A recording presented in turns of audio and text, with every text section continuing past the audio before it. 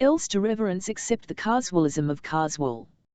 Hence his schoolboy tweaking and smacking of anyone offered to him, Lytton, Bertie, Squire, all are suburban, unclean. His ruler coming down and measuring them. All this criticism of other people? Why not some system that includes the good? What a discovery that would be, a system that did not shut out. Wednesday, the 2nd of November. He is a rattle-headed, eyed young man, raw-boned, loose-jointed, who thinks himself the greatest poet of all time. I dare say he is. It's not a subject that interests me enormously at the moment. What does? My own writing, of course. I've just polished up the LS for the Times, a good one, I think, considering the currents that sway round that subject in the Times of all papers. And I have entirely remodelled my essay. It's to be an essay novel, called The Pargitas, and it's to take in everything, sex, education, life etc., and come, with the most powerful and agile leaps, like a chamois, across precipices from 1880 to here and now. That's the notion anyhow, and I have been in such a haze and dream and intoxication, declaiming phrases, seeing scenes, as I walk up Southampton Row that I can hardly say I have been alive at all, since the 10th of October. Everything is running of its own accord into the stream, as with Orlando. What has happened, of course, is that after abstaining from the novel of fact all these years, since 1919, and N&D is dead, I find myself infinitely delighting in facts for a change, and in possession of quantities beyond counting, though I feel now and then the tug to vision, but resist it. This is the true line, I am sure, after the waves, the Pargitas. This is what leads naturally on to the next stages, the essay novel. Monday, the 19th of December. Yes, today I have written myself to the verge of total extinction. Praised be I can stop and wallow in coolness and downs and let the wheels of my mind, how I beg them to do this, cool and slow and stop altogether. I shall take up flush again, to cool myself. By heaven, I have written 60,320 words since October the 1st lth. I think this must be far the quickest going of any of my books, comes far ahead of Orlando or The Lighthouse. But then those 60,000 will have to be sweated and dried into 30 or 40,000, a great grind to come. Never mind. I have secured the outline and fixed a shape for the rest. I feel, for the first time, no, I mustn't take risks crossing the road, till the book is done. Yes, I will be free and entire and absolute and mistress of my life by the 1st of October, 1933. Shall come here on their terms, or haul me off to them on theirs. Oh, and I shall write a poet's book next. This one, however, releases such a torrent of fact as I did not know I had in me. I must have been observing and collecting these 20 years, since Jacob's room anyhow. Such a wealth of things seen present themselves that I can't choose even, hence 60,000 words all about one paragraph. I must do is to keep control, and not be too sarcastic, and keep the right degree of freedom and reserve. But oh, how easy this writing is compared with the waves. I wonder what the degree of carat gold is in the two books. Of course this is external, but there's a good deal of gold, more than I'd thought in externality. Anyhow, what care I for my goose feather bed? I'm off to join the raggle-taggle gypsies. Oh! The gypsies, I say, not Hugh Walpole and Priestley, no. In truth the Pargitas is first cousin to Orlando, though the cousin is the flesh. Orlando taught me the trick of it. Now, oh, but I must stop for 10 days at least, no 14, if not 21 days, now I must compose the 1880 to 1900 chapter, which needs skill. But I like applying skill, I own. I am going to polish off my jobs, and tomorrow we go. A very fruitful, varied and I think successful autumn, thanks partly to my tired heart, so I could impose terms, and I have never lived in such a race, such a dream, such a violent impulsion and compulsion, scarcely seeing anything but the Pargitas. Rodmell. Friday, the 23rd of December. This is not the first day of the new year, but the discrepancy may be forgiven. I must write off my dejected rambling misery, having just read over the 30,000 words of Flush and come to the conclusion that they won't do. Oh, what a waste, what a bore. 4 months of work and heaven knows how much reading, not of an exalted kind either, and I can't see how to make anything of it. It's not the right subject for that length, it's too slight and too serious. Much good in it, but would have to be much better. So here I am 2 days before Christmas, pitched into one of my grey welters. True, it's partly overwriting the Pargitas. But I can't get back into Flush ever, I feel, and Elle will be disappointed, and the money lost too, that's a bore. I took it up impetuously after the waves by way of a change, no forethought in me, and so got landed. It would need a month's hard work, and even then I doubt it. In that time I might have done Dryden and Pope. And I'm thus led to begin, no to end, the year with a doleful plaint. It is blazing hot, like spring, with the bees on the flowers. Never mind, this is not a reverse of the first order, not at all. 1933 This is in fact the last day of 1932, but I am so tired of polishing off Flush. Such a pressure on the brain is caused by doing 10 pages daily that I am taking a morning off and shall use it here, in my lazy way, to sum up the whole of life. The dew pond is filling, the goldfish are dead, it is a clear pale blue-eyed winter's day, and my thoughts turn with excitement to the Pargitas, for I long to feel my sails blow out and to be careering with Elvira, Maggie and the rest over the whole of human life. And indeed I cannot sum this up, being tired in my head. The 3rd of January, 1933 This is a little out of place, but then so am I.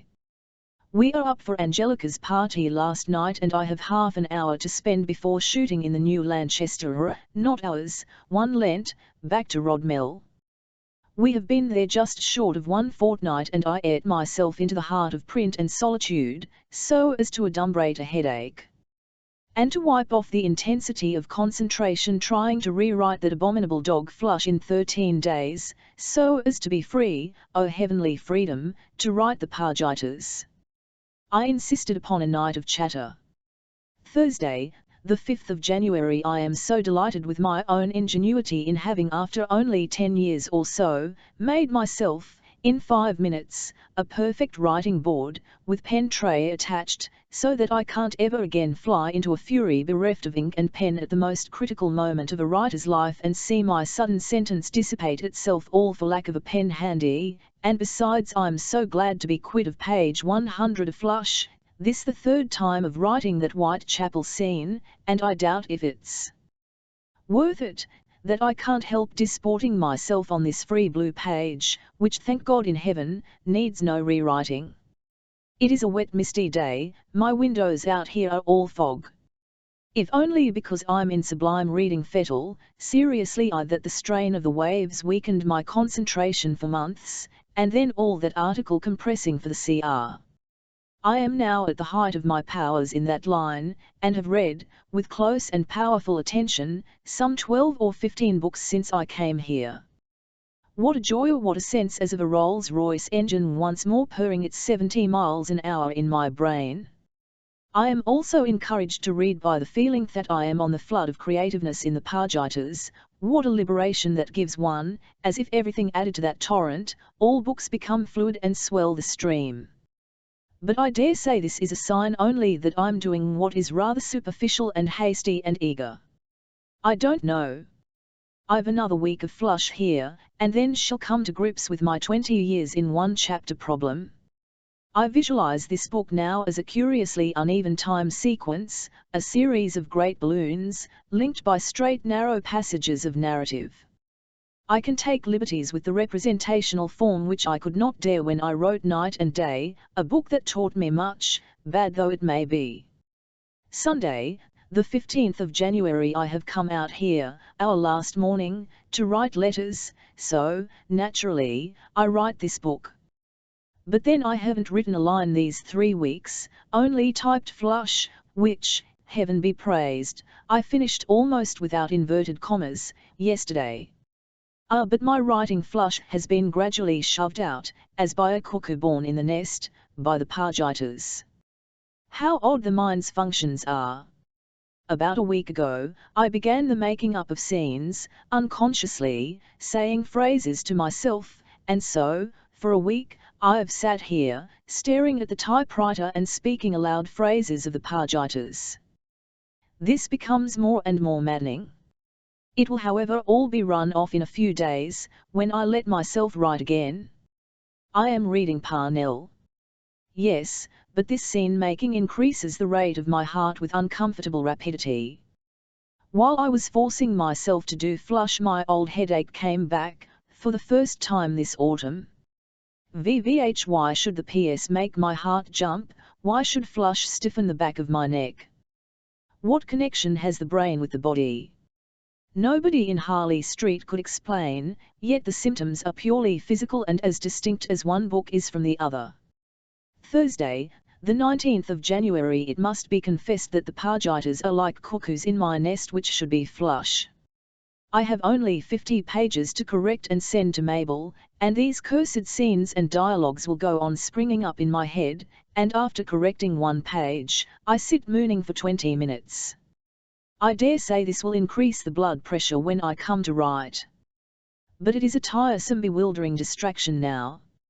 Saturday, the 21st of January. Well, flush lingers on and I cannot dispatch him. That's the sad truth. I always see something I could press tighter or enwrap more completely. There's no trifling with words, can't be done, not when they are to stand forever. So I am battening down my Pargitas, say till Wednesday, it shan't be later, I swear. And now I grow doubtful of the value of those figures. I'm afraid of the didactic, perhaps it was only that spurious passion that made me rattle away before Christmas. Anyhow, I enjoyed it immensely and shall again, oh to be free, in fiction, making up my scenes again, however discreetly. Such is my cry this very fine cold January morning. Thursday, the 26th of January. Well, flush is, I swear, dispatched. Nobody can say I don't take trouble with my little stories. And now, having bent my mind for 5 weeks sternly this way, I must unbend it the other, the Pargita way. No critic ever gives full weight to the desire of the mind for change. Talk of being many-sided, naturally one must go the other way. Now if I ever had the wits to go into the Shakespeare business, I believe one would find the same law there, tragedy, comedy and so on. Looming behind the Pargitas I can just see the shape of pure poetry beckoning me. But the Pargitas is a delightful solid possession to be enjoyed tomorrow. How bad I shall find it. Thursday, the 2nd of February. Not that I much want to move in March, with the Pargitas on my hands. I am going however to work largely, spaciously, fruitfully on that book. Today I finished, rather more completely than usual, revising the first chapter. I am leaving out the inter-chapters, compacting them in the text, and project an appendix of dates. A good idea? And Galsworthy died 2 days ago, it suddenly struck me, walking just now by the Serpentine after calling on Mrs. W., who's been dying, is recovering, with the gulls opening their scimitars, masses of gulls. Galsworthy's dead, and Bennett told me he simply couldn't stick Galsworthy. Had to praise Jack's books to Mrs. G. But I could say what I liked against Galsworthy. That stark man lies dead.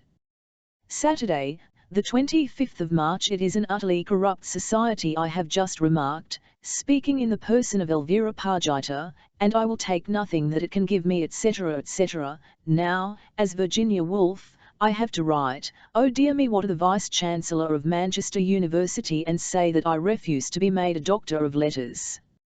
And to Lady Simon, who has urgent in the matter and asks us to stay. Lord knows how I'm to put Elvira's language into polite journalese. What an odd coincidence. That real life should provide precisely the situation I was writing about. I hardly know which I am, or where, Virginia or Elvira, in the Pargitas or outside. We dined with Susan Lawrence 2 nights ago. A Mrs. Stocks of Manchester University was there. How delighted my husband will be to give you your degree in July, she began, and had rattled off a great deal about the delight of Manchester in seeing me unhowed, before I had to pluck up courage and say, but I won't take it. After that there was a general argument, with the Nevinsons, Evelyn Sharp, Susan Lawrence etc. They all said they would take a degree from a university though not an honour from the state. They made me feel a little silly, priggish and perhaps extreme, but only superficially. Nothing would induce me to connive at all that humbug. Nor would it give me, even illicitly, any pleasure. I really believe that Nessa and she went with me and used my arguments about the silliness of honours for women, are without the publicity sense. Now for the polite letters. Dear Vice-Chancellor, Tuesday, the 28th of March. The polite letters have been sent. So far I have not had, nor could have had, any answer. No, thank heaven, I need not emerge from my fiction in July to have a tuft of fur put on my head. It is the finest spring ever known, soft, hot, blue, misty. Thursday, the 6th of April. Oh, I'm so tired. I've written myself out over the Pargitas, this last lap. I've brought it down to Elvira in bed, the scene I've had in my mind ever so many months, but I can't write it now. It's the turn of the book. It needs a great shove to swing it round on its hinges. As usual, doubts rush in. I get it all too quick, too thin, too surface bright. Well, I'm too jaded to crunch it up, if that's so, and so shall bury it for a month till we're back from Italy perhaps, and write on Goldsmith etc. meanwhile. Then seize on it fresh and dash it off in June, July, August, September. 4 months should finish the first draft. 100,000 words, think. 50,000 words written in 5 months, my record. Thursday, the 13th of April. No, I have worked myself too dry this time. There is not one idea left in the orange. But we go today and I shall sun, with only a few books. No, I will not write, I will not see people. A little nip from Gissing in the TLS which I must answer. But indeed I can't find words, use the wrong ones, that's my state, the familiar state after these 3 months writing. What fun that book is to me. Tuesday, the 25th of April. That's all over, our 10 days, and I wrote daily, almost, at Goldsmith, don't much see the point of my Goldsmiths and so on, and read Goldsmith, and so on. Yes, I should now be correcting flush proofs. I doubt that little book to some extent, but I'm in a doubting mood, the scrambled mood of transience, for on Friday 5th we go to Siena, so I can't settle and make up my story, in which lies permanence. And as usual I want to seethe myself in something new, to break the mould of habit entirely and get that escape which Italy and the sun and the lounging and the indifference of all that to all this brings about. I rise, like a bubble out of a bottle. But the Pargitas. I think this will be a terrific affair.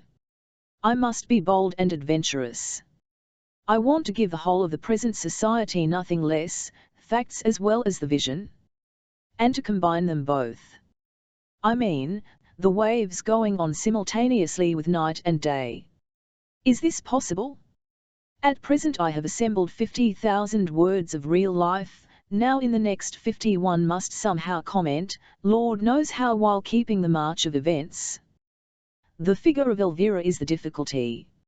She may become too dominant. She is to be seen only in relation to other things. This should give, I think, a great edge to both of the realities, this contrast. At present I think the run of events is too fluid and free. It reads thin, but lively. How am I to get the depth without becoming static? But I like these problems, and anyhow there's a wind and a vigour in this naturalness. It should aim at immense breadth and immense intensity. It should include satire, comedy, poetry, narrative, and what form is to hold them all together? Should I bring in a play, letters, poems? I think I begin to grasp the whole. And it's to end with the press of daily normal life continuing. And there are to be millions of ideas but no preaching, history, politics, feminism, art, literature, in short a summing up of all I know, feel, laugh at, despise, like, admire, hate and so on. Friday, the 28th of April. A mere note. We got out of the car last night and began walking down to the Serpentine. A summer evening. Chestnuts in their crinolines, bearing tapers, grey-green water and so on. Suddenly Elle bore off, and there was Shaw, dwindled Shanks, white beard, striding along. We talked by a railing for 15 minutes. He stood with his arms folded, very upright, leaning back, teeth gold-tipped. Just come from the dentist and lured out for a walk by the weather. Very friendly. That is his art, to make one think he likes one. A great spurt of ideas. You forget that an aeroplane is like a car, it bumps. We went over the Great Wall, saw a little dim object in the distance. Of course the tropics are the place. The people are the original human beings. We are smudged copies. I caught the Chinese looking at us with horror, that we should be human beings. Sir, of course the tour cost thousands, yet to see us you'd think we hadn't the price of the fare to Hampton Court. Lots of old spinsters had saved up for years to come. Oh, but my publicity, it's terrifying. An hour's bombardment at every port. I made the mistake of accepting invitation. I found myself on a platform with the whole university round me. They began shouting, "We want Bernard Shaw." So I told them that every man at 21 must be a revolutionary. After that, of course, the police imprisoned them by dozens. I want to write an article for the Herald pointing out what Dickens said years ago about the folly of Parliament. Oh, I could only stand the voyage by writing. I've written 3 or 4 books. I like to give the public full weight. Books should be sold by the pound. What a nice little dog. But aren't I keeping you and making you cold? Touching my arm. 2 men stopped along the path to look. Off he strode again on his dwindled legs. I said, "Shaw likes us. Elle thinks he likes nobody. What will they say of Shaw in 50 years? He's 76, he said, too old for the tropics." Last night, to relieve myself for a moment from correcting that silly book Flush, oh what a waste of time, I will record Bruno Walter. He's a swarthy, fattish man, not at all smart. Not at all the great conductor. He's a little Slav, a little Semitic. He's very nearly mad, that is, he can't get the poison, as he called it, of Hitler out of him. You must not think of the Jews, he kept on saying. You must think of this awful reign of intolerance. You must think of the whole state of the world. It is terrible, terrible. That this meanness, that this pettiness, should be possible. Our Germany, which I loved, with our tradition, our culture. We are now a disgrace. Then he told us how you can't talk above a whisper. There are spies everywhere. He had to sit in the window of his hotel in Leipzig a whole day, telephoning. All the time soldiers were marching. They never stopped marching. And on the wireless, between the turns, they play military music. Horrible, horrible. He hopes for the monarchy as the only hope. He will never go back there. His orchestra had been in existence for 150 years, but it is the spirit of the whole that is awful. We must band together. We must refuse to meet any German. We must say that they are uncivilized. We will not trade with them or play with them. We must make them feel themselves outcasts, not by fighting them, by ignoring them. Then he swept off to music. He has the intensity, genius, which makes him live everything he feels. Described conducting, must know every player. Wound les pins. Tuesday, May 9. Thus, I thought, I will make a note of that face, the face of the woman stitching a very thin, lustrous green silk at a table in the restaurant where we lunched at Vienne.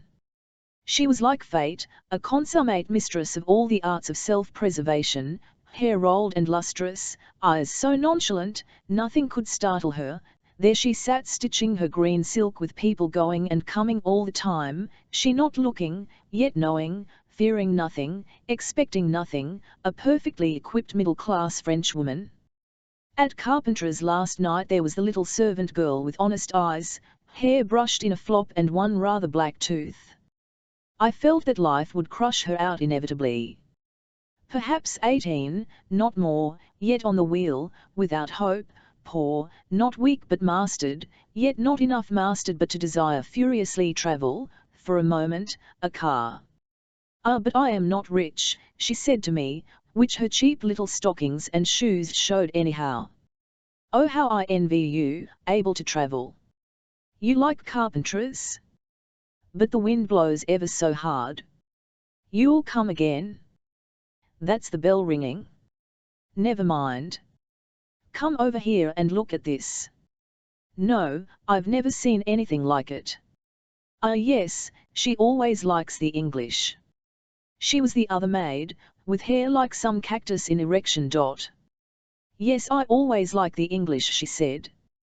The odd little honest face, with the black tooth, will stay on at Carpenter's I suppose, will marry. Will become one of those stout black women who sit in the door knitting. No, I foretell for her some tragedy, because she had enough mind to envy us the Lanchester. Pisa. Friday, the 12th of May. Yes, Shelley chose better than Max Beerbohm. He chose a harbour, a bay, and his home, with a balcony, in which Mary stood, looks out across the sea. Sloping sailed boats were coming in this morning, a windy little town, of high pink and yellow southern homes, not much changed I suppose, very full of the breaking of waves, very much open to the sea, and the rather desolate house standing with the sea just in front. Shelley, I suppose, bathed, walked, sat on the beach there, and Mary and Mrs. Williams had their coffee on the balcony. I dare say the clothes and the people were much the same. At any rate, a very good great man's house in its way. Vignemat is the word for full of the sea. Can't think tonight, sky high in a bedroom at the Netano in Pisa, much occupied by French tourists. The Arno swimming past with the usual coffee-coloured foam. Walked in the cloisters, this is true Italy, with the old dusty smell, people swarming in the streets, under the, what is the word for, I think the word for a street that has pillars is arcade. Shelley's house waiting by the sea, and Shelley not coming, and Mary and Mrs. Williams watching from the balcony, and then Trelawney coming from Pisa and burning the body on the shore, that's in my mind. All the colours here are white bluish marble against a very light saturated sky. The tower leaning prodigiously. Clerical beggar at the in a mock fantastic leather hat. The clergy walking. It was in these cloisters, Campo Santo, that Elle and I walked 21 years ago and met the Palgraves, and I tried to hide behind the pillars. And now we come in our car, and the Palgraves, are they dead, or very old? Now at any rate we have left the black country, the bald-necked vulture country with its sprinkling of red-roofed villas. This is the Italy one used to visit in a railway train with Violet Dickinson, taking the hotel bus. Siena. Saturday, the 13th of May. Today we saw the most beautiful of views and the melancholy man.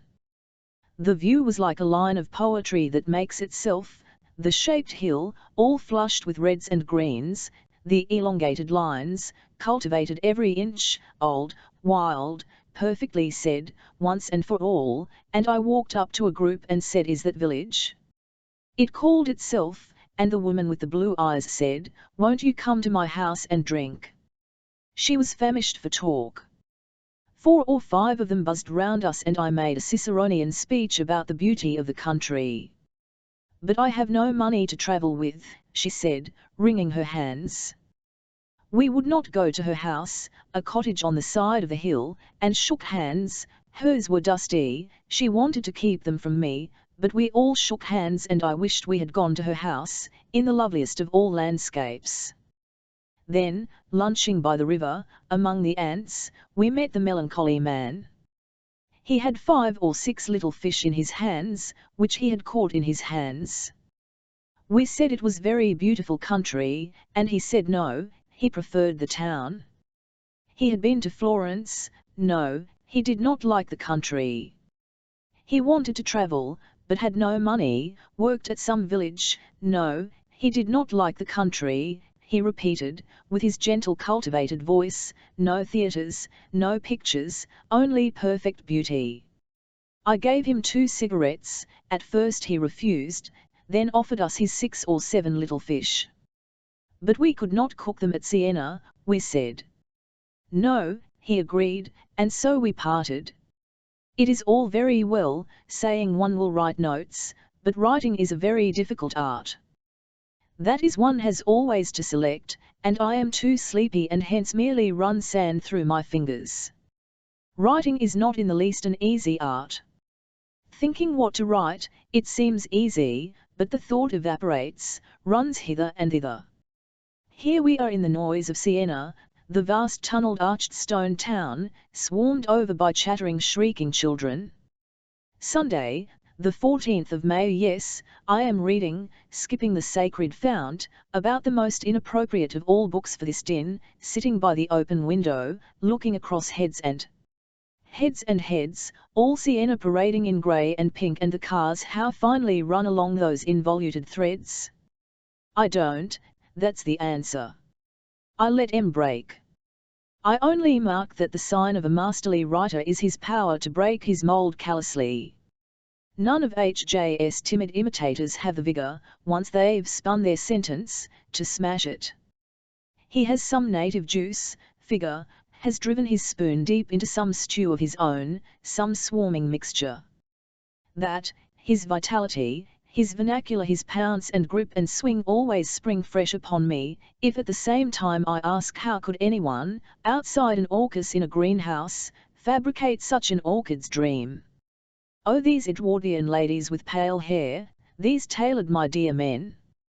Yet compared to that vulgar old brute Creevy is here bitten by a flea, H.J. is muscular, lean.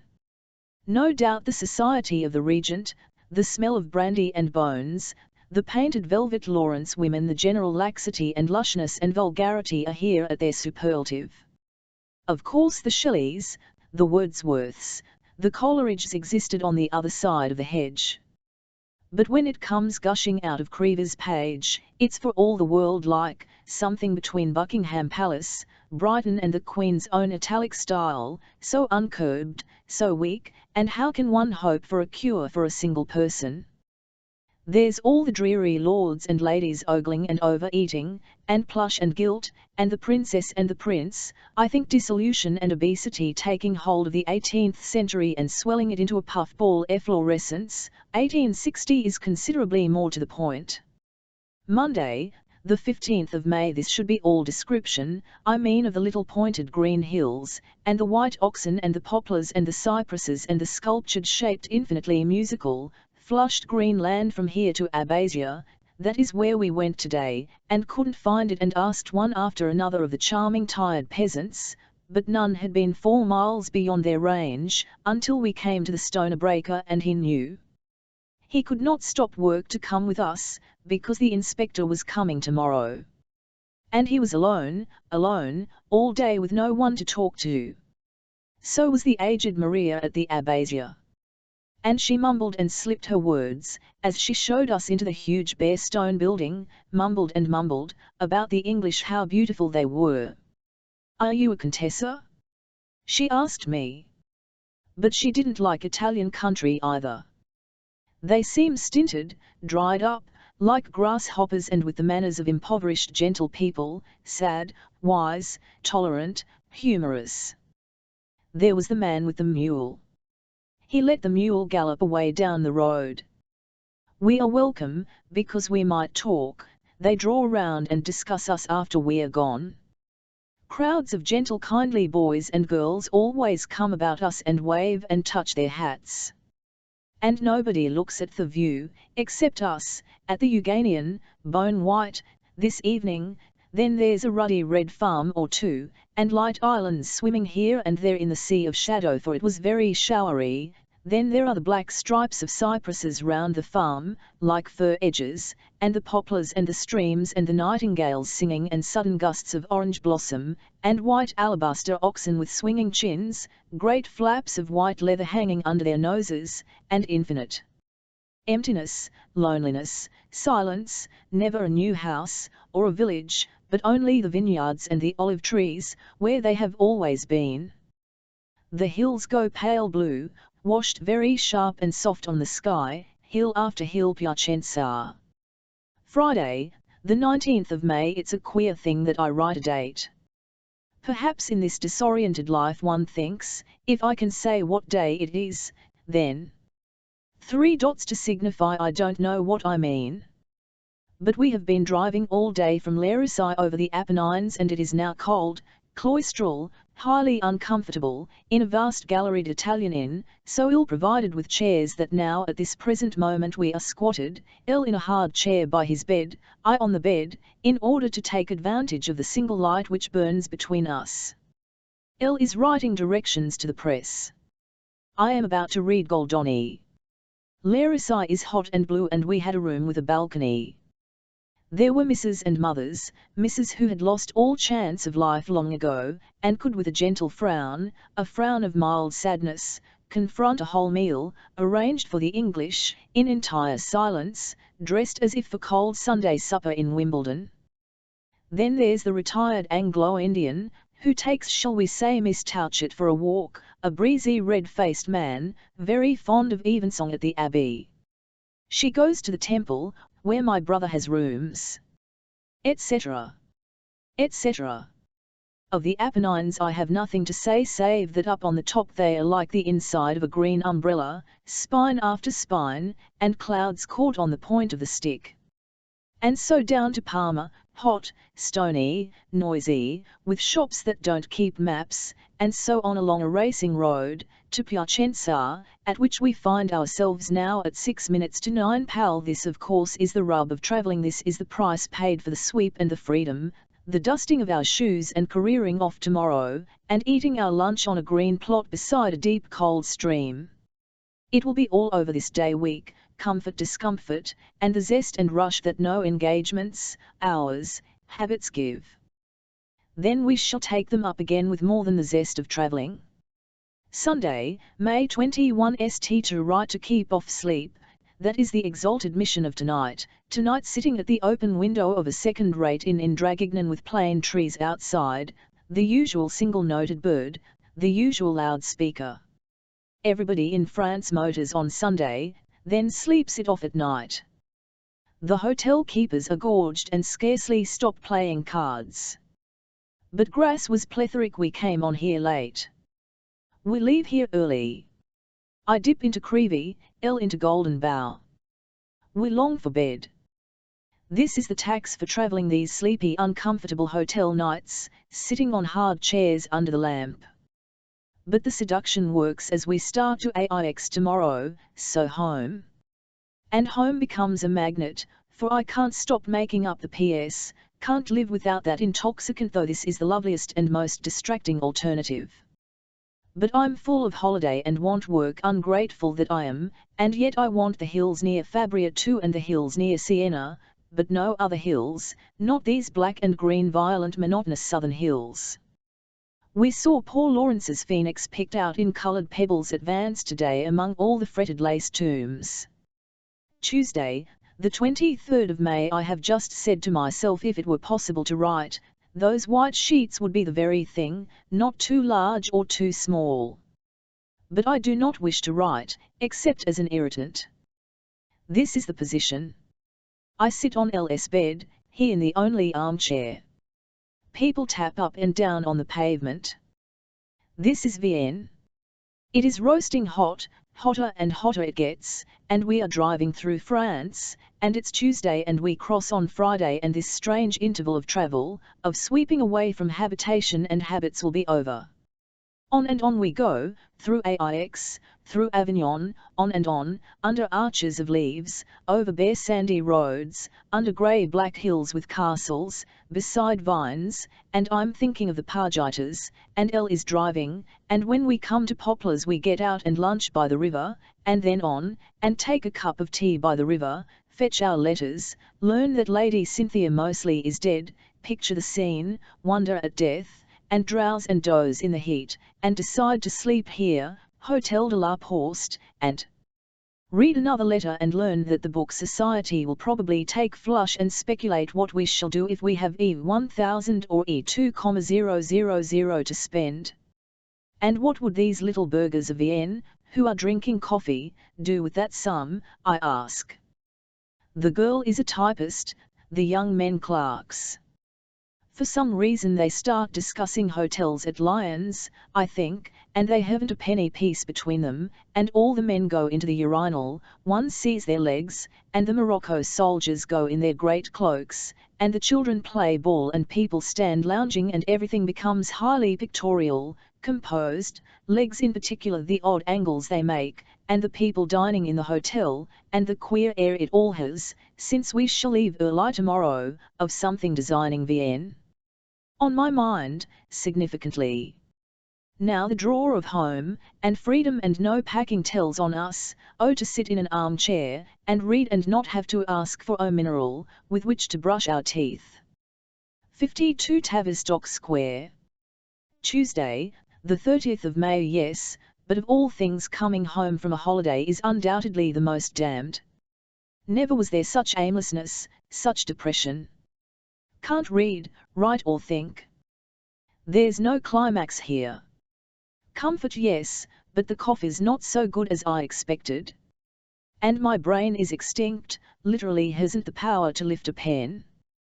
One must do is to set it my machine in the rails and give it a push. Lord, how I pushed yesterday to make it start running along Goldsmith again. There's that half-finished article. Lord Salisbury said something about dished-up speeches being like the cold remains of last night's supper. I see white grease on the pages of my article. Today it's a little warmer, tepid meat, a slab of cold mutton. It's coldish, dullish here. Yes, but I hear the clock tick and suspect, though I must not look, that the wheels are just beginning to turn on the rails. We go to Monk's house for W. Whitson, which is Monday the suburban, the diminished Monk's house. No, I can't look at the Pargitas. It's an empty snail shell. And I'm empty with a cold slab of a brain. Never mind.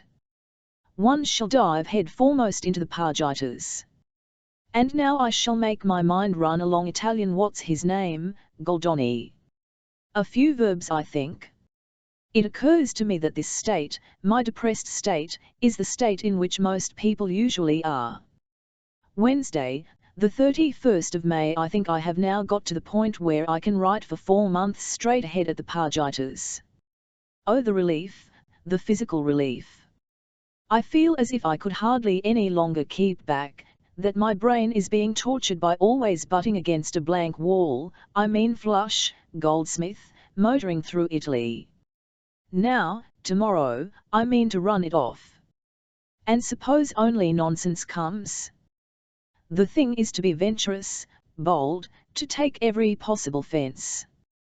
One might introduce plays, poems, letters, dialogues, must get the round, not only the flat.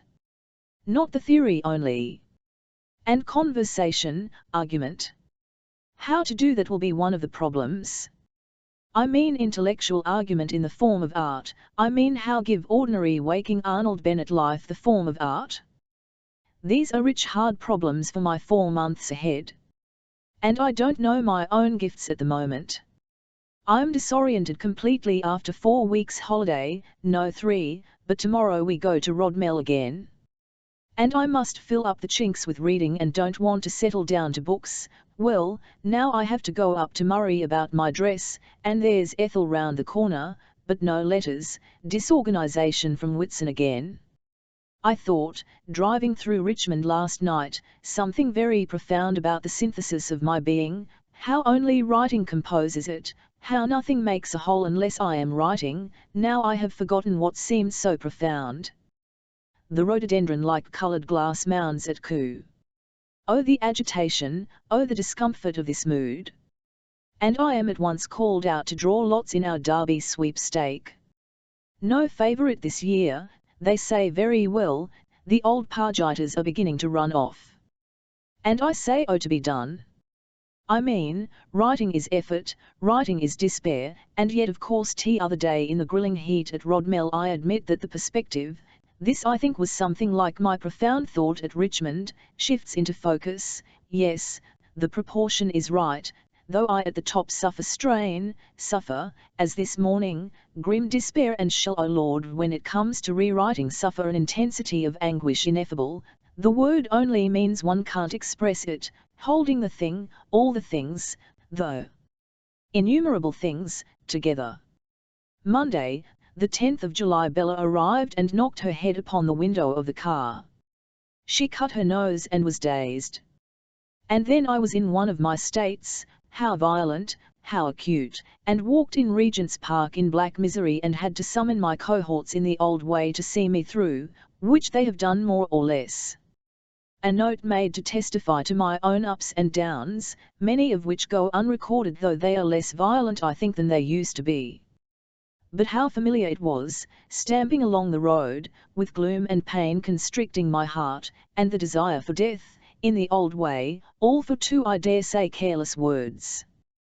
Thursday, the 20th of July. I am again in full flood with the Pargitas after a week of very scanty pages. The trouble is to get the meat pressed in, I mean to keep the rhythm and convey the meaning. It tends more and more, I think, at any rate the EM scenes, to drama. I think the next lap ought to be objective, realistic, in the manner of Jane Austen, carrying the story on all the time. Saturday, the 12th of August. So naturally after Mrs. Neff I was so tired, I shivered and shook. I went to bed for 2 days and slept I dare say 7 hours, visiting the silent realms again. It strikes me, what are these sudden fits of complete exhaustion? I come in here to write. Can't even finish a sentence, and am pulled under. Now is this some odd effort, the subconscious pulling me down into her? I've been reading Faber on Newman, compared his account of a nervous breakdown. The refusal of some part of the mechanism, is that what happens to me? Not quite. Because I'm not evading anything. I long to write the Pargitas. No, I think the effort to live in 2 spheres, the novel, and life, is a strain.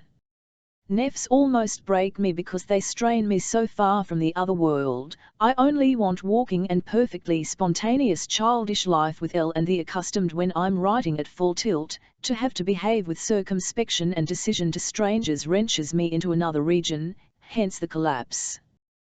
Wednesday, the 16th of August, and owing to Sir Alan Cobham's flying and Angelica and Julian and fetching the boat I had another headache and bed and didn't see Ethel, but heard her voice and have 6 pages on the subject this morning, and didn't see the wolves and am out here again rubbing at the Pargitas and thinking, oh Lord, how am I ever going to pull all that into shape?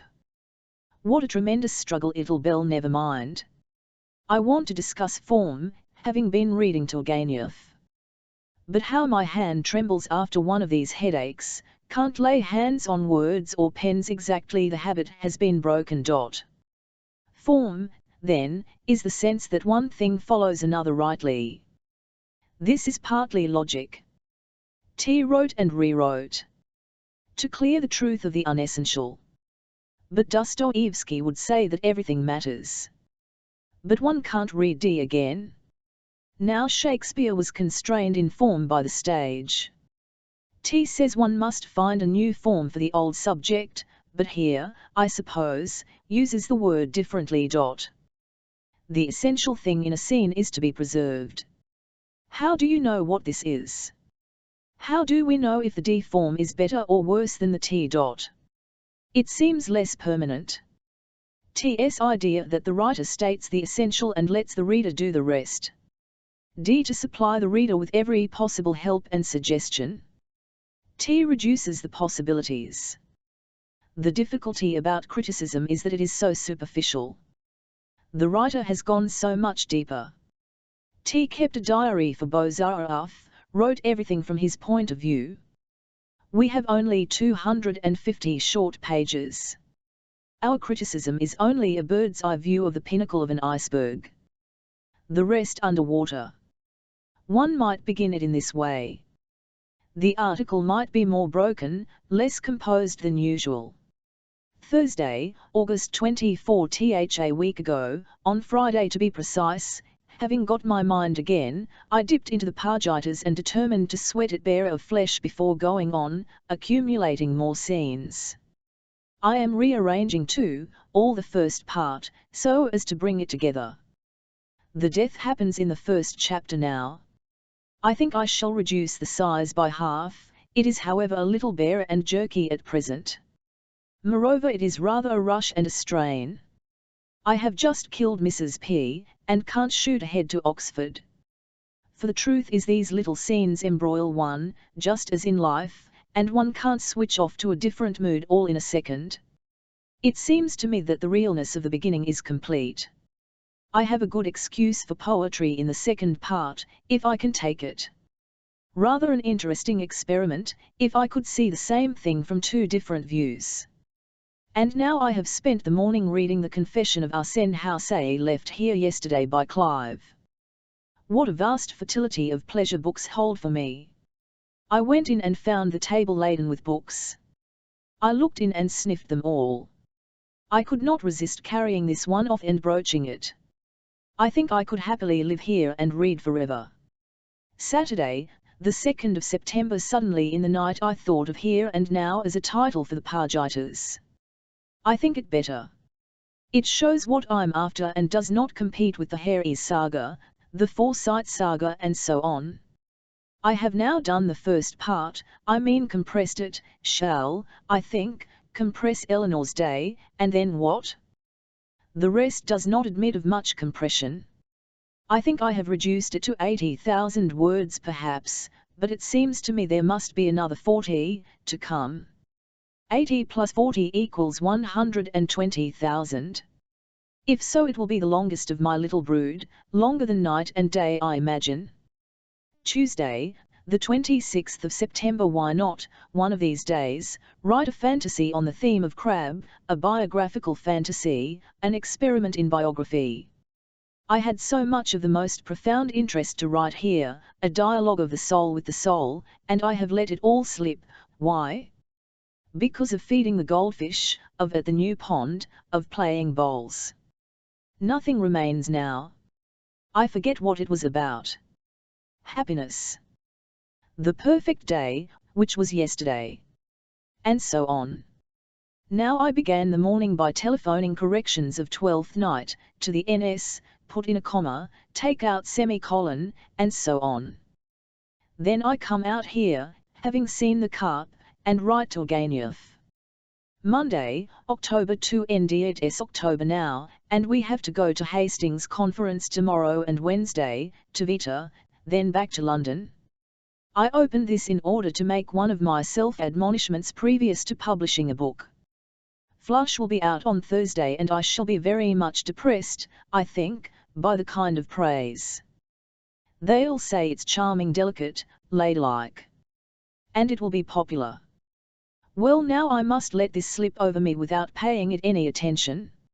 I must concentrate on the Pargitas, or Here and Now. I must not let myself believe that I'm simply a ladylike prattler, for one thing it's not true. But they'll all say so. And I shall very much dislike the popular success of Flush. No, I must say to myself, this is a mere wisp, a veil of water, and so create, hardly, fiercely, as I feel now more able to do than ever before. Sunday, the 29th of October. No, my head is too tired to go on with Bobby and Elvira, they are to meet at St. Paul's, this morning. I wish I could get it full and calm and unconscious. This last is difficult, owing to Flush, owing to the perpetual little spatter of comment that keeps me awake. Yesterday the grantor said I was now defunct. Orlando, waves, flush represent the death of a potentially great writer. This is only a raindrop, I mean the snub some little pimpled undergraduate likes to administer, just as he would put a frog in one's bed, but then there's all the letters and the requests for pictures, so many that, foolishly perhaps, I wrote a sarcastic letter to the N.S. thus procuring more raindrops. This metaphor shows how tremendously important unconsciousness is when one writes.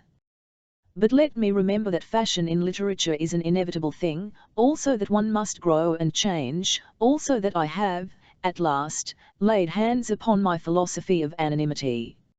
My letter to the NS is the crude public statement of a part of it. How odd last winter's revelation was! Freedom, which now I find makes it quite easy for me to refuse Sybil's invitations, to take life much more strongly and steadily. I will not be famous great. I will go on adventuring, changing, opening my mind and my eyes, refusing to be stamped and stereotyped. The thing is to free one's self, to let it find its dimensions, not be impeded. And though this as usual is only a pot shot, there is a great deal of substance in it. October has been a bad month, but might have been much worse without my philosophy. Thursday, the 7th of December, I was walking through Leicester Square, how far from China, just now when I read Death of Noted Novelist on the posters. And I thought of Hugh Walpole. But it is Stella Benson. Then why write anything, immediately? I did not know her, but have a sense of those fine patient eyes, the weak voice, the cough, the sense of oppression. She sat on the terrace with me at Rodmill. And now, so quickly, it is gone, what might have been a friendship. Trusty and patient and very sincere, I think of her, trying to cut through, in one of those difficult evenings, to some deeper layer. Certainly we could have reached it, given the chance. I am glad I stopped her at the door as she got into her little car and asked her to call me Virginia, to write to me. And she said, "There's nothing I should like better. But it's like the quenching of something, her death out there in China, and I sitting here and writing about her, and so fugitive and yet so true, and no more to come." How mournful the afternoon seems, with the newspaper carts, dashing up Kingsway, Death of Noted Novelist on the placard. A very fine steady mind, much suffering, suppressed, there seems to be some sort of reproach to me in her death, as in KMS. I go on, and they cease. Why? Why not my name on the posters? And I have a feeling of the protest each might make, gone with their work unfinished, each so suddenly. Stella was 41. I am going to send you my book and so on. A dreary island she lived on, talking to colonels. A curious feeling, when a writer like S.B. dies, that one's response is diminished, here and now won't be lit up by her, its life lessened. My effusion, what I send out less porous and radiant, as if the thinking stuff were a web that were fertilized only by other people's, her that is, thinking it too, now lacks life. Sunday, the 17th of December, I finished part 4 of Here and Now yesterday, and therefore indulge in a contemplative morning. To freshen my memory of the war, I read some old diaries. 1934 Tuesday, the 16th of January. I have let all this time, 3 weeks at Monk's, slip because I was there so divinely happy and pressed with ideas. Another full flood of Pargitas or Here and Now. Odd that Goldie's letter mentions that the waves is also Here and Now. I had forgotten. So I never wrote a word of farewell to the year, not a word describing the Keens and the Jones, nothing about the walks I had ever so far into the Downs, or the reading, marvale of an evening, and the usual trash. Sunday, the 18th of February, and I began Here and Now again this morning, Sunday, at the point where I left off all but 3 weeks ago for my headache. Here I note that from 2 to 3 weeks is the right space. It has not gone cold, as after 6 weeks, I still carry it in my mind, and can see how to revise. It has gone, the talk during the raid running all over the place, because I was tired. Now I must press together, get into the mood and start again. I want to raise up the magic world all round me and live strongly and quietly there for 6 weeks. The difficulty is the usual one, how to adjust the two worlds. It is no good getting violently excited, one must combine. Tuesday, the 17th of April. So jaded am I after last night that I cannot add a word to my sicket or make out a sketch of the last chapters of Here and Now. A high price to pay for a hurried dinner at the Hutches, racing to Macbeth, talking to Dodo McNatten, then to Sir Fred Pollock on the stage of Sadler's Wells. An idea about Shakespeare. That the play demands coming to the surface, hence insists upon a reality which the novel need not have, but perhaps should have contact with the surface, coming to the top. This is working out my theory of the different levels in writing and how to combine them, for I begin to think the combination necessary. This particular relation with the surface is imposed on the dramatist of necessity. How far did it influence Shakespeare? Idea that one could work out. A theory of fiction etc. on these lines, how many levels attempted, whether kept to or not. Wednesday, the 9th of May. The 9th of May, was our last day and fine. So we saw Warwickshire, but I've been reading the monologue and note how oddly another style infects at its best, thick green, thick leaves, stubby yellow stone houses and a fine sprinkling of Elizabethan cottages. All this led very harmoniously to Stratford-on-Avon, and all Crabbas be damned, it is a fine, unself-conscious town, mixed, with 18th century and the rest all standing cheek by jowl. All the flowers were out in Shakespeare's garden. That was where his study windows looked out when he wrote The Tempest, said the man. And perhaps it was true. Anyhow it was a great big house, looking straight at the large windows and the grey stone of the school chapel, and when the clock struck, that was the sound Shakespeare heard. I cannot without more labour than my road-running mind can compass describe the queer impression of sunny impersonality. Yes, everything seemed to say, this was Shakespeare's, had he sat and walked, but you won't find me, not exactly in the flesh. He is serenely absent present, both at once, radiating round one, yes, in the flowers, in the old hall, in the garden, but never to be pinned down. And we went to the church and there was the florid foolish bust, but what I had not reckoned for was the worn simple slab, turned the wrong way, kind friend for Jesus' sake forbear, again he seemed to all air and sun smiling serenely, and yet down there 1 foot from me lay the little bones that had spread over the world this vast illumination.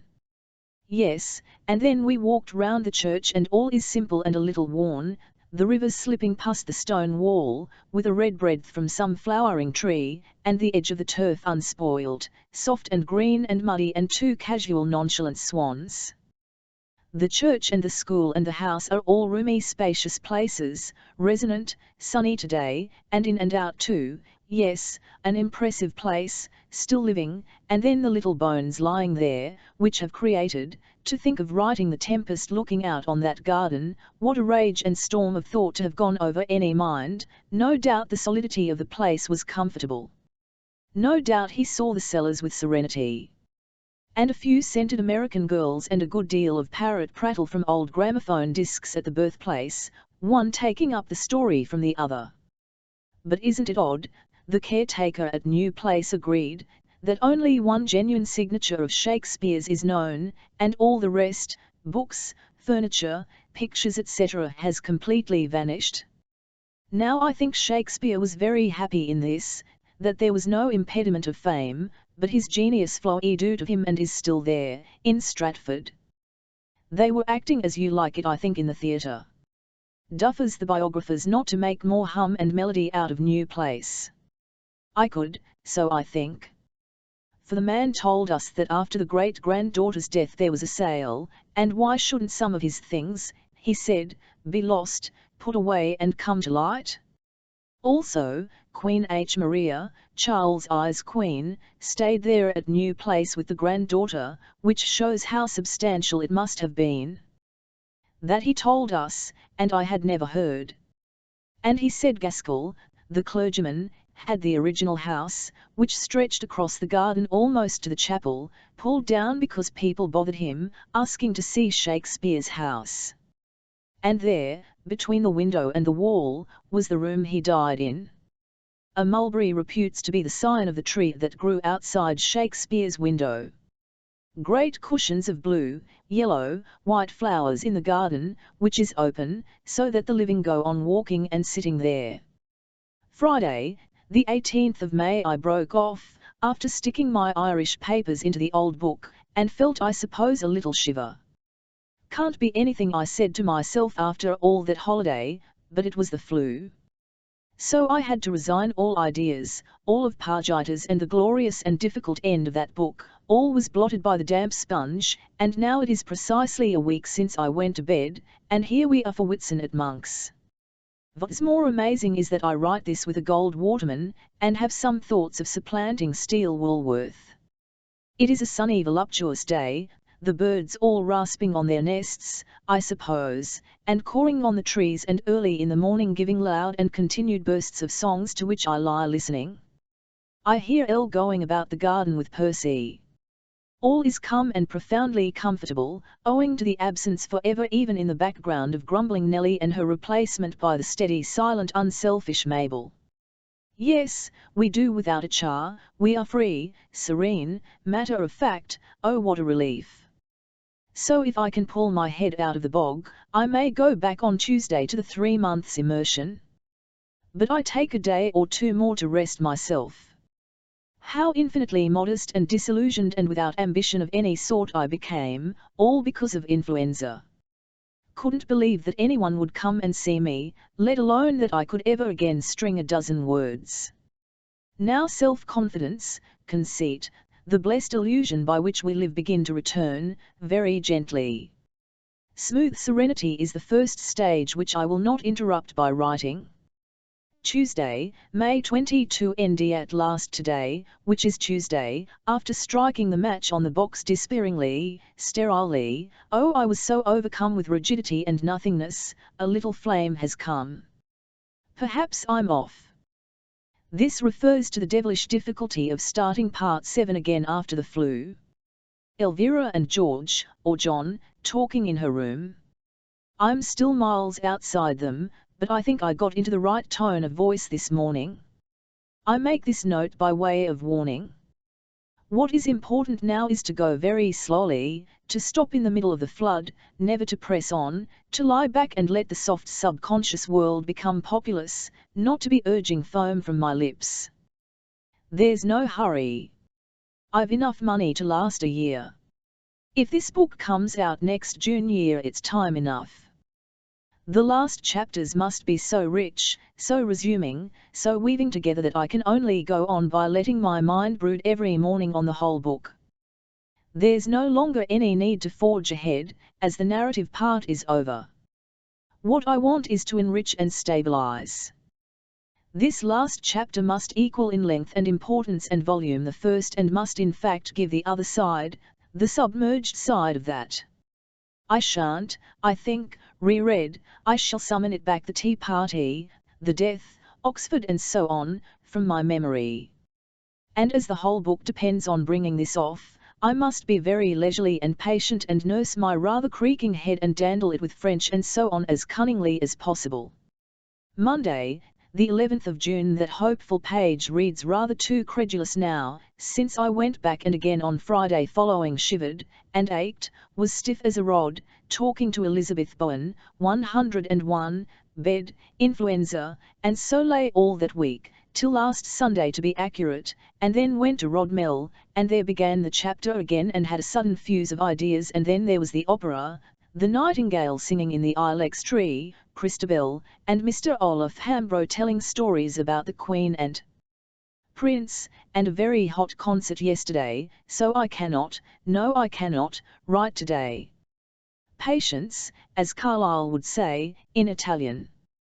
But consider, the whole system is so strained over this end, that one tiny grit, one late night, one too tiring day, takes away all rush, all fusing. And just as I saw it clear before me, the very intricate scenes, all contrasting, building up, so wait till tomorrow. Monday, the 18th of June, very hot, day altered so as to go out after tea. A drought over the world. In flood with here and now, praise be. Yet very wary, only just now I made up the scene with Ray and Maggie, a sign I am fertilizing, for I should be doing French for Janie, who comes at 5. Friday, the 27th of July. Aha, but now, having dispatched that entirely disagreeable day, Worthing and Mr. Fears, representing Rodmell Labour Party for an hour after dinner, I am free to begin the last chapter, and by a merciful providence the well is full, ideas are rising, and if I can keep at it widely, freely, powerfully, I shall have 2 months of complete immersion. Odd how the creative power at once brings the whole universe to order. I can see the day whole, proportioned, even after a long flutter of the brain such as I've had this morning. It must be a physical, moral, mental necessity, like setting the engine off. A wild windy hot day, a tearing wind in the garden, all the July apples on the grass. I'm going to indulge in a series of quick sharp contrasts, breaking my molds as much as ever I like. Trying every kind of experiment. Now of course I can't write diary or letters or read because I am making up all the time. Perhaps Bob T. was right in his poem when he called me fortunate. Above all, I mean in having a mind that can express, no, I mean in having mobilized my being, learned to give it complete outcome. I mean that I have to some extent forced myself to break every mold and find a fresh form of being, that is of expression, for everything I feel or think. So that when it is working I get the sense of being fully energized, nothing stunted. But this needs constant effort, anxiety and rush. Here in here and now I am breaking the mold made by the waves. Thursday, the 2nd of August. I'm worried with my last chapters. Is it all too shrill and voluble? And then the immense length, and the perpetual ebbs and flows of invention. So divinely happy one day, so jaded the next. Monday, the 7th of August. A rather wet bank holiday. Tea with Keynes. Maynard had teeth out but was very fertile. For instance, yes, I've been 3 weeks in America. An impossible climate. In fact, it has collected all the faults of all the climates. This carries out my theory about climate. Nobody could produce a great work in America. One sweats all day and the dirt sticks to one's face. The nights are as hot as the days. Sleeps. Everyone is kept on the go all day long by the climate. I used to dictate articles straight off. I felt perfectly well until I left. So to German politics. They are doing something very queer with their money. I can't make out what. It may be the Jews are taking away their capital. Let me see, if 2,000 Jews were each to take away E2,000, anyhow, they can't pay their Lancashire bill. Always the Germans have bought cotton from Egypt, had it spun in Lancashire. It's a small bill, only a million, but they can't pay. Yet they're rebuying copper all the time. That's it for? Armaments, no doubt. That's one of the classic examples of international trade. 20,000 people out of work. But of course there's something behind it. Vivat is the cause of the financial crisis. They are doing something foolish. No treasury control of the soldiers. But I am thinking all the time of what is to end here and now. I want a chorus, a general statement, a song for 4 voices. How am I to get it? I am now almost within sight of the end, racing along, becoming more and more dramatic. And how to make the transition from the colloquial to the lyrical, from the particular to the general. Friday, the 17th of August. Yes, I think owing to the sudden rush of 2 wakeful nights, making up early mornings rather, I think I see the end of Here and Now, or Music or Dawn or whatever I shall call it. It's to end with Elvira going out of the house and saying, "Vivat, did I make this knot in my handkerchief for?" and all the coppers rolling about. It's to be all in speeches, no play. I have now made a sketch of what everyone is to say, and it ends with a supper party in the downstairs room. I think the back is broken. It will run to something like 850 of my rough pages, I imagine, which is at 170,000, and I shall sweat it down to 130,000. Tuesday, the 21st of August. The lesson of Here and Now is that one can use all kinds of forms in one book. Therefore the next might be poem, reality, comedy, play, narrative, psychology, all in one. Very short. This needs thinking over also, a play about the Parnells, or a biography of Mrs. P. Thursday, the 30th of August. If I can't even write here, owing to making up the last scenes, how can I possibly read Dante? Impossible. After 3 days' grind, getting back, I think floated again. Robson comes to tea today, and the Wolves tomorrow, and another lapse making up Elvira's speech. Do you know what I've been clasping in my hand all the evening? Coppers. Well, anyhow, I've enough in stock to last out this chapter, I dare say another 2 or 3 weeks. Yesterday I found a new walk, and a new farm, in the fold between Asham and Tarring Neville. Very lovely, all alone, with the down rising behind. Then I walked back by a rough broad overflowing grey river. The porpoise came up and gulped.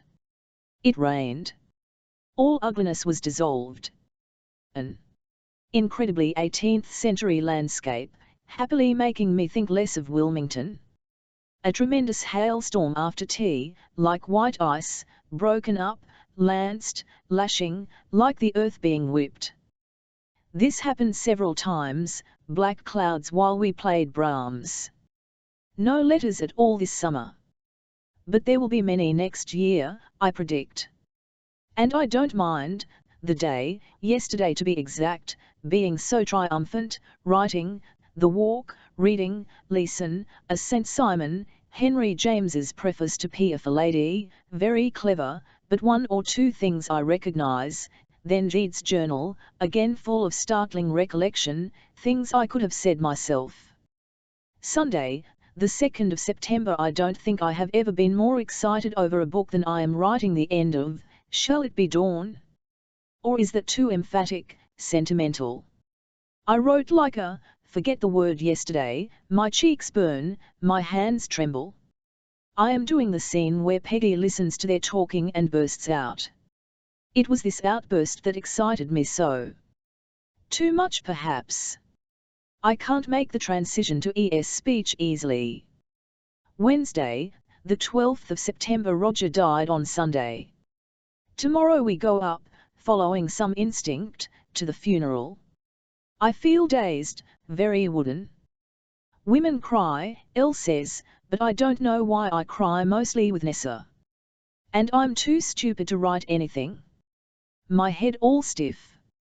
I think the poverty of life now is what comes to me, and this blackish veil over everything. Hot weather, a wind blowing. The substance gone out of everything. I don't think this is exaggerated. It'll come back, I suppose.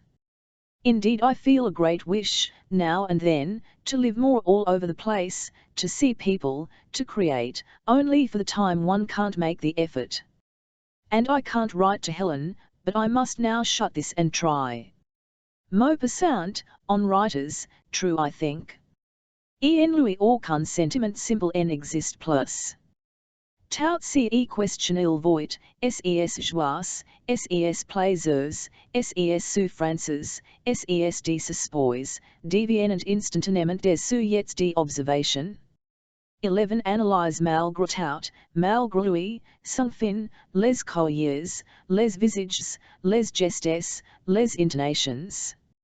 Remember turning aside at Mother's bed, when she had died, and Stella took us in, to laugh, secretly, at the nurse crying. She's pretending, I said, aged 13, and was afraid I was not feeling enough. So now. The writer's temperament.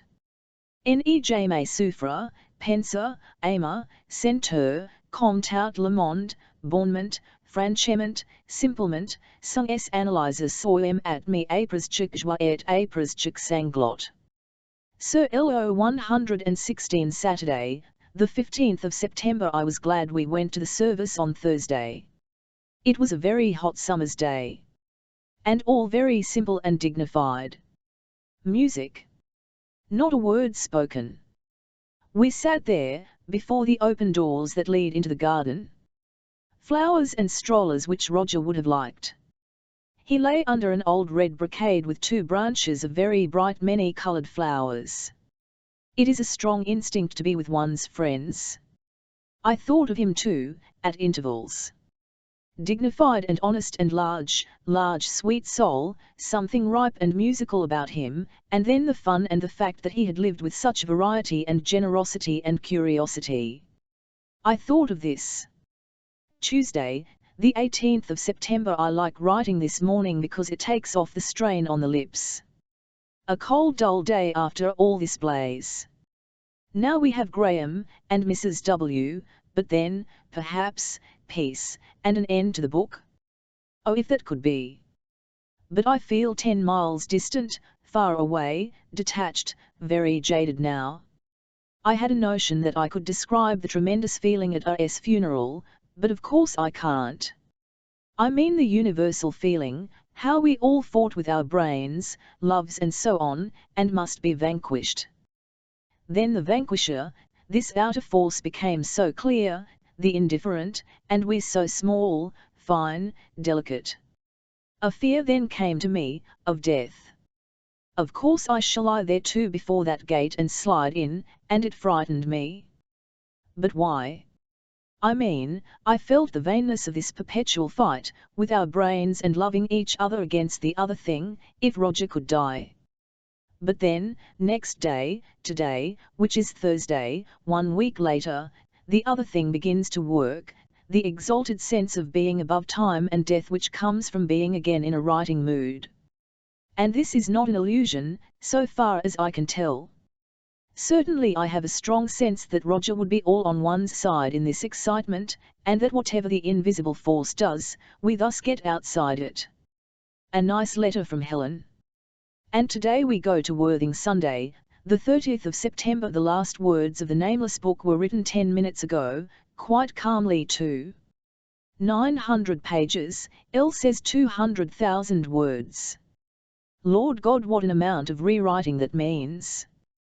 But also, how heavenly to have brought the pen to a stop at the last line, even if most of the lines have now to be rubbed out. Anyhow, the design is there. And it has taken a little less than 2 years, some months less indeed, as Flush intervened, therefore it has been written at a greater gallop than any of my books. The representational part accounts for the fluency. And I should say, but do I always say this? With greater excitement, not, I think, of the same kind quite. For I have been more general, less personal. No beautiful writing, much easier dialogue, but a great strain, because so many more faculties had to keep going at once, though none so pressed upon. No tears and exaltation at the end, but peace and breadth, I hope. Anyhow, if I die tomorrow, the line is there. And I am fresh, and shall rewrite the end tomorrow. I don't think I'm fresh enough, though, to go on making up. That was the strain, the invention, and I suspect that the last 20 pages have slightly flagged. Too many odds and ends to sweep up. But I have no idea of the whole. Tuesday, the 2nd of October, yes, but my head will never let me glory sweepingly, always a tumble. Yesterday morning the old rays of light set in, and then the very sharp pain over my eyes, so that I sat and lay about till tea, had no walk, had not a single idea of triumph or relief. L bought me a little travelling ink pot, by way of congratulation. I wish I could think of a name. Sons and daughters? Probably used already. There's a mass to be done to the last chapter, which I shall, I hope, DV, as they say in some circles, I suppose, still, begin tomorrow, while the putty is still soft. So the summer is ended. Until 9th of September, when Nessa came across the terrace, how I hear that cry, he's dead, a very vigorous, happy summer. Oh, the joy of walking! I've never felt it so strong in me. Cowper Powers, oddly enough, expresses the same thing, the trance-like, swimming, flying through the air, the current of sensations and ideas, and the slow, but fresh change of down, of road, of colour, all this churned up into a fine thin sheet of perfect calm happiness. It's true I often painted the brightest pictures on the sheet and often talked aloud. Lord, how many pages of sons and daughters, perhaps daughters and sons would give a rhythm more unlike sons and lovers, or wives and daughters, I made up, chattering them in my excitement on the top of the down, in the folds. Too many buildings, alas, and gossip to the effect that Christie and the Ringmer Building Company are buying Botton's farm to build on. Sunday I was worried, walking to Lewis, by the cars and the villas. But again, I've discovered the ghostly farm walk, and the Piddinghu walk, and such variety and loveliness, the Riverlead and Silver, the ship, Cervic of London, going down, the Bridgeapont. Mushrooms and the garden at night, the moon, like a dying dolphin's eye, or red-orange, the harvest moon, or polished like a steel knife, or lambent, sometimes rushing across the sky, sometimes hanging among the branches. Now in October the thick wet mist has come, thickening and blotting. On Sunday we had Bunny and Julian. Books read or in reading.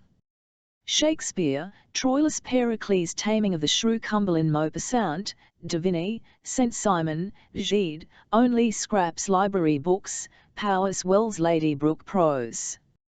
Dobry Alice James many MSS. None worth keeping. Thursday, the 4th of October, a violent rainstorm on the pond. The pond is covered with little white thorns, springing up and down.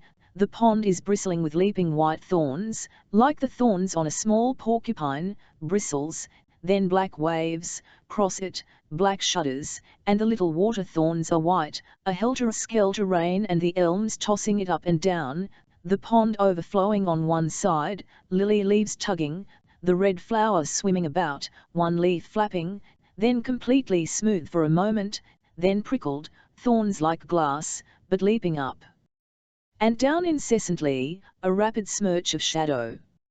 Now light from the sun, green and red, shiny, the pond a sage green, the grass brilliant green, red berries on the hedges, the cows very white, purple over Asham. Thursday, the 11th of October, a brief note. In today's Lit. Sup, they advertise Men Without Art, by Wyndham Lewis, chapters on Eliot, Faulkner, Hemingway, Virginia Woolf. Now I know by reason and instinct that this is an attack, that I am publicly demolished, nothing is left of me in Oxford and Cambridge and places where the young read Wyndham Lewis. My instinct is not to read it. And for that reason, well, I open Keats and find, praise or blame has but a momentary effect on the man whose love of beauty in the abstract makes him a severe critic on his own works. My own domestic criticism has given me pain beyond what Blackwood or Quarterly could possibly inflict. This is a mere matter of the moment. I think I shall be among the English poets after my death. Even as a matter of present interest, the attempt to crush me in the Quarterly has only brought me more into notice. Well, do I think I shall be among the English novelists after my death? I hardly ever think about it. Why then do I shrink from reading W.L.? Why am I sensitive? I think vanity, I dislike the thought of being laughed at, of the glow of satisfaction that A, B and C will get from hearing V.W. demolished, also it will strengthen further attacks. Perhaps I feel uncertain of my own gifts, but then, I know more about them than W.L., and anyhow I intend to go on writing. What I shall do is craftily to gather the nature of the indictment from talk and reviews, and, in a year perhaps, when my book is out, I shall read it. Already I am feeling the calm that always comes to me with abuse, my back is against the wall, I am writing for the sake of writing, etc., and then there is the queer disreputable pleasure in being abused, in being a figure, in being a martyr, and so on. Sunday, the 14th of October. The trouble is I have used every ounce of my creative writing mind in the Pagitas. No headache, save what Ellie calls typical migraine. She came to see Elle about his strain yesterday. I cannot put spurs in my flanks. It's true I've planned the romantic chapter of notes, but I can't set to. This morning I've taken the arrow of WL to my heart. He makes tremendous and delightful fun of B and calls me a peeper, not a looker, a fundamental prude, but one of the 4 or 5 living, so it seems, who is an artist. That's what I gather the flagellation amounts to. Oh, I'm underrated, Edith Sitwell says. Well, this gnat has settled and stung, and I think, 12:30, the pain is over. Yes. I think it's now rippling away. Only I can't write. When will my brain revive? In 10 days, I think. And it can read admirably. I began the seasons last night. Well, I was going to say, I'm glad that I need not and cannot write, because the danger of being attacked is that it makes one answer back, a perfectly fatal thing to do. I mean, fatal to arrange the P.S. so as to meet his criticisms. And I think my revelation 2 years ago stands me in sublime stead, to adventure and discover and allow no rigid poses, to be supple and naked to the truth. If there is truth in WL, well, face it, I've no doubt I'm prudish and peeping. Well then live more boldly, but for God's sake don't try to bend my writing one way or the other. Not that one can. And there is the odd pleasure too of being abused, and the feeling of being dismissed into obscurity is also pleasant and salutary. Tuesday, the 16th of October. Quite cured today. So the WL illness lasted 2 days. Helped off by old Ethel's bluff affection and stir yesterday by buying a blouse, by falling fast asleep after dinner. Writing away this morning. I am so sleepy. Is this age? I can't shake it off. And so gloomy. That's the end of the book. I looked up past diaries, a reason for keeping them, and found the same misery after Waves, after Lighthouse. I was, I remember, nearer suicide, seriously, than since 1913. It is after all natural. I've been galloping now for 3 months, so excited I made a plunge at my paper. Well, cut that all off after the first divine relief, of course some terrible blankness must spread. There's nothing left of the people, of the ideas, of the strain, of the whole life in short that has been racing round my brain. Not only the brain, it has seized hold of my leisure. Think how I used to sit still on the same railway lines, running on my book. Well, so there's nothing to be done the next 2 or 3 or even 4 weeks but dandle oneself, refuse to face it, refuse to think about it. This time Roger makes it harder than usual. We had tea with Nessa yesterday. Yes, his death is worse than Lytton's. Why, I wonder? Such a blank wall. Such a silence. Such a poverty. How he reverberated. Monday, the 29th of October. Reading Antigone. How powerful that spell is still, Greek, an emotion different from any other. I will read Plotinus, Herodotus, Homer I think. Thursday, the 1st of November. Ideas that came to me last night dining with Clive, talking to Aldous, and the Kenneth Clarks. About Roger's life, that it should be written by different people to illustrate different stages. Youth, by Marjorie Cambridge, by Wed. Early London life. Clive sick at Bloomsbury, Desmond later life, Julian Blunt heard, and so on. All to be combined, say, by Desmond and me together. About novels, the different strata of being, the upper, under. This is a familiar idea, partly tried in the Pargitas. But I think of writing it out more closely, and now, particularly, in my critical book, showing how the mind naturally follows that order in thinking, how it is illustrated by literature. I must now do biography and autobiography. Friday, the 2nd of November. 2 teeth out with a new anesthetic, hence I write here, not seriously. And this is another pen. And my brain is very slightly frozen, like my gums. Teeth become like old roots that one breaks off. He broke and I scarcely felt. My brain frozen thinks of Aldous and the Clarks, thinks vaguely of biography, thinks am I reviewed anywhere, can't look, thinks it is a fine cold day.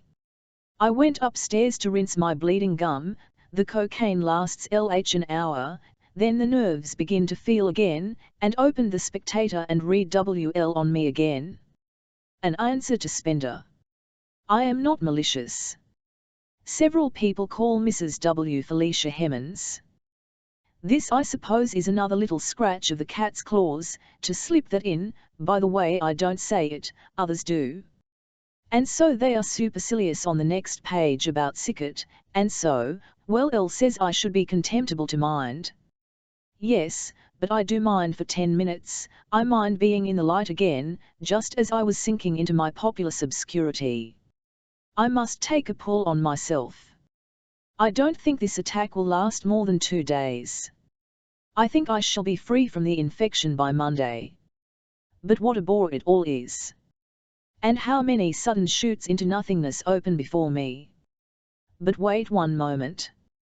At the worst, should I be a quite negligible writer, I enjoy writing, I think I am an honest observer. Therefore the world will go on providing me with excitement whether I can use it or not. Also, how am I to balance W.L.'s criticism with Yeats, let alone Goldie and Morgan? Would they have felt anything if I had been negligible? And about 2 in the morning I am possessed of a remarkable sense of driving eyeless strength. And I have L and there are his books, and our life together. And freedom, now, from money pairing.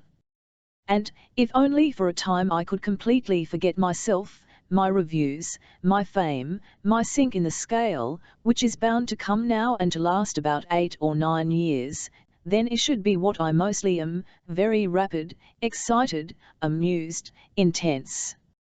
Odd, these extravagant ups and downs of reputation, compare the Americans in the Mercury. No, for God's sake don't compare, let all praise and blame sink to the bottom or float to the top and let me go my ways indifferent. And care for people. And let fly, in life, on all sides. These are very sensible sayings I think, and it's all forgotten and over. What is uppermost now is, 1. The question of writing a.s. life. Helene came. Says both she and Wishart. So I wait. Vivat do I feel about it?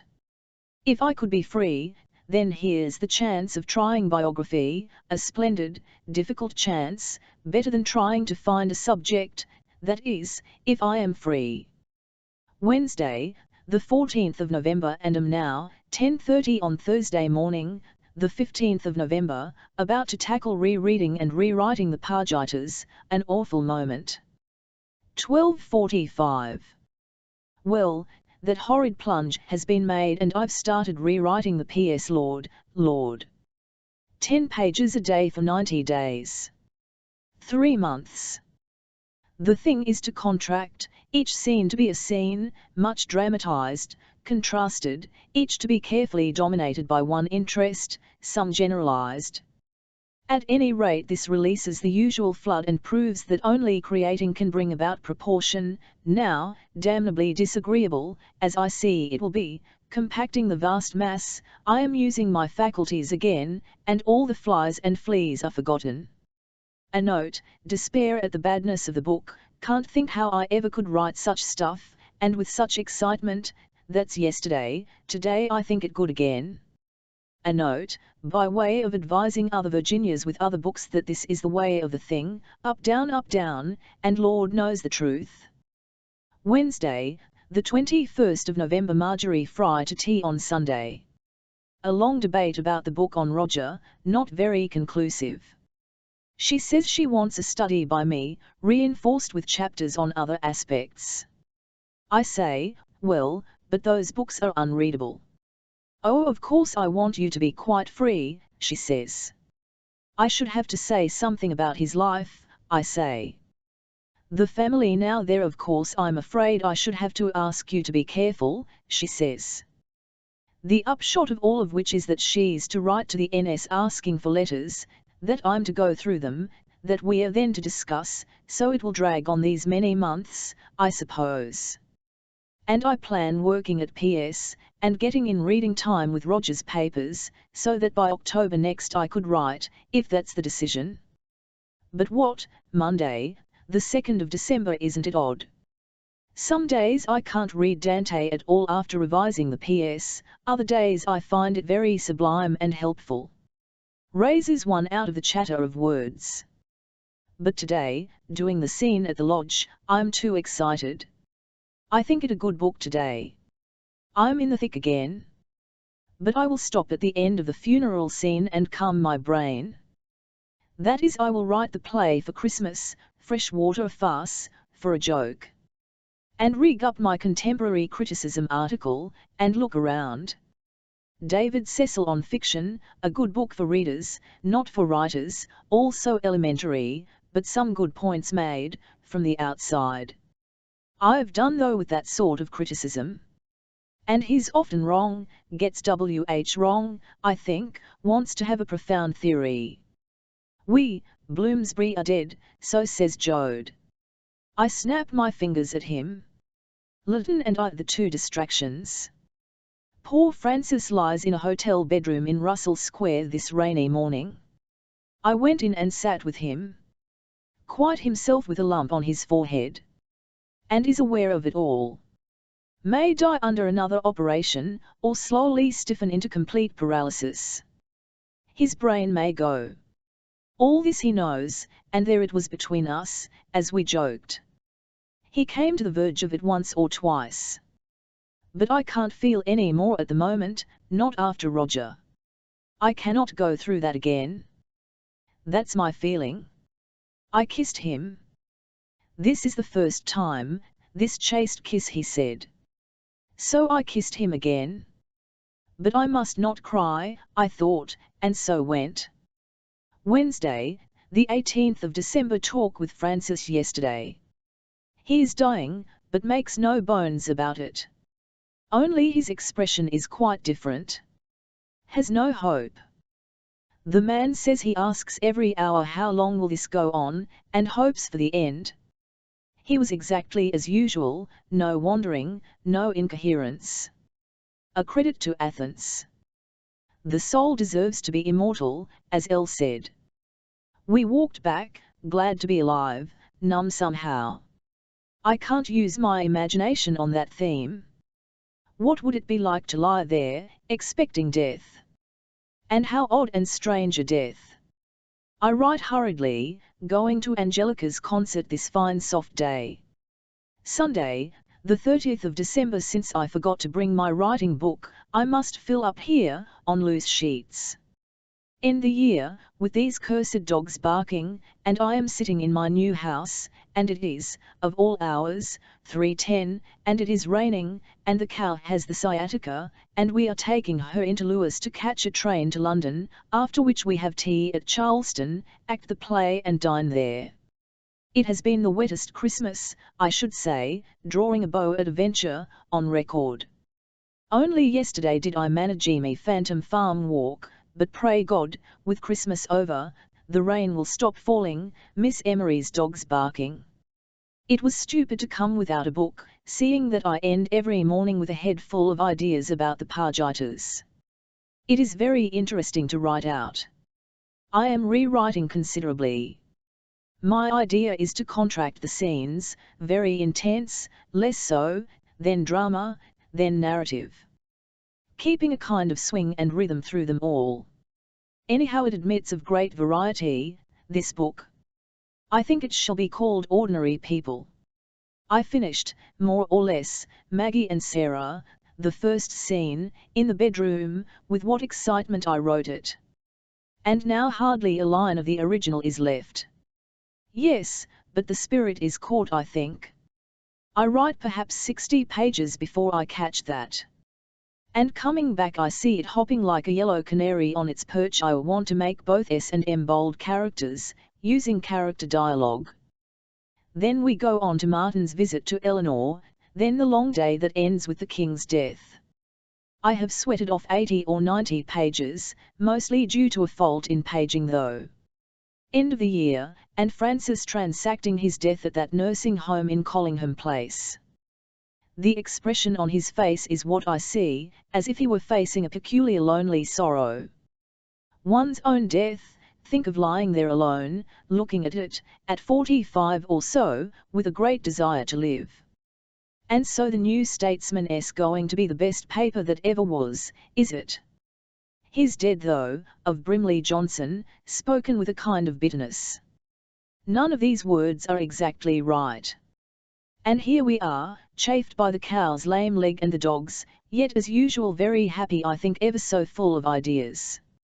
L finishing his quack quack of a morning, the Z crawling from one chair to the other, picking at his head. And Roger dead. And am I to write about him? And the stirring of the embers, I mean the wish to make up as much of a fire as possible. So to get ready for the wet drive.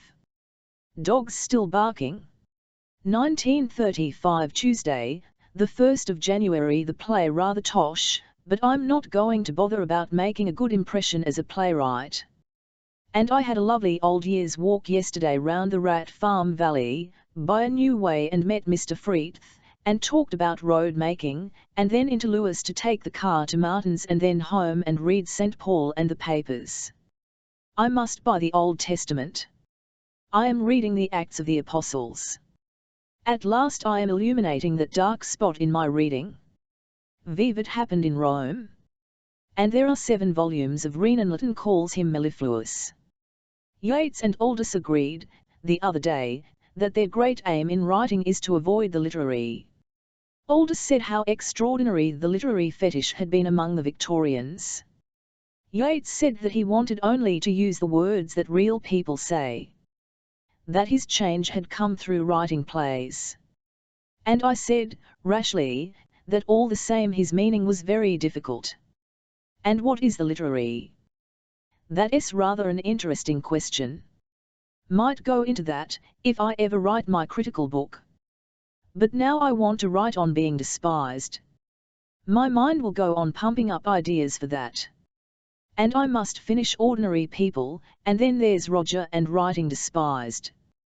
Begin Roger in October, 1935. Is that possible? Publish OP in October, and work at these 2 during 1936.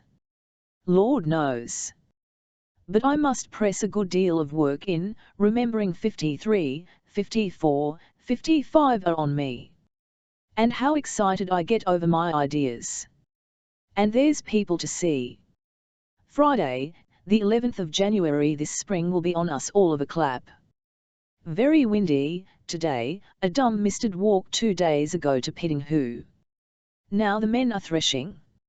Nessa and Angelica and Eve yesterday. We talk a great deal about the play. An amusing incident. And I shall hire a donkey's head to take my call in, by way of saying this is a donkey's work. I make out that I shall reduce the caravan, so-called suddenly, to 150,000, and shall finish retyping in May. I wonder. It is compressed, I think. And sometimes my brain threatens to split with all the meaning I think could press into it. The discovery of this book, it dawns upon me, is the combination of the external and the internal. I am using both, freely. And my eye has gathered in a good many externals in its time. Saturday, the 19th of January, the play came off last night, with the result that I am dry-brained this morning and can only use this book as a pillow.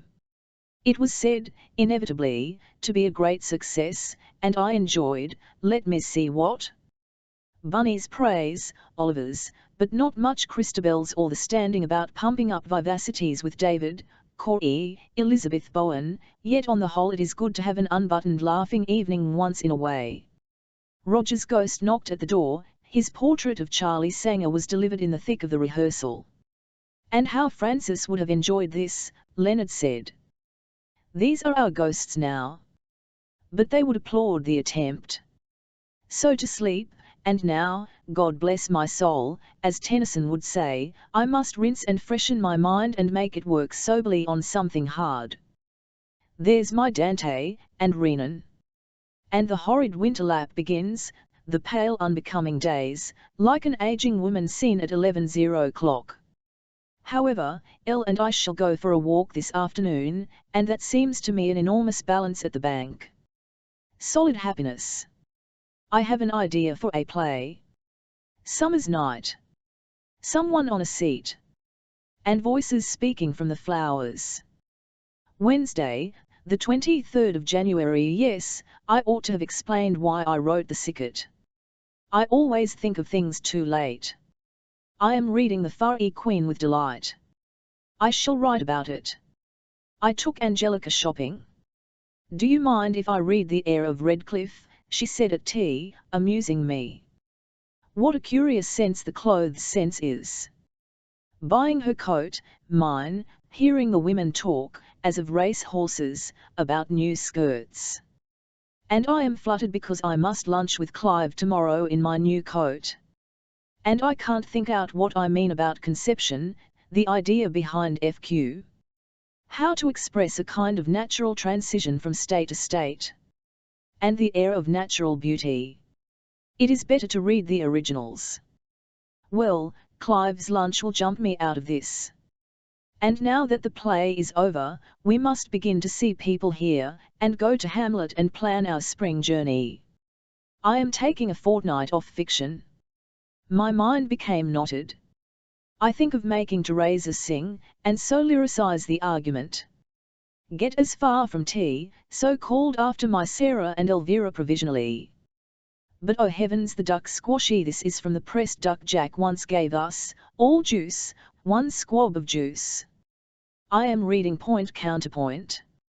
Not a good novel. All raw, uncooked, protesting. A descendant, oddly enough, of Mrs. H. Ward, interest in ideas, makes people into ideas.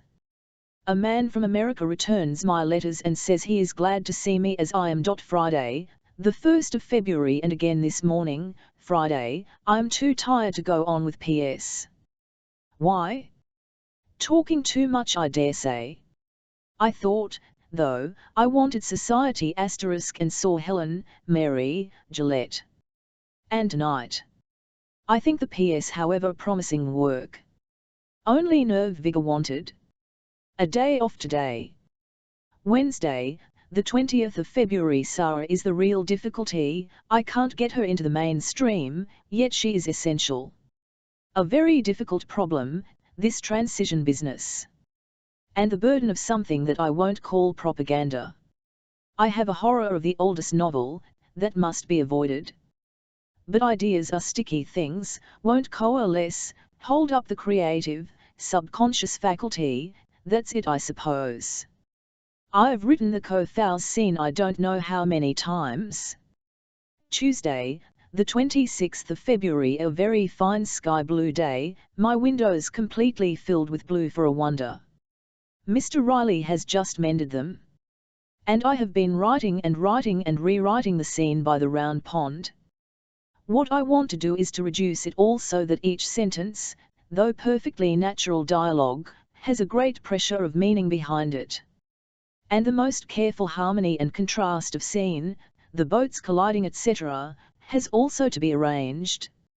Hence the extreme difficulty. But I hope perhaps tomorrow to have done, and then the dinner party and Kitty in the country should go quicker. At least I find the upper air scenes much simpler, and I think it's right to keep them so. But Lord, what a lot of work still to do. It won't be done before August.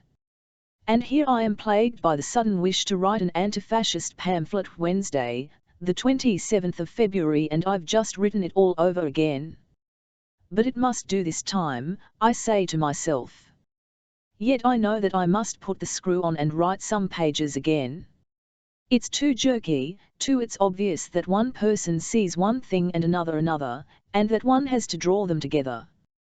Who was it who said through the unconscious one comes to the conscious, and then again to the unconscious? I now feel a strong desire to stop reading FQ, to read Cicero's letters, and the Chateaubriand memoirs. As far as I can see, this is the natural swing of the pendulum. To particularize after the generalization of romantic poetry Monday, March 11th. How I should like, I thought sometime on the drive up this afternoon, to write a sentence again.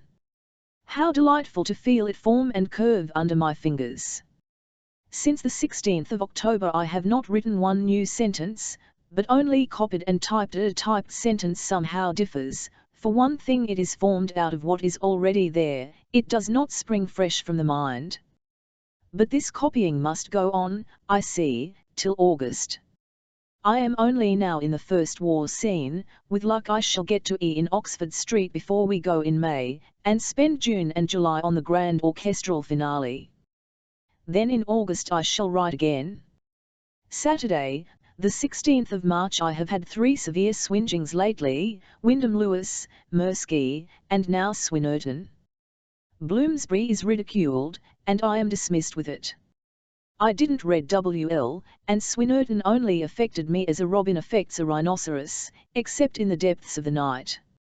How resilient I am, and how fatalistic now, and how little I mind and how much, and how good my novel is, and how tired I am this morning, and how I like praise, and how full of ideas I am, and Tom and Stephen came to tea, and Ray and William dine, and I forgot to describe my interesting talk with Nessa A.B. L1T, my criticizing her children, and I left out, I forget what.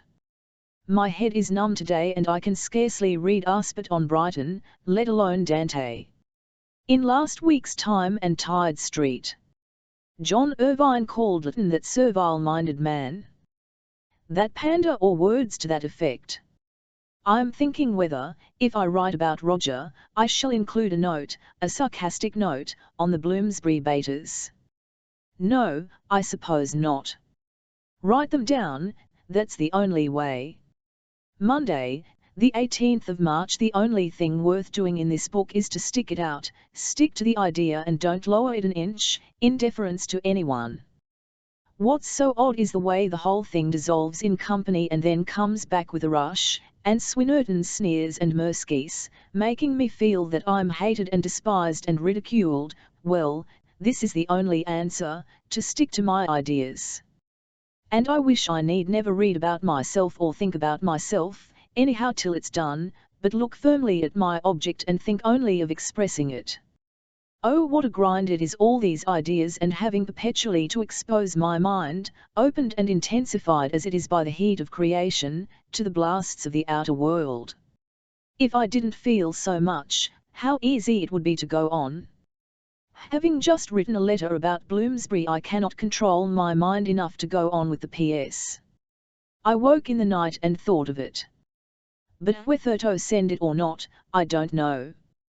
But now I must think of something else. Julian and Helen last night. Elle advised me not to send the letter, and after 2 seconds I see he is right. It is better, he says, to be able to say we don't answer. But we suggest a comic guide to Bloomsbury by Morgan and he nibbles. Thursday, the 21st of March. Too jaded again to tackle that very difficult, much too crowded raid chapter. In fact, I am on the verge of the usual headache. For one thing, yesterday was such a scramble. I have resolved to leave that blasted chapter here and do nothing at Rodmell. Yet, as I see, I cannot read, my mind is all tight like a ball of string. A most unpleasant variety of headache, but I think soon over. Only a little change needed. Not a real bad headache. Make this note. Because reading is beyond me and writing is like humming a song. But what a worthless song. And it is the spring. Monday, the 25th of March, and this morning, in spite of being in a rage, I wrote the whole of that D.C.L. chapter again, in a spasm of desperation, and, I think, got it right, by breaking up the use of thought skipping and parentheses. Anyhow, that's the hang of it. And I cut from 20 to 30 pages. Wednesday, the 27th of March. I see I am becoming a regular diarizer. The reason is that I cannot make the transition from Pargitas to Dante without some bridge. And this cools my mind. I am rather worried about the raid chapter, afraid if I compress and worry that I shall spoil. Never mind. Forge ahead and see what comes next. Yesterday we went to the Tower, which is an impressive murderous bloody grey raven-haunted military barrack prison dungeon place, like the prison of English splendour, the reformatory at the back of history, where we shot and tortured and imprisoned. Prisoners scratched their names, very beautifully, on the walls. And the crown jewels blazed, very tawdry, and there were the orders, like Spinks or a Regent Street jewellers. And we watched the Scots Guards drill, and an officer doing a kind of tiger pace up and down, a wax-faced barber's block officer trained to a certain impassive balancing. The sergeant major barked and swore. All in a hoarse bark, the men stamped and wheeled like machines, then the officer also barked, all precise, inhuman, showing off. A degrading, stupefying sight. But in keeping with the grey walls, the cobbles, the executioner's block. People sitting on the river bank among old cannon. Steps, etc. Very romantic, a dungeon-like feeling. Monday, the 1st of April. At this rate I shall never finish the Purgatorio. But what's the use of reading with half one's mind running on Eleanor and Kitty? Oh, that scene wants compacting. It's too thin run. But I shall finish it before I go away. We think of 3 weeks in Holland and France, a week in Rome, flying there. We went to Cuy yesterday, and if vegetable notes are needed, this is to signify that yesterday was the prime day for cherry blossom, pear trees and magnolia. A lovely white one with black cups to the flowers, another purple tinted, just falling. Another and another. And the yellow bushes and the daffodils in the grass. So to walk through Richmond, a long walk by the ponds. I verified certain details. Tuesday, the 9th of April. I met Morgan in the London Library yesterday and flew into a passion. Virginia, my dear, he said. I was pleased by that little affectionate familiar tag. Being a good boy and getting books on Bloomsbury. I said. Yes. You listen. Is my book down? He asked Mr. Manning. We were just posting it, said Mr. M. And, Virginia, you know I'm on the committee here, said Morgan.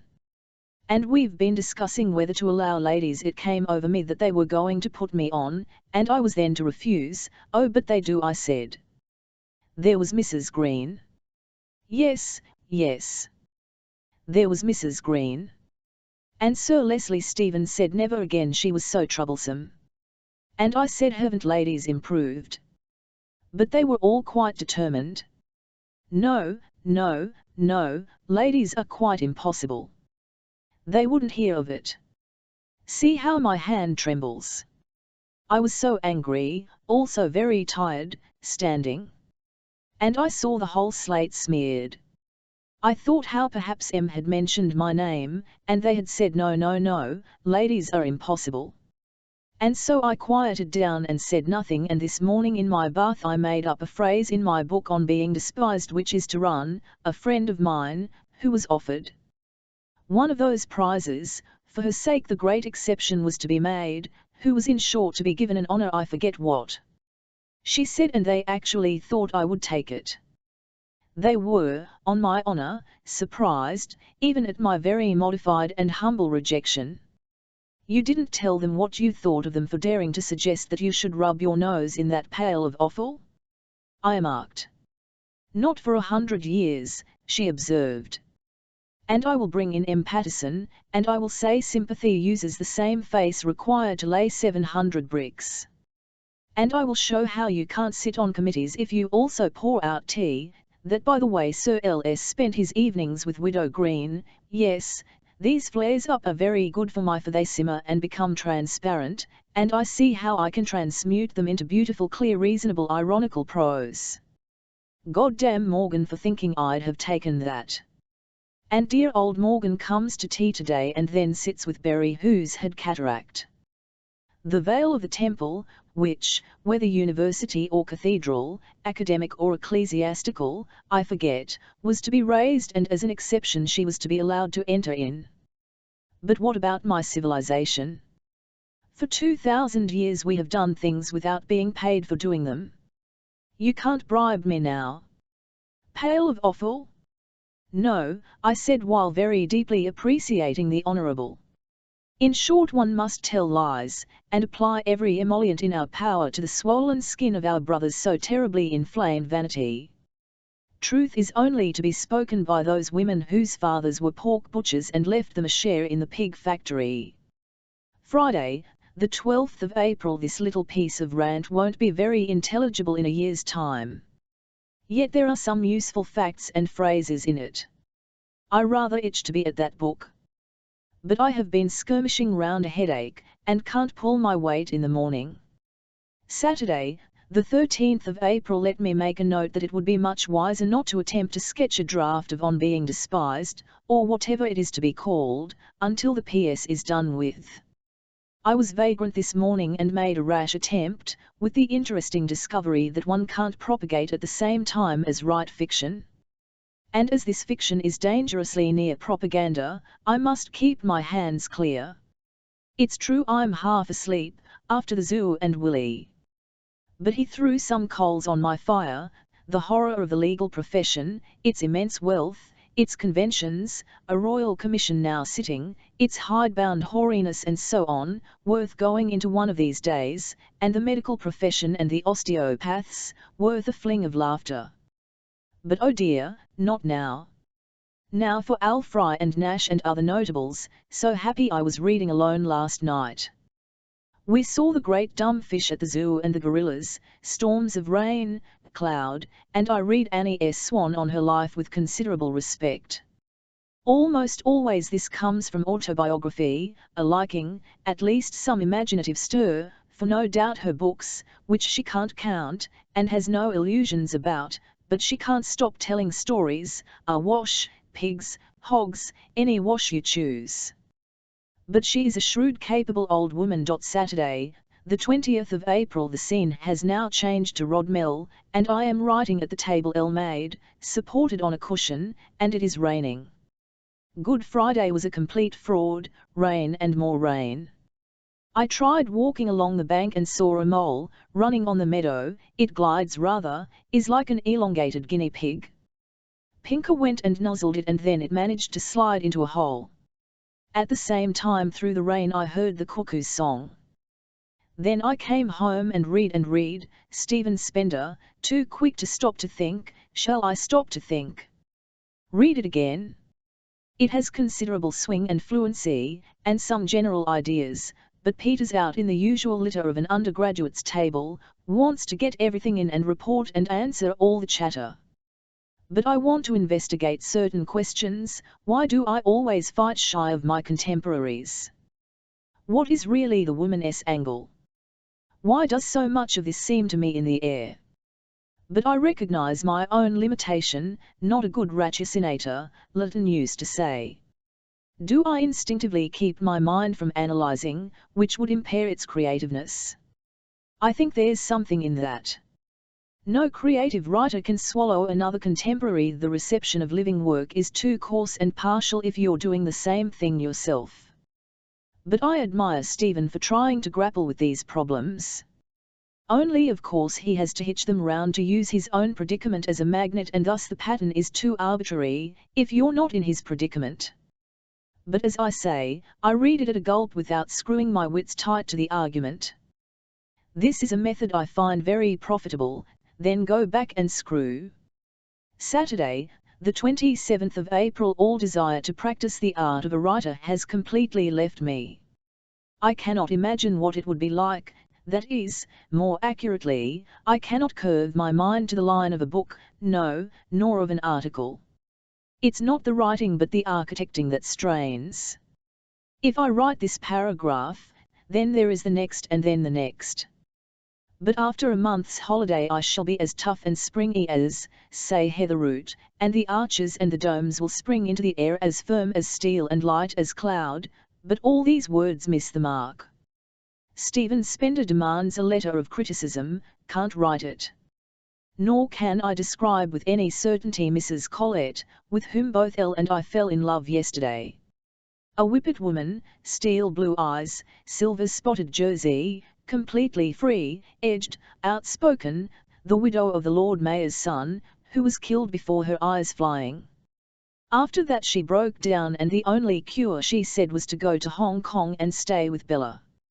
From that we did not expect anything much, to tell the truth, whereas she ridiculed the Jubilee, the Lord Mayor and told us all about life in the mansion house.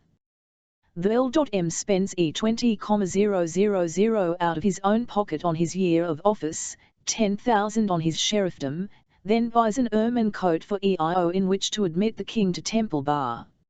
It rains, the king flashes past and the coat is spoilt. Her mother-in-law is a perfectly natural sensible woman who goes buying fish with a bag. The Queen gave her as a token of esteem 2 large shells engraved with the story of George and the Dragon. These mercifully are left at the mansion house. The LM wears a dress that is heavy with bullion. A terrible state of display and ugliness, but she was so nice and unexpected I actually asked her to come and see us, which, had she known it, is a compliment we never pay even the royal family. Journey to Holland, Germany, Italy and France _Monday, the 6th of May. Ideas that struck me. That the more complex a vision the less it lends itself to satire, the more it understands the less it is able to sum up and make linear. For example, Shakespeare and Dostoevsky, neither of them satirize. The age of understanding, the age of destroying, and so on. Bell Chamber. A moving, in its way, completed story. But shallow. A superficial book. But also a finished one.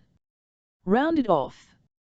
Only possible if you keep 1 inch below, because the people, like Saint-E, have to do things without diving deep, and this runs in the current, which lends itself to completeness. That is, if a writer accepts the conventions and lets his characters be guided by them, not conflict with them, he can produce an effect of symmetry, very pleasant, suggestive, but only on the surface. That is, I can't care what happens, yet I like the design. Also discussed at the cat-monkey psychology, to which he is admirably faithful. A sensitive sincere mind, however, doing his embroidery and making his acute observation. Not a snob either. Thursday, the 9th of May. Sitting in the sun outside the German customs. A car with the swastika on the back window has just passed through the barrier into Germany. L is in the customs. 1 a.m. nibbling at Aaron's rod. Ought one to go in and see what is happening? A fine dry windy morning. The Dutch customs took 10 seconds. This has taken 10 minutes already. The windows are barred. Here they came out and the grim man laughed at Mitzi, but Elle said that when a peasant came in and stood with his hat on, the man said this office is like a church and made him move it. Heil Hitler, said the little thin boy opening his bag, perhaps with an apple in it, at the barrier. We become obsequious, delighted, that is when the officer smiles at Mitzi, the first stoop in our back. That a work of art means that one part gets strength from another part. Brenner.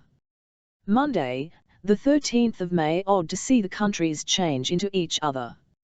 Beds now made of layers on top. No sheets. Houses building. Austrian, dignified. Winter lasts at Innsbruck till July. No spring. Italy fronts me on a blue bar. The Czechoslovaks are in front going to the customs house. Perugia came through Florence today. Saw the green and white cathedral and the yellow Arno dribbling into shallows. A thunderstorm. Irises purple against the clouds. So to Arezzo. A most superb church with dropped hull. Lake Trasimene stood in a field of red-purple clover, plover's egg lake, grey olives, exquisite, subtle, sea-cold, shell-green. So on, regretting that we did not stay to Perugia. Brufani where we stayed in 1908. Now all the same. The same ardent sunburnt women. But lace and so on for sale. Better to have stayed at Trasimene. I went into an albergo yesterday to buy rolls and found a sculptured fireplace, all patriarchal, servants and masters. Cauldron on the fire.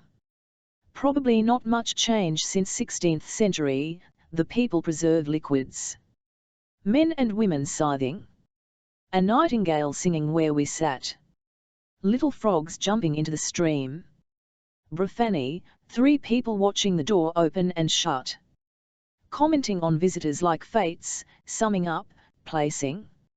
A woman with a hard-lined aquiline face, red lips, bird-like, perfectly self-satisfied. French pendulous men, a rather poor sister. Now they sit nibbling at human nature. We are rescued by the excellence of our luggage. Rome, tea. Tea in cafe.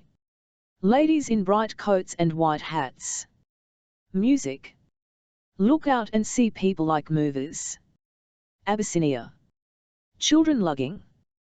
Cafe haunters. Ices. Old man who haunts the Greco. Sunday cafe, N and a drawing. Very cold. Rome a mitigated but perceptible Sunday. Fierce large-jowled old ladies. Q talking about Monaco. Tolerant. Some very poor black wispy women. The effect of dowdiness produced by wispy hair. The Prime Minister's letter offering to recommend me for the Companion of Honour. No. Tuesday, the 21st of May. Oddities of the human brain, woke early and again considered dashing off my book on professions, to which I had not given a single thought these 7 or 8 days. VVHY? This vacillates with my novel, how are they both to come out simultaneously? But it is a sign that I must get pen to paper again. Yet at the moment I am going rag marketing with N and A, who don't come. Sunday, the 26th of May I'm writing at 6 on a Sunday evening, with a band playing and stopping and children shouting in a too luxurious hotel where the waiters bring one the menu and I mix my French scandalously with odd scraps of painfully acquired Italian. Still I can rattle off glee indifferently lying on my bed for pleasure. Oh, the loveliness of the land still here and there, for instance that first morning's drive out of Rome, the sea and the lip of the unviolated land, and the umbrella pines, after Civita Vecchia, then of course all the intense boredom of Genoa and the Riviera, with its geraniums and its bougainvillea and its sense of shoving you between hill and sea and keeping you there in a bright luxury light without room to turn, so steep the vulture neck hills come down. But we slept at Larissae the first night, which does the bay, the brimming sea and the green sailing ship and the island and the sparkling fading red and yellow night lamps to perfection. But that kind of perfection no longer makes me feel for my pen. It's too easy. But driving today I was thinking of Roger Brignole, gorgeous, my word, the olives and the rust red earth and the flat green and the trees. But now the band has begun again and we must go down to dine sumptuously off local trout. Off tomorrow and home on Friday. But though I'm impatient for my brain to eat again, I can dally out these last days better than sometimes. Why? Why? I go on asking myself. And feel I could soon polish off those final scenes. A possible amplification of the first paragraph occurred to me. But I don't want to grind at writing too hard. To open my net wide. It occurs to me, as we drive, how I'm disliked, how I'm laughed at, and I'm rather proud of my intention to take the fence gallantly. But writing again? Wednesday, the 5th of June back here again, and the grim wooden feeling that has made me think myself dead since we came back is softening slightly. It's beginning this cursed dry hand empty chapter again in part. Every time I say it will be the devil. But I never believe it. And then the usual depressions come. And I wish for death. But I am now seeing that the last 200 pages will assert themselves and force me to write a play more or less, all broken up, and I stop to begin making up, also, after the queer interlude, at once life, that is the telephone beginning, starts. So one is forcibly chafed. I meant to make a note about the dramatic shape which forces itself upon me. Monday, the 10th of June. Whit Monday at Monk's house. Working very hard. I think I shall rush these scenes off. Yet I cannot write this morning, Tuesday. How can I say, naturally, I have inherited the rose and the star. Thursday, the 13th of June. In some ways, it's rather like writing the waves, these last scenes. I bring my brain to a state of congestion, have to stop, go upstairs, run into tow sled Mrs. Brewster, come back, find a little flow of words. It's the extreme condensation, the contrasts, the keeping it all together. Does this mean that it's good? I feel I have a round of great pillar to set up and can only drag and sweat. It's something like that. It's getting better and more intense. And then what a relief when I have the upper air scenes, like the one with Eleanor. Only they have to be condensed too. It's the proper placing that strains me. Tuesday, the 16th of July. A curious sense of complete failure. Marjorie hasn't written to me about my speech. According to Janie, Pamela thought the whole thing a failure. And it was for this that I ruined my last pages. I can't write this morning, can't get into the swing. Innumerable worries, about getting people to dine and so on, afflict me. My head is all jangled. And I have to get that speech printed, or refuse to. The director has written. Never again, oh never again. I think though that I can get the last pages right, if I can only dream myself back into them. Yes, but how dream, when I have to see Susie and Ethel, to see Miss Bulsh's house, to ring up and write notes and order this and that? Well, be still and ruminate, it's only 16th, there's a fortnight before August. And I'm sure that there is a remarkable shape somewhere concealed there. It's not mere verbiage, I think. If necessary I could put it away. But I think no, merely go on and perhaps write a very rapid short sketch, in ink. That's a good plan. Go back and get the central idea, and then rock it into it. And very controlled and keep a hand on myself too. And perhaps read a little Shakespeare. Yes, one of the last plays, I think I will do that, so as to loosen my muscles. But oh this anxiety, and the perpetual knocking of the cup out of my hand.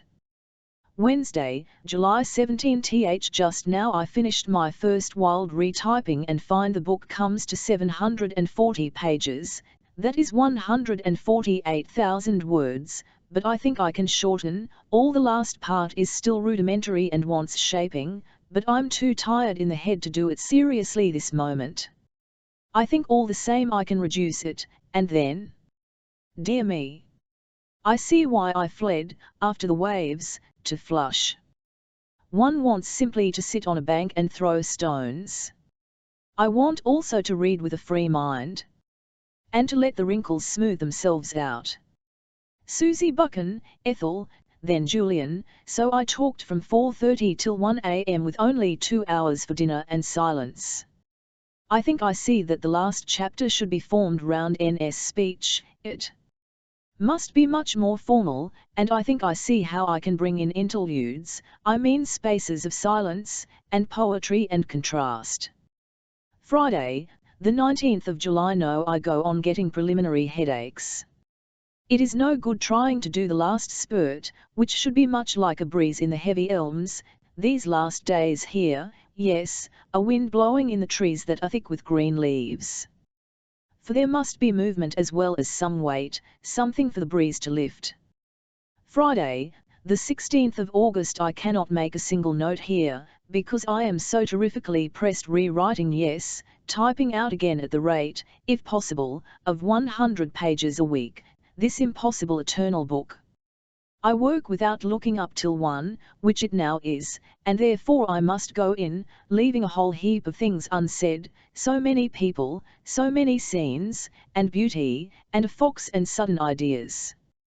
Wednesday, the 21st of August. Up in London yesterday. And I saw this about myself in a book at the Times, the most patient and conscientious of artists, which I think is true, considering how I slave at every word of that book. My head is like a pudding, is it, something that mildly throbs and can't breathe a word at the end of the morning? I begin fresh enough. And I sent off the first 20 pages or so to Mabel yesterday. Marjorie Fry comes on Friday with her hands full of papers. She says, "Another book? Have I the indomitable courage to start on another? Think of the writing and rewriting. Also there will be joys and ecstasies though. Again very hot. I am going to repaint this room. Went to Carpenter's yesterday and chose chintzes. Is this worth writing? Perhaps." Thursday, September 5. He had to give up writing the years, that's what it's to be called, this morning. Absolutely floored. Can't pump up a word. Yet I can see, just, that something's there, so I shall wait a day or two, and let the well fill. It has to be damn deep this time. 740 pages in it. I think, psychologically, this is the oddest of my adventures. Half my brain dries completely, but I've only to turn over and there's the other half, I think, ready, quite happily to write a little article. Oh, if only anyone knew anything about the brain. And, even today, when I'm desperate, almost in tears looking at the chapter, unable to add to it, I feel I've only got to fumble and find the end of the ball of string, some start-off place, someone to look at perhaps, no, I don't know, and my head would fill and the tiredness go. But I've been waking and worrying. Friday, the 6th of September. I am going to wrap my brain in green dock leaves for a few days, 5, if I can hold out, till the children, ls nieces, have gone. If I can, for I think a scene is forming. Why not make an easier transition, Maggie looking at the Serpentine say, and so avoid that abrupt spring? Isn't it odd that this was the scene I had almost a fit to prevent myself writing? This will be the most exciting thing I ever wrote, I kept saying. And now it's the stumbling block. I wonder why? Too personal, is that it? Out of key? But I won't think. Saturday, the 7th of September. A heavenly quiet morning reading Al Fry by the open window and not smoking. I believe one could get back to the old rapture of reading if one did not write. The difficulty is, writing makes one's brain so hot it can't settle to read, and then when the heat goes, I'm so tired in the head I can only skirmish. But I've stopped 2 days now the years, and feel the power to settle calmly and firmly on books coming back at once. John Bailey's Life, come today, makes me doubt though. What? Everything? Sounds like a mouse squeaking under a mattress. But I've only just glanced and got the smell of lit. Dinner, lit. Sup. Lit this, that and the other, and one remark to the effect that Virginia Woolf of all people has been given Cowper by Desmond and likes it. I, who read Cowper when I was 15, d nonsense. Thursday, the 12th of September. Mornings which are neither quiet nor heavenly, but mixed of hell and ecstasy. Never have I had such a hot balloon in my head as rewriting the years, because it's so long, and the pressure is so terrific. But I will use all my art to keep my head sane. I will stop writing at 11:30 and read Italian or Dryden and so dandle myself along. To Ethel at Miss Hudson's yesterday. As I sat in the complete English gentleman's home, I wondered how anybody could tolerate that equipage, and thought how a house should be portable like a snail shell. In future perhaps people will flirt out houses like little fans, and go on. There'll be no settled life within walls. There were endless clean, well-repaired rooms. A maid in a cap. Cakes on pagoda trays. A terrible array of glossy brown furniture and books, red sham leather.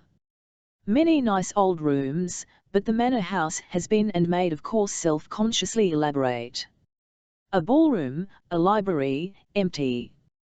And Miss Hudson all brushed up with her Pekingese, a competent ex-mayor of Eastbourne, with waved grey hair, and all so neat and stout, and the silver frames askew, and the air of order, respectability, commonplace.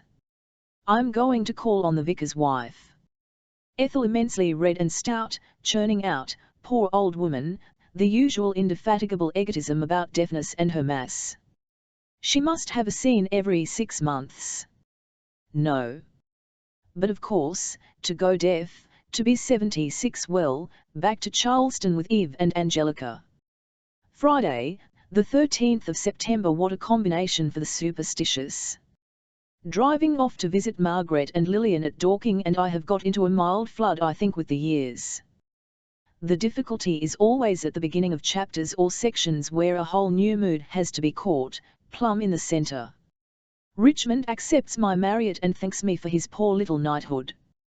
Wednesday, the 2nd of October, yesterday we went to the LP meeting at Brighton and, of course, though I have refused to go again this morning, I am so thrown out of my stride that I can't hitch on to the years again. Why? The immersion in all that energy and all that striving for something that is quite oblivious of me, making me feel that I am oblivious of it. No, that's not got it. It was very dramatic. Bevan's attack on Lansbury. Tears came to my eyes as Elle spoke. And yet he was posing, I felt, acting, unconsciously, the battered Christian man.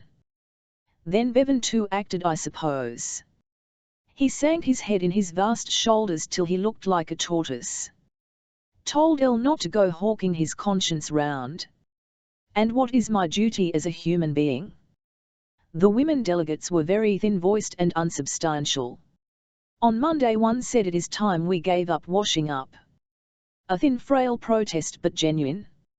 A little reed piping, but what chance against all this weight of roast beef and beer which she must cook?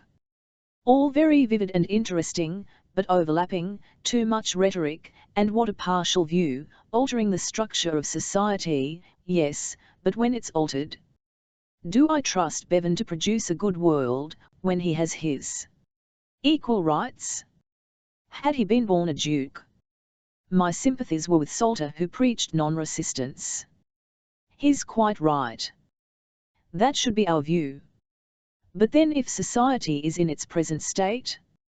Happily, uneducated and voteless, I am not responsible for the state of society.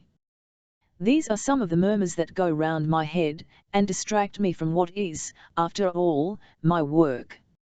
A good thing to have a day of disturbance, 2 days even, but not 3. So I didn't go, and can't really write. However, I will make myself when I've done this. Odd the enormous susceptibility of my mind to surface impressions, how I suck them in and let them swirl about. And how far does anybody's single mind or work matter? Ought we all to be engaged in altering the structure of society? Louis said this morning she had quite enjoyed doing for us, was sorry we were going. That's a piece of work too in its way. And yet I can't deny my love of fashioning sentences. And yet, Elle has gone there and I dare say I'll discuss it with him. He says politics ought to be separate from art. We walked out in the cold over the marsh and discussed this. The fact is too my head easily tires. Yes, too tired to write. Tuesday, the 15th of October, since we came back I have been in such full flush, with years all the morning, Roger between tea and dinner, a walk, and people, that here's a blank. And I only scamp Roger this evening because I wore a hole in my back yesterday, couldn't write this morning, and must go up and receive Miss Gruber, to discuss a book on women and fascism, a pure have you on as Lottie would say, in 10 minutes. Yes, it has been 10 days of calm full complete bliss. And I thought how I shall hate it. Not a bit.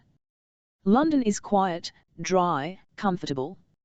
I find my dinner cooked for me. No children screaming. And the sense of forging ahead, easily, strongly, this petered out today, at the years. 3 days I got into wild excitement over the next war. Did I say the result of the LP at Brighton was the breaking of that dam between me and the new book, so that I couldn't resist dashing off a chapter, stopped myself, but have all ready to develop, the form good I think, as soon as I get time? And I plan to do this sometime this next spring, while I go on accumulating Roger. This division is by the way perfect, and I wonder I never hit on it before, some book or work for a book that's quite the other side of the brain between times. It's the only way of stopping the wheels and making them turn the other way, to my great refreshment and I hope improvement. Alas, now for Gruber. Wednesday, October 16. What I have discovered in writing the years is that you can only get comedy by using the surface layer, for example, the scene on the terrace. The question is, can I get at quite different layers by bringing in music and painting together with certain groupings of human beings? This is what I want to try for in the raid scene, to keep going and influencing each other, the picture, the music, and the other direction, the action, I mean character telling a character while the movement, that is the change of feeling as the raid goes on, continues. Anyhow, in this book I have discovered that there must be contrast, one strata or layer can't be developed intensively, as I expect in the waves, without harm to the others.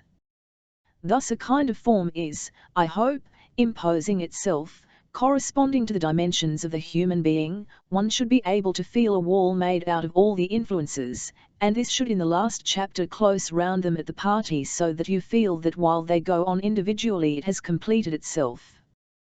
But I haven't yet got at this. I'm doing Crosby, an upper air scene this morning. The rest of going from one to another seems to me to prove that this is the right sequence for me at any rate. I'm enjoying the sequence, without that strain I had in the waves. Tuesday, the 22nd of October. I am again held up in the years by my accursed love of talk. That is to say, if I talk to Rose Macaulay from 4:6:30, to Elizabeth Bowen from 8:12, have a dull heavy hot mop inside my brain next day and am a prey to every flea, ant, gnat. So I have shut the book, Sal and Martin in Hyde Park, and spent the morning typing out Roger's memoirs. This is a most admirable sedative and refresher. I wish I always had it at hand. 2 days rest of that nerve is my prescription, but rest is hard to come by. I think I shall refuse all invitations to chatter parties till I'm done. Could it only be by Christmas? For instance, if I go to Edith Sitwell's cocktail this evening I shall only pick up some exacerbating picture, I shall froth myself into sparklets, and there'll be the whole smoothing and freshening to begin again. But after the years is done then I shall go everywhere, and expose every cranny to the light. As it is, who doesn't come here? Every day this week I must talk. But in my own room I'm happier, I think. So I will now plod quietly through the Bridges letters and perhaps begin to arrange all Helen's tangled mass. Sunday, the 27th of October, Adrian's birthday, it strikes me. And we asked him to dine. No, I will not hurry this book. I'm going to let every scene shape fully and easily in my hands, before sending it to be typed, even if it has to wait another year. I wonder what time is always allowed to harry one. I think it rather good this morning. I'm doing Kitty's party. And in spite of the terrific curb on my impatience, never have I held myself back so drastically. I'm enjoying this writing more fully and with less strain and, what's the word? I mean it's giving me more natural pleasure than the others. But I have such a pressure of other books kicking their heels in the hall, it's difficult to go on very slowly. Yesterday we walked across Ken Wood to Highgate and looked at the two little old fry houses. That's where Roger was born, and saw the poppy. I think of beginning with that scene. Yes, that book shapes itself. Then there's my next war, which at any moment becomes absolutely wild, like being harnessed to a shark, and I dash off scene after scene. I think I must do it directly the years is done. Suppose I finish the years in January, then dash off the war, or whatever I call it, in 6 weeks, and do Roger next summer? Monday, the 18th of November. It struck me though that I have now reached a further stage in my writer's advance. I see that there are 4 dimensions, all to be produced, in human life, and that leads to a far richer grouping and proportion. I mean, I, and the not I, and the outer and the inner. No, I'm too tired to say, but I see it, and this will affect my book on Roger. Very exciting, to grope on like this. New combination in psychology and body, rather like painting. This will be the next novel, after the years. Thursday, the 21st of November. Yes, but these upper air scenes get too thin. Reflection after a morning of Kitty and Edward in Richmond. At first they are such a relief, though after the other that one gets blown flies ahead. The thing is to take it quietly, go back, and rub out detail, too many points made, too jerky, and as it were talking at. I want to keep the individual and the sense of things coming over and over again and yet changing. That's what's so difficult, to combine the two. Wednesday, the 27th of November. Too many specimen days, so I can't write. Yet, heaven help me, have a feeling that I've reached the no man's land that I'm after, and can pass from outer to inner and inhabit eternity. A queer, very happy, free feeling, such as I've not had at the finish of any other book. And this too is a prodigious long one. So what does it mean? Another book this morning, can't get the start off of the last chapter right. What's wrong I don't know. But I needn't hurry, and the main thing is to let ideas blow easily, and come softly pouring. And not to be too emphatic. Of course, to step straight into the middle of a new character is difficult, North, and I'm a little exacerbated, meant to have a quiet week, and here's Nellie C. and Nan Hudson both asking to come, and will I ring up, and Nan has a Turkish friend. But I will not be rushed. No.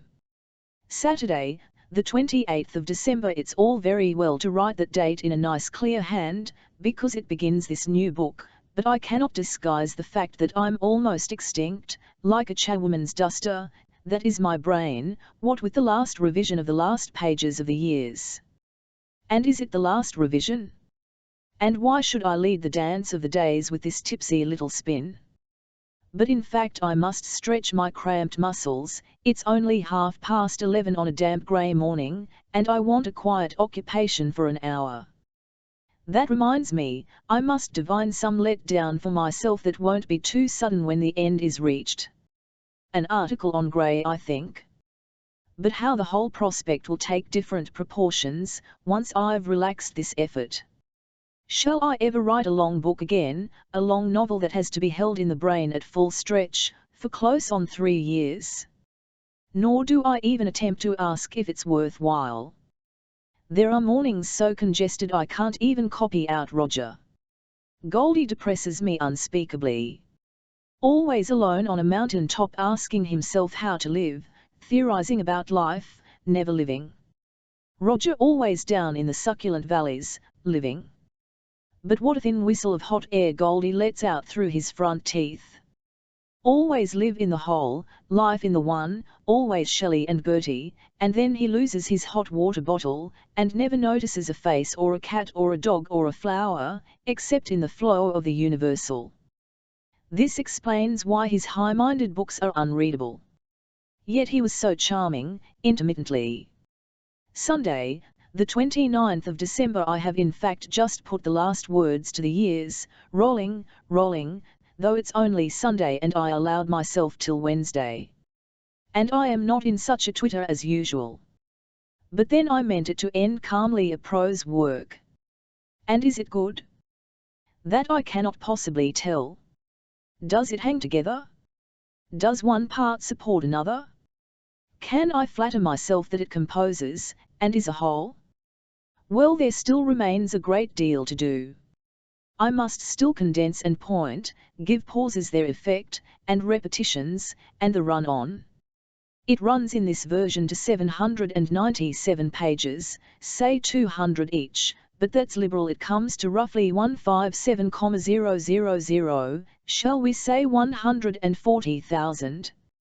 Yes, it needs sharpening, some bold cuts and emphases. That will take me another I don't know how long. And I must subconsciously wean my mind from it finally and prepare another creative mood, or I shall sink into acute despair. How odd, that this will all fade away and something else take its place. And by this time next year I shall be sitting here with a vast bundle of press cuttings, no, not in the flesh I hope, but in my mind there will be the usual chorus of what people have said about this mass of scribbled typewriting, and I shall be saying, that was an attempt at that, and now I must do something different. And all the old, or new, problems will be in front of me. Anyhow, the main feeling about this book is vitality, fruitfulness, energy. Never did I enjoy writing a book more, I think, only with the whole mind in action, not so intensely as The Waves. Monday, the 30th of December, and today, no, it's no go. I can't write a word, too much headache. Can only look back at the years as an inaccessible rocky island, which I can't explore, can't even think of. At Charleston yesterday.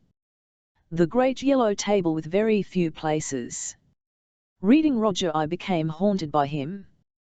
What an odd posthumous friendship, in some ways more intimate than any I had in life. The things I guessed are now revealed, and the actual voice gone. I had an idea, I wish they'd sleep, while dressing, how to make my war book, to pretend it's all the articles editors have asked me to write during the past few years, on all sorts of subjects, should women smoke, short skirts, war, etc.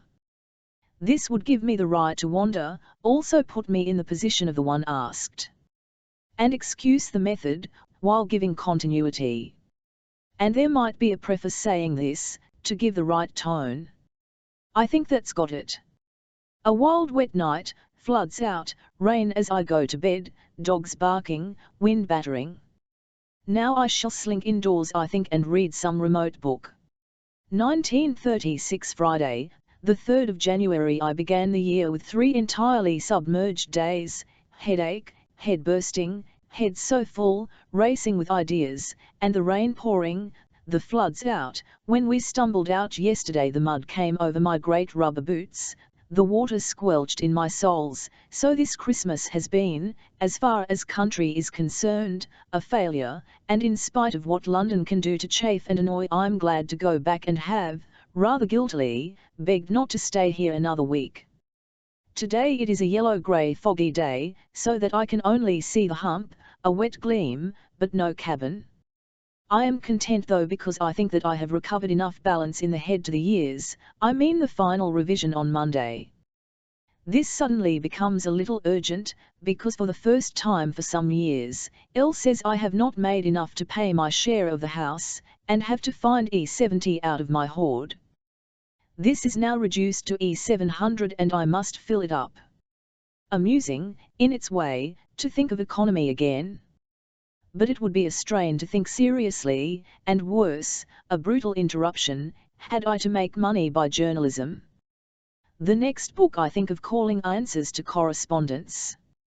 But I must not at once stop and make it up.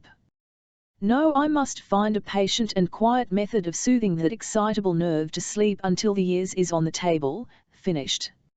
In February. Oh, the relief, as if a vast, what can I say, bony excrescence, bag of muscle, were cut out of my brain. Yet it's better to write that than the other. A queer light on my psychology. I can no longer write for papers. I must write for my own book. I mean I at once adapt what I'm going to say, if I think of a newspaper. Saturday, the 4th of January. The weather has improved and we have decided to stay till Wednesday. It will now of course rain. But I will make some good resolutions, to read as few weekly papers, which are apt to prick me into recollection of myself, as possible, until this year's is over, to fill my brain with remote books and habits, not to think of answers to correspondence, and altogether to be as fundamental and as little superficial, to be as physical, as little apprehensive, as possible. And now to do Roger, and then to relax. For, to tell the truth, my head is still all nerves, and done false move means racing despair, exaltation, and all the rest of that familiar misery, that long scale of unhappiness. So I have ordered a sirloin and we shall go for a drive. Sunday, the 5th of January. I have had another morning at the old plague. I rather suspect that I have said the thing I meant, and any further work will only muddle. Further work must be merely to tidy and smooth out. This seems likely because I'm so calm. I feel well, that's done. I want to be off on something else. Whether good or bad, I don't know. And my head is quiet today, soothed by reading the Trumpet Major last night and a drive to the FLCK.DS. The clouds were an extraordinary tropical bird's wing colour. An impure purple, and the lakes reflected it, and there were droves of plover, black and white, and all very linear in line and pure and subtle in colour. How I slept! Tuesday, the 7th of January. I have again copied out the last pages, and I think got the spacing better. Many details and some fundamentals remain. The snow scene, for example, and I suspect a good many UN-faced passages remain. But I preserve my sense that it's stated, and I need only use my craft, not my creation. Thursday, the 16th of January. Seldom have I been more completely miserable than I was about 6:30 last night, reading over the last part of the years. Such feeble twaddle, such twilight gossip it seemed, such a show-up of my own decrepitude, and at such huge length. I could only plump it down on the table and rush upstairs with burning cheeks to L. He said, "This always happens." But I felt, no, it has never been so bad as this. I make this note should I be in the same state after another book. Now this morning, dipping in, it seems to me, on the contrary, a full, bustling live book. I looked at the early pages. I think there's something to it. But I must now force myself to begin regular sending to Mabel. 100 pages go tonight, I swear. Tuesday, the 25th of February, and this will show how hard I work. This is the first moment, this 5 minutes before lunch, that I've had to write here. I work all the morning, I work from 5 to 7 most days. Then I've had headaches, vanquish them by lying still and binding books and reading David Copperfield. I have sworn that the script shall be ready, typed and corrected, on the 10th of March. L will then read it. And I've still all the Richmond and L. Scene to type out, many corrections in that most accursed raid scene to make, all this to have typed, if I can by the 1st, which is Sunday, and then I must begin at the beginning and read straight through. So I'm quite unable either to write here or to do Roger. On the whole, I'm enjoying it, that's odd, though in the ups and downs and with no general opinion. Wednesday, the 4th of March. Well, I'm almost through copying the raid scene, I should think for the 13th time. Then it will go tomorrow, and I shall have I think 1 day's full holiday if I dare, before rereading. So I'm in sight of the end, that is in sight of the beginning of the other which keeps knocking unmercifully at the door. Oh, to be able once more to write freely every morning, spinning my own words afresh, what a boon, what a physical relief, rest, delight after these last months since October, year more or less, of perpetual compressing and rewriting always at that one book. Wednesday, the 11th of March. Well, yesterday I sent off 132 pages to Clark. We have decided to take this unusual course, that is to print it in galleys before L sees it, and send it to America. Friday, the 13th of March, getting along rather better. So I steal 10 minutes before lunch. Never have I worked so hard at any book. My aim is not to alter a thing in proof. And I begin to suspect there's something there, it hasn't flopped yet. But enough of the years. We walked round Kensington Gardens yesterday discussing politics. Aldous refuses to sign the latest manifesto because it approves sanctions. He's a pacifist. So am I. Ought I to resign? L says that considering Europe is now on the verge of the greatest smash for 600 years, one must sink private differences and support the League. He's at a special L party meeting this morning. This is the most feverish, overworked political week we've yet had. Hitler has his army on the Rhine. Meetings taking place in London. So serious are the French that the little intelligence group, is sending a man to confer here tomorrow, a touching belief in English intellectuals. Another meeting tomorrow. As usual, I think, oh, this will blow over. But it's odd, how near the guns have got to our private life again. I can quite distinctly see them and hear a roar, even though I go on, like a doomed mouse, nibbling at my daily page. What else is there to do, except answer the incessant telephones, and listen to what L says? Everything goes by the board. Happily we have put off all dinners and so on account of the years. A very concentrated, laborious spring this is, with perhaps 2 fine days, crew uses out, then bitter black and cold. It all seems in keeping, my drudgery, our unsociability, the crisis, meetings, dark, and what it all means, no one knows. Privately, no, I doubt that I've seen anyone, or done anything but walk and walk for an hour after lunch, and so on. Monday, the 16th of March. I ought not to be doing this, but I cannot go on bothering with those excruciating pages any more. I shall come in at 3 and do some, and again after tea. For my own guidance, I have never suffered, since the voyage out, such acute despair on rereading, as this time. On Saturday, for instance, there I was, faced with complete failure, and yet the book is being printed. Then I set to, in despair, thought of throwing it away, but went on typing. After an hour, the line began to tauten. Yesterday I read it again, and I think it may be my best book. However, I'm only at the King's death. I think the change of scene is what's so exhausting, the catching people plumb in the middle, then jerking off. Every beginning seems lifeless, and then I have to retype. I've more or less done 250, and there's 700 to do. A walk down the river and through Richmond Park did more than anything to pump blood in. Wednesday, the 18th of March. It now seems to me so good, still talking about the years, that I can't go on correcting.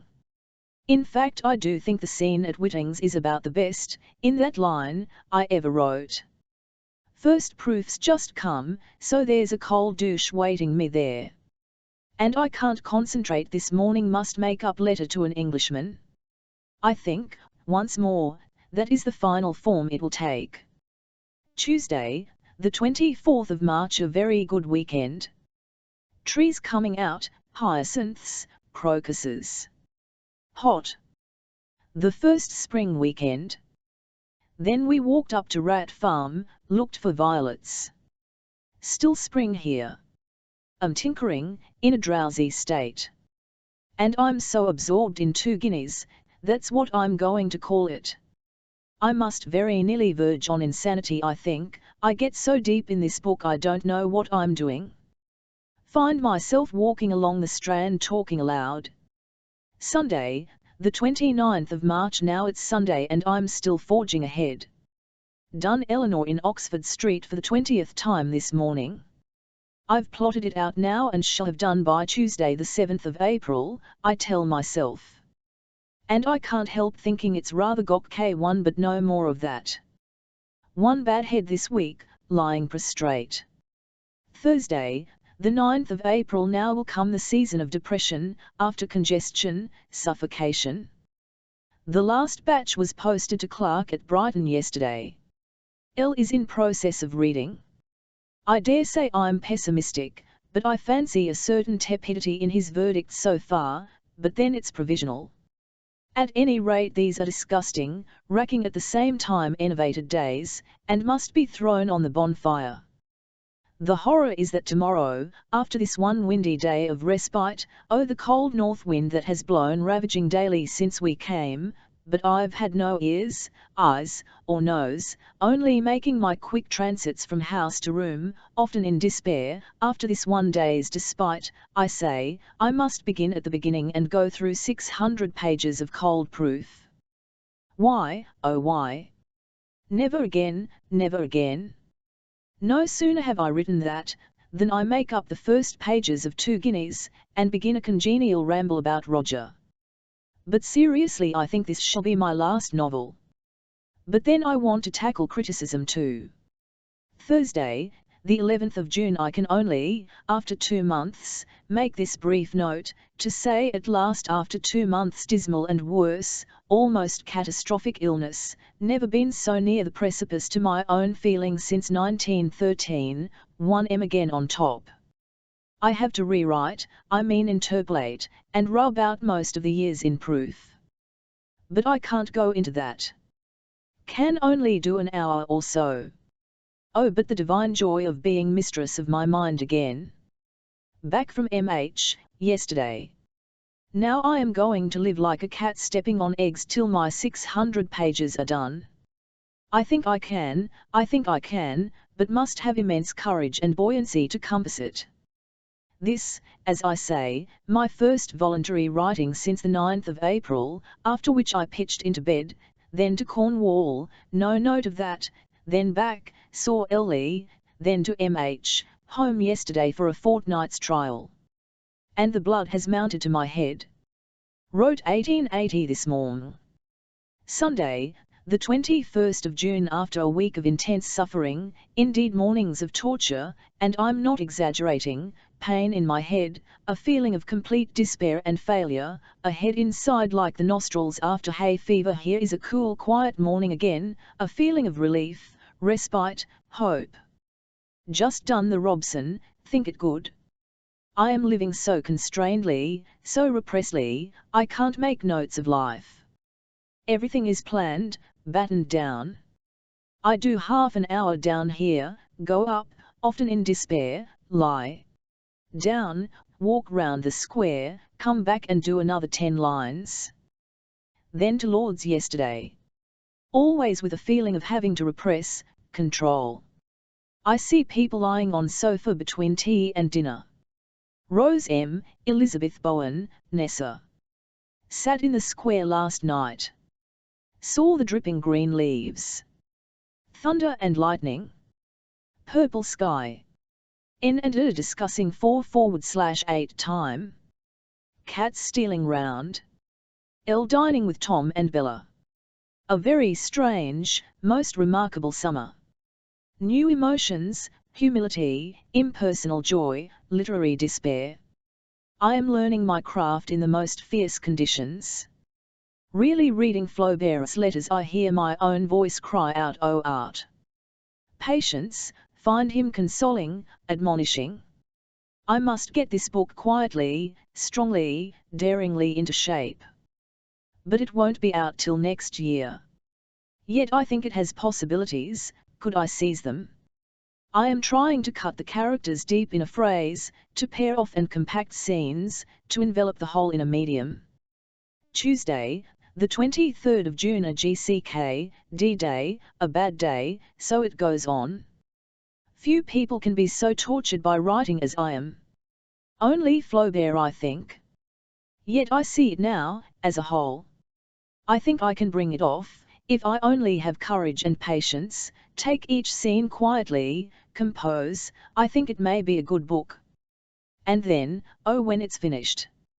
Not so clear today, because I went to dentist and then shopped. My brain is like a scale, one grain pulls it down. Yesterday it balanced, today dips. Friday, the 30th of October. I do not wish for the moment to write out the story of the months since I made the last mark here. I do not wish, for reasons I cannot now develop, to analyze that extraordinary summer. It will be more helpful and healthy for me to write scenes, to take up my pen and describe actual events, good practice too for my stumbling and doubting pen. Can I still write? That is the question, you see. And now I will try to prove if the gift is dead, or dormant. Tuesday, the 3rd of November. Miracles will never cease. L actually liked the years. He thinks it so far as the wind chapter, as good as any of my books. I will put down the actual facts. On Sunday I started to read the proofs. When I had read to the end of the first section I was in despair, stony but convinced despair. I made myself yesterday read on to present time. When I reached that landmark I said, this is happily so bad that there can be no question about it. I must carry the proofs, like a dead cat, to L and tell him to burn them unread. This I did. And a weight fell off my shoulders. That is true. I felt relieved of some great pack. It was cold and dry and very grey, and I went out and walked through the graveyard with Cromwell's daughter's tomb down through Gray's Inn along Holborn and so back. Now I was no longer Virginia, the genius, but only a perfectly magnificent yet content, shall I call it spirit? A body? And very tired. Very old. But at the same time content to join these 100 years with Leonard. So we lunched in a constraint, a grey acceptance, and I said to L. I will write to Richmond and ask for books to review. The proofs will cost I suppose between E200 and E300, which I will pay out of my hoard. As I have E700 this will leave E400. I was not unhappy. And L said he thought I might be wrong about the book. Then ever so many strange men arrived, Mr. Mumford, mahogany-coloured, lean, with a very hard bowler and a cane, whom I put in the drawing-room with a cigarette, Mr. very heavy and large, who said pardon me and knocked at the door. And Lord and Lady Cecil rang up to ask us to lunch to meet the Spanish ambassador. I am making up 3 guineas. Then, after tea, we went to the Sunday Times book show. How stuffy it was! How dead I felt, oh how infinitely tired! And Miss White came up, a hard little woman with a cheery wooden face, and talked about her book and reviews. And then Ursula Strachey came across from Duckworth's and said, you don't know who I am? And I remembered the moonlit river. And then Roger Senhouse tapped me on the shoulder. We went home and L read and said nothing. I began to feel actively depressed, yet could make up the years differently. I've thought of a scheme for another book. It should be told in the first person.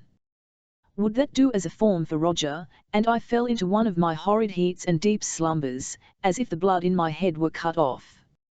Suddenly L put down his proof and said he thought it extraordinarily good, as good as any of them. And now he is reading on, and tired out with the exertion of writing these pages I'm going up to read the Italian book. Wednesday, the 4th of November. L, who has now read to the end of 1914, still thinks it extraordinarily good, very strange, very interesting, very sad. We discussed my sadness. But my difficulty is this, I cannot bring myself to believe that he is right.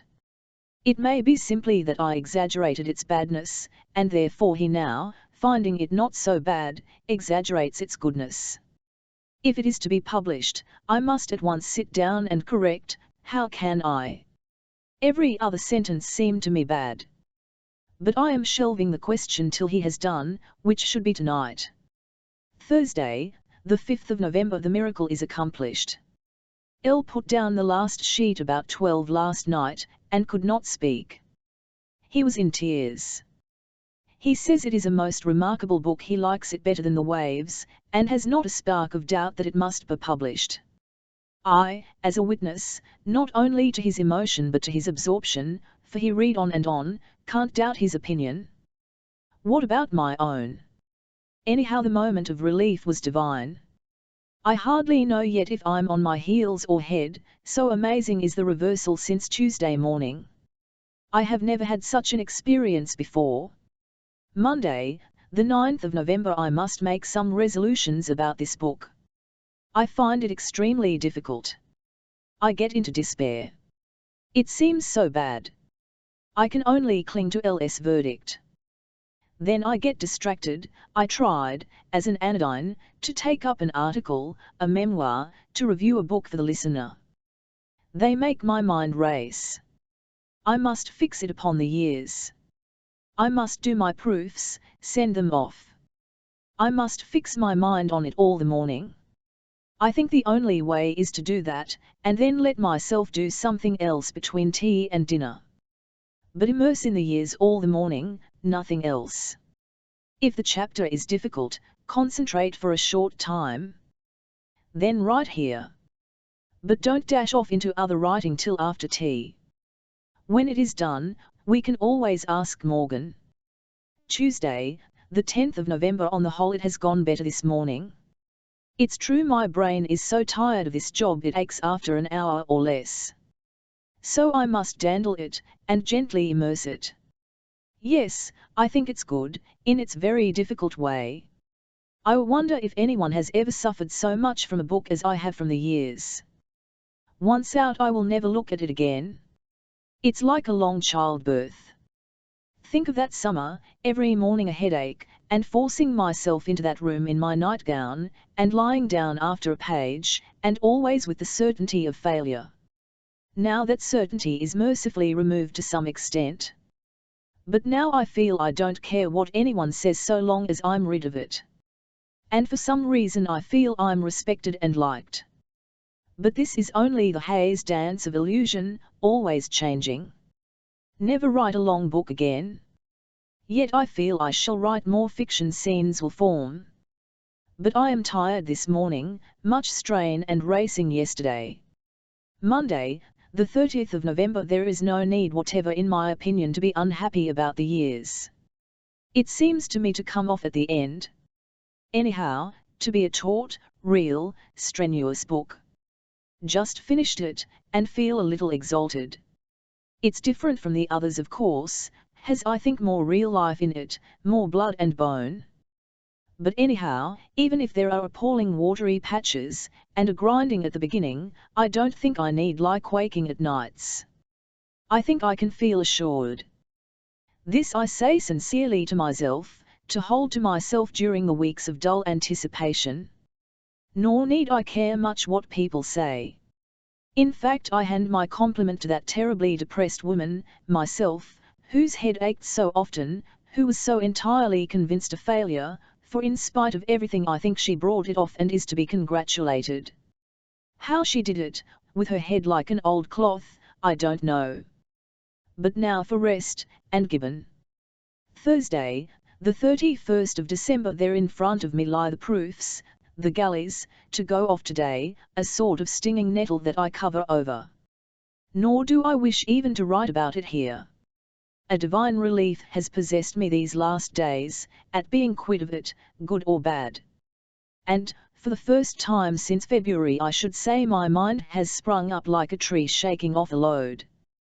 And I've plunged into Gibbon and read, for the first time since February, I think. Now for action and pleasure again and going about. I could make some interesting and perhaps valuable notes on the absolute necessity for me of my work. Always to be after something. I'm not sure that the intensiveness and exclusiveness of writing along is a possible state. I mean, if ever in future I do such a thing, and I doubt it, I will force myself to vary it with little articles. Anyhow, now I am not going to think, can I write? I am going to rush into unself-consciousness and work, at Gibbon first, then a few little articles for America, then Roger and 3 guineas. Which of the two comes first, how to dovetail, I don't know. Anyhow, even if the years is a failure, I've thought considerably and collected a little hoard of ideas. Perhaps I'm now again on one of those peaks where I shall write 2 or 3 little books quickly, and then have another break. At least I feel myself possessed of skill enough to go on with. No emptiness. And in proof of this will go in, get my Gibbon notes and begin a careful sketch of the article. 1937 Thursday, the 28th of January sunk once more in the happy tumultuous dream, that is to say began 3 guineas this morning and can't stop thinking it. My plan is to write out now, without more palaver, and think perhaps it might be roughed in by Easter, but I shall allow myself, make myself, scribble a little article or two between whiles. Then I hope to float over the horrid the 15th of March, wire TCK1A to say years haven't reached America. I must plate myself against that sinking and mud. And so far as I can tell, this method is almost too effective. And ended it the 12th of October, 1937, provisionally that is. Thursday, the 18th of February. I have now written for 3 weeks at 3 guineas and have done 38 pages. Now I've used up that vein momently and want a few days' change. At what? Can't at the moment think. Saturday, the 20th of February. I turn my eyes away from the press as I go upstairs, because there are all the review copies of the years packed and packing. They go out next week. This is my last weekend of comparative peace. What do I anticipate with such clammy coldness? I think chiefly that my friends won't mention it, will turn the conversation rather awkwardly. I think I anticipate considerable lukewarmness among the friendly reviewers, respectful tepidity, and a whoop of Red Indian delight from the Griggs, who will joyfully and loudly announce that this is the long-drawn twaddle of a prim prudish bourgeois mind, and say that now no one can take Mrs. W. seriously again. But violence I shan't so much mind. What I think I shall mind most is the awkwardness when I go, say to Tilton or Charleston, and they don't know what to say.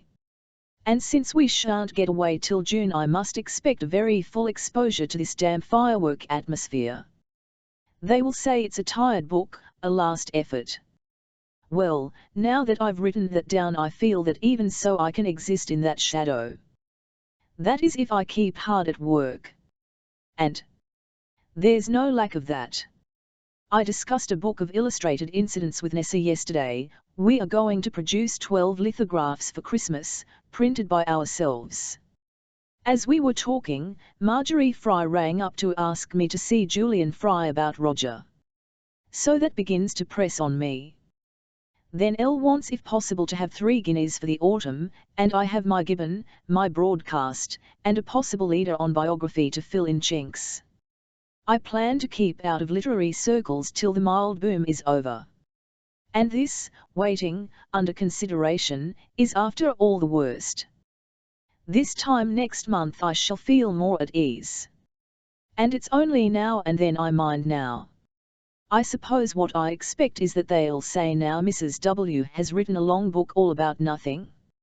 Sunday, the 21st of February. I'm off again, after 5 days' lapse, writing Faces and Voices, on 3 guineas, after a most dismal hacking. Got a little canter and hope now to spin ahead.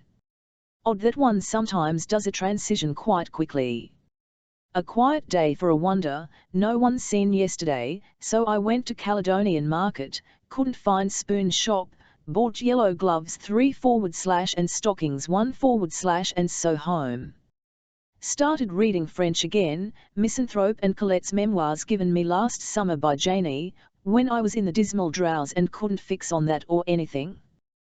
Today the reviewers, ODN this silly thought, have their teeth fixed in me, but what care I for a goose feather bed, etc. In fact, once I get into the canter over 3 guineas I think I shall see only the flash of the white rails and pound along to the goal. Sunday, the 28th of February. I'm so entirely imbued with 3 guineas that I can hardly jerk myself away to write here. Here in fact I again dropped my pen to think about my next paragraph, universities, how will that lead to professions and so on? It's a bad habit. Sunday, the 7th of March. As will be seen on the last page, my spiritual temperature went up with a rush, why I don't know, save that I've been having a good gallop at 3 guineas. Now I have broached the fatal week and must expect a sudden drop. It's going to be pretty bad, I'm certain, but at the same time I am convinced that the drop needn't fatal, that is, the book may be damned, with faint praise, but the point is that I myself know why it's a failure, and that its failure is deliberate. I also know that I have reached my point of view, as writer, as being. As writer I am fitted out for another 2 books, 3 guineas and Roger, let alone articles, as being the interest and safety of my present life are unthrowable. This I have, honestly, proved this winter. It's not a gesture. And honestly the diminution of fame, that people aren't any longer enthusiastic, gives me the chance to observe quietly. Also I am in a position to hold myself aloof.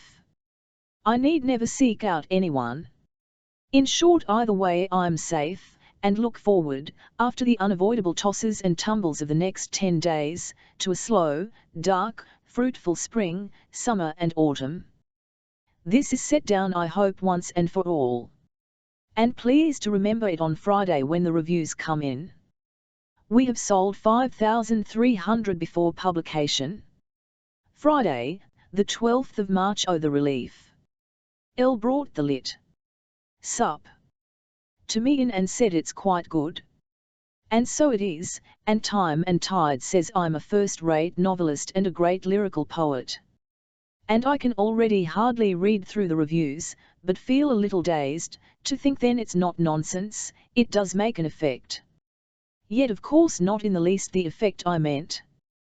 But now, my dear, after all that agony, I'm free, whole, round, can go full ahead. And so stop this cry of content and sober joy. Off to MH Julian back today. I use my last 5 minutes before lunch to note that though I have slipped the gall and fret and despair even of the past few weeks wholly today, and shan't I think renew them, I have once more loaded myself with the strain of 3 guineas, at which I have been writing hard and laboriously. So now I'm straining to draw that cart across the rough ground. It seems therefore that there is no rest, no sense of it's finished. One always harnesses oneself by instinct, and can't live without the strain. Now the years will completely die out from my mind. Calm ended. But rain pouring. Sunday, the 14th of March. I am in such a twitter owing to 2 columns in the Observer praising the years that I can't, as I foretold, go on with 3 guineas. Why, I even sat back just now and thought with pleasure of people reading that review. And when I think of the agony I went through in this room, just over a year ago, when it dawned on me that the whole of 3 years' work was a complete failure, and then when I think of the mornings here when I used to stumble out and cut up those proofs and write 3 lines and then go back and lie on my bed, the worst summer in my life, but at the same time the most illuminating, it's no wonder my hand trembles. What most pleases me though is the obvious chance now since de Salincert sees it, that my intention in the years may not so entirely muted and obscured as I feared. The TLS spoke as if it were merely the death song of the middle classes, a series of exquisite impressions, but he sees that it is a creative, a constructive book. Not that I've yet altogether read him, but he has pounced on some of the key sentences. And this means that it will be debated, and this means that 3 guineas will strike very sharp and clear on a hot iron, so that my immensely careful planning won't be balked by time of life etc. as I had made certain. Making certain, however, was an enormous discovery for me, though. Friday, the 19th of March. Now this is one of the strangest of my experiences. They say almost universally that the years is a masterpiece. The Times says so. Bunny etc., Howard Spring. If somebody had told me I should write this, even a week ago, let alone 6 months ago, I should have given a jump like a shot hare. How entirely and absolutely incredible it would have been. The praise chorus began yesterday. By the way, I was walking in Covent Garden and found St. Paul's, CG, for the first time, heard the old char singing as she cleaned the chairs in the ante-hall, then went to Burnet's, chose stuff, bought the Evening Standard and found myself glorified as I read it in the tube. A calm quiet feeling, glory, and I'm so steeled now I don't think the flutter will much worry me. Now I must begin again on 3 guineas. Something about a masterpiece and how Mrs. W. has more to give us than any living novelist, astonishing fertility. Saturday, the 27th of March. No, I am not going to titivate Gibbon, that is condensed by 1,000 words. Too much screw needed, and my brain unstrung. Merely scribbling here, over a log fire, on a cold but bright Easter morning, sudden shafts of sun, a scatter of snow on the hills early, sudden storms, ink black, octopus pouring, coming up, and the rooks fidgeting and pecking on the elm trees. As for the beauty, as I always say when I walk the terrace after breakfast, too much for one pair of eyes. Enough to float a whole population in happiness, if only they would look. Curiously a combination, this garden, with the church, and the cross of Thekirch black against Asham Hill. That is all the elements of the English brought together, accidentally. We came down on Thursday, packed in the rush in London, cars spinning all along the roads, yesterday at last perfect freedom from telephones and reviews, and no one rang up.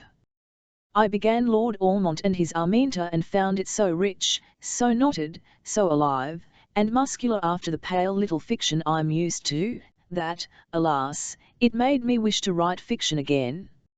Meredith underrated. I like his effort to escape plain prose. And he had humour and some insight too, more than they allow him now. Also Gibbon. And so I'm well fitted out, but can't write more than this without the old tightening and throbbing at the back of the head. Friday, the 2nd of April. How I interest myself. Quite set up and perky today with a mind brimming because I was so damnably depressed and smacked on the cheek by Edwin Muir in the Listener and by Scott James in the Life and Letters on Friday.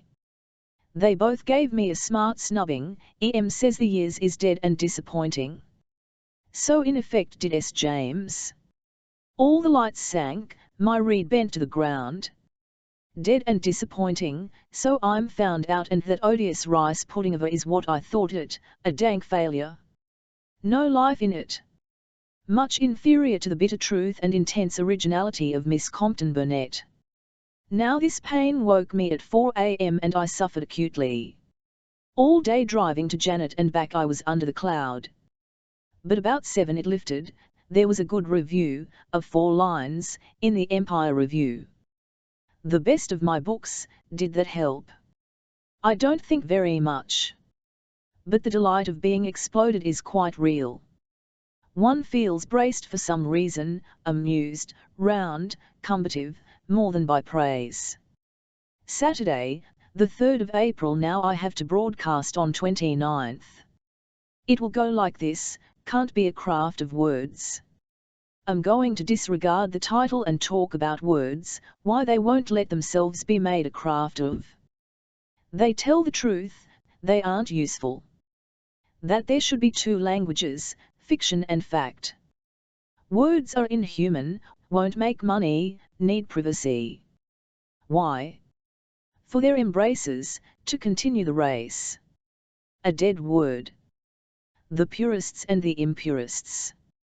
These are only impressions, not fixations.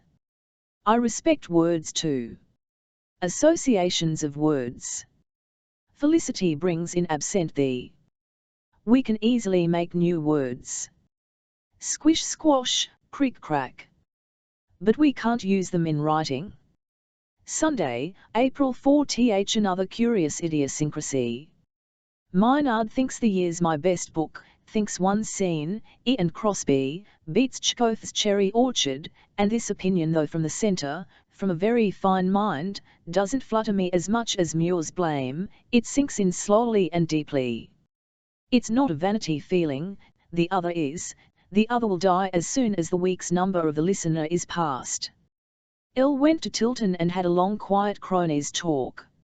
Maynard said that he thought The Year's very moving, more tender than any of my books, did not puzzle him like the waves, symbolism not a worry, very beautiful, and no more said than was needed, hadn't yet finished it. But how compose the 2 opinions? It's my most human book, and most inhuman. Oh, to forget all this and write, as I must tomorrow. Friday, the 9th of April. Such happiness wherever it is known is to be pitied, for 'tis surely blind. Yes, but my happiness isn't blind. That is the achievement. I was thinking between 3 and 4 this morning, of my 55 years. I lay awake so calm, so content, as if I'd stepped off the whirling world into a deep blue quiet space, and there open-eyed existed, beyond harm, armed against all that can happen. I have never had this feeling before in all my life, but I have had it several times since last summer, when I reached it, in my worst depression, as if I stepped out, throwing aside a cloak, lying in bed, looking at the stars, these nights at Monk's house. Of course it ruffles, in the day, but there it is. There it was yesterday when old Hugh came and said nothing about the years. Monk's house. Monday, the 1st of June. I have at last got going with 3 guineas, after 5 days' grind, recopying, to some extent rewriting. My poor old brain hums again, largely I think because I had a good long walk yesterday and so routed the drowse. It was very hot. At any rate I must use this page as a running ground, for I can't screw all the 3 hours, I must relax and race here the last hour. That's the worst of writing, its waste. What can I do with the last hour of my morning? Dante again? But oh, how my heart leaps up to think that never again shall I harness to a long no. Always short ones in future. The long still won't be altogether downed, its reverberations grumble. Did I say, no, the London days were too tight, too hot, and distracted for this book, that H. Brace wrote and said they were happy to find that The Years is the best-selling novel in America? This was confirmed by my place at the head of the list in the Herald Tribune. They have sold 25,000, my record, easily. Now I am dreaming of 3 guineas. We think if we make money of buying perhaps an annuity. Though great desirable is not to have to earn money by writing. I am doubtful if I shall ever write another novel. Certainly not unless under great compulsion such as The Years inspired in me. Were I another person, I would say to myself, please write criticism, biography, invent a new form for both, also write some completely informal fiction, short, and poetry. Fate has here a hand in it, for when I've done 3 guineas, which I hope to have written, not yet for publication though, in August, I intend to put the script aside and write Roger. Vivat. I think best would be to work hard at 3 guineas for a month, June, then begin reading and rereading my Roger notes. By the way, I have been sharply abused in scrutiny. Who, L says, calls me a cheat in The Waves and The Years, most intelligently, and highly, praised by F. Faulkner in America, and that's all. I mean that's all I need. I think write about reviews now.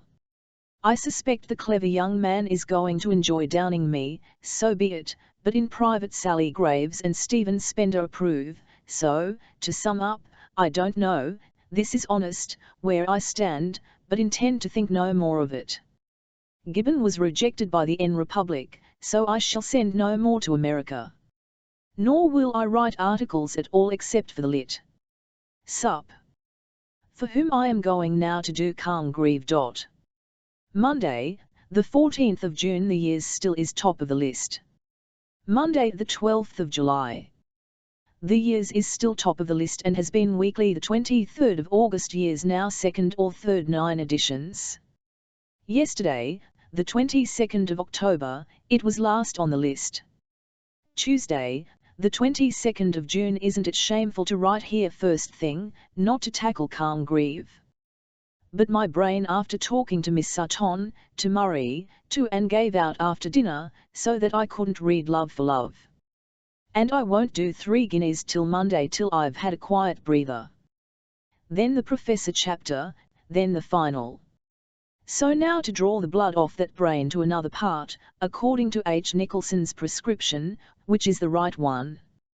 I would like to write a dream story at _LT the top of a mountain. Now why?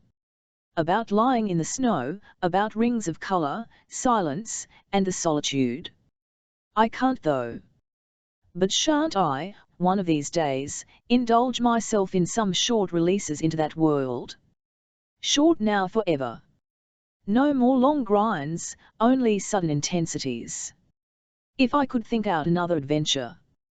Odd liner, I see it now ahead of me, in Charing Cross Road yesterday as to do with books, some new combination. Brighton. A round room on the pier, and people shopping, missing each other, a story Angelica told in the summer. But how does this make up with criticism? I'm trying to get the 4 dimensions of the mind, life in connection with emotions from literature. A day's walk, a mind's adventure, something like that. And it's useless to repeat my old experiments, they must be new to be experiments. Wednesday, the 23rd of June. It's ill writing after reading Love for Love, a masterpiece.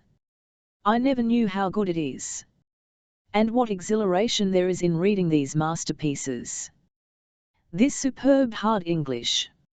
Yes, always keep the classics at hand to prevent flop. I can't write out my feeling, though, must decant it tomorrow in an article. But neither can I settle to read poor Rosemary's verses, as I should with a view to this evening. How could L.S. in DNB deny see feeling, pain, more in that one play than in all Thackeray, and the indecency often honesty? But enough, I went shopping, whitebait hunting, to Selfridge's yesterday, and it grew roasting hot and I was in black, such astonishing chops and changes this summer, often ones caught in a storm, frozen or roasted. As I reached 52, a long trail of fugitives, like a caravan in a desert, came through the square, Spaniards flying from Bilbao, which has fallen, I suppose. Somehow brought tears to my eyes, though no one seemed surprised. Children trudging along, women in London cheap jackets with gay handkerchiefs on their heads, young men, and all carrying either cheap cases, and bright blue enamel kettles, very large, and canisters, fitted I suppose with gifts from some charity, a shuffling trudging procession, flying, impelled by machine gun in Spanish fields to trudge through Tavistock Square, along Gordon Square, then where? Clasping their enamel kettles. A strange spectacle. They went on, knowing which way, I suppose someone directed them. One boy was chatting, the others absorbed, like people on the trek. A reason why we can't write like calm grieve, I suppose. Sunday, the 11th of July. A gap, not in life, but in comment. I have been in full flood every morning with 3 guineas. Whether I shall finish by August becomes doubtful. But I am in the middle of my magic bubble. Had I time I would like to describe the curious glance of the world, the pale disillusioned world, that I get so violently now and then, when the wall thins, either I'm tired or interrupted. Then I think of Julian near Madrid, and so on. Margaret L. Davies writes that Janet is dying, and will I write on her for the Times, a curious thought, rather as if it mattered who wrote, or not. But this flooded me with the idea of Janet yesterday. I think writing, my writing, is a species of mediumship. I become the person. Monday, the 19th of July. Just back from MH, but I can't and won't write anything, too bothered and dithered. Also, I screwed my head too tight, knocking together a little obituary of Janet for the Times. And couldn't make it take the folds well, too stiff and mannered. She died. 3 notes from MV plus all minus this morning. She died on Thursday, shut her eyes and looks so beautiful. $. They are cremating her, and she had printed a little funeral service, with the death day left blank. No words, an adagio from Beethoven and a text about gentleness and faith which I would have included had I known. But what does my writing matter? There is something fitting and complete about the memory of her, thus consummated. Dear old harum scarum Emphy will have her solitary moments to herself. To us she will always be a scatterbrain, yet to me very touching, and I remember that phrase in her letter, how she ran into Janet's room at midnight, and they had a nice little time together. She was always running in. Janet was the steadfast contemplative one, anchored in some private faith which didn't correspond with the world's. But she was oddly inarticulate. No hand for words. Her letters, save that the last began "My beloved Virginia," always cool and casual. And how I loved her, at Hyde Park Gate, and how I went hot and cold going to Windmill Hill, and how great a visionary part she has played in my life, till the visionary became a part of the fictitious, not of the real life. Friday, the 6th of August. Will another novel ever swim up? If so, how? The only hint I have towards it is that it's to be dialogue, and poetry, and prose, all quite distinct. No more long closely written books. But I have no impulse, and shall wait, and shan't mind if the impulse never formulates, though I suspect one of these days I shall get that old rapture. I don't want to write more fiction. I want to explore a new criticism. One thing I think proved, I shall never write to please to convert, now am entirely and forever my own mistress. Tuesday, the 17th of August. Not much to say. It's true, the only life this summer is in the brain. I get excited writing. 3 hours pass like 10 minutes. This morning I had a moment of the old rapture, think of it, over copying The Duchess and the Jeweller for Chambrun, NY. I had to send a synopsis. I expect he'll regret the synopsis. But was the old excitement, even in that little extravagant flash, more than in criticism? I think happily, if that's the word. I get these electric shocks, cables asking me to write. Chambrun offer E500 for a 9,000-word story. And I at once begin making up adventures, 10 days of adventures, a man rowing with black knitted stockings on his arms. Do I ever write, even here, for my own eye? If not, for whose eye? An interesting question, rather. London, Tuesday, the 12th of October. Yes, we are back at Tavistock Square, and I've never written a word since the 27th of September. That shows how every morning was crammed to the margin with 3 guineas. This is the first morning I write, because at 10 minutes ago, I wrote what I think is the last page of 3 guineas. Oh, how violently I have been galloping through these mornings! It has pressed and spurted out of me. If that's any proof of virtue, like a physical volcano. And my brain feels cool and quiet after the expulsion. I've had it sizzling now since, well, I was thinking of it at Delphi, I remember. And then I forced myself to put it into fiction first. No, the fiction came first. The years. And how I held myself back, all through the terrible depression, and refused, save for some frantic notes, to tap it until the years, that awful burden, was off me. So that I have deserved this gallop. And taken time and thought too. But whether it is good or bad, how can I tell? I must now add the bibliography and notes.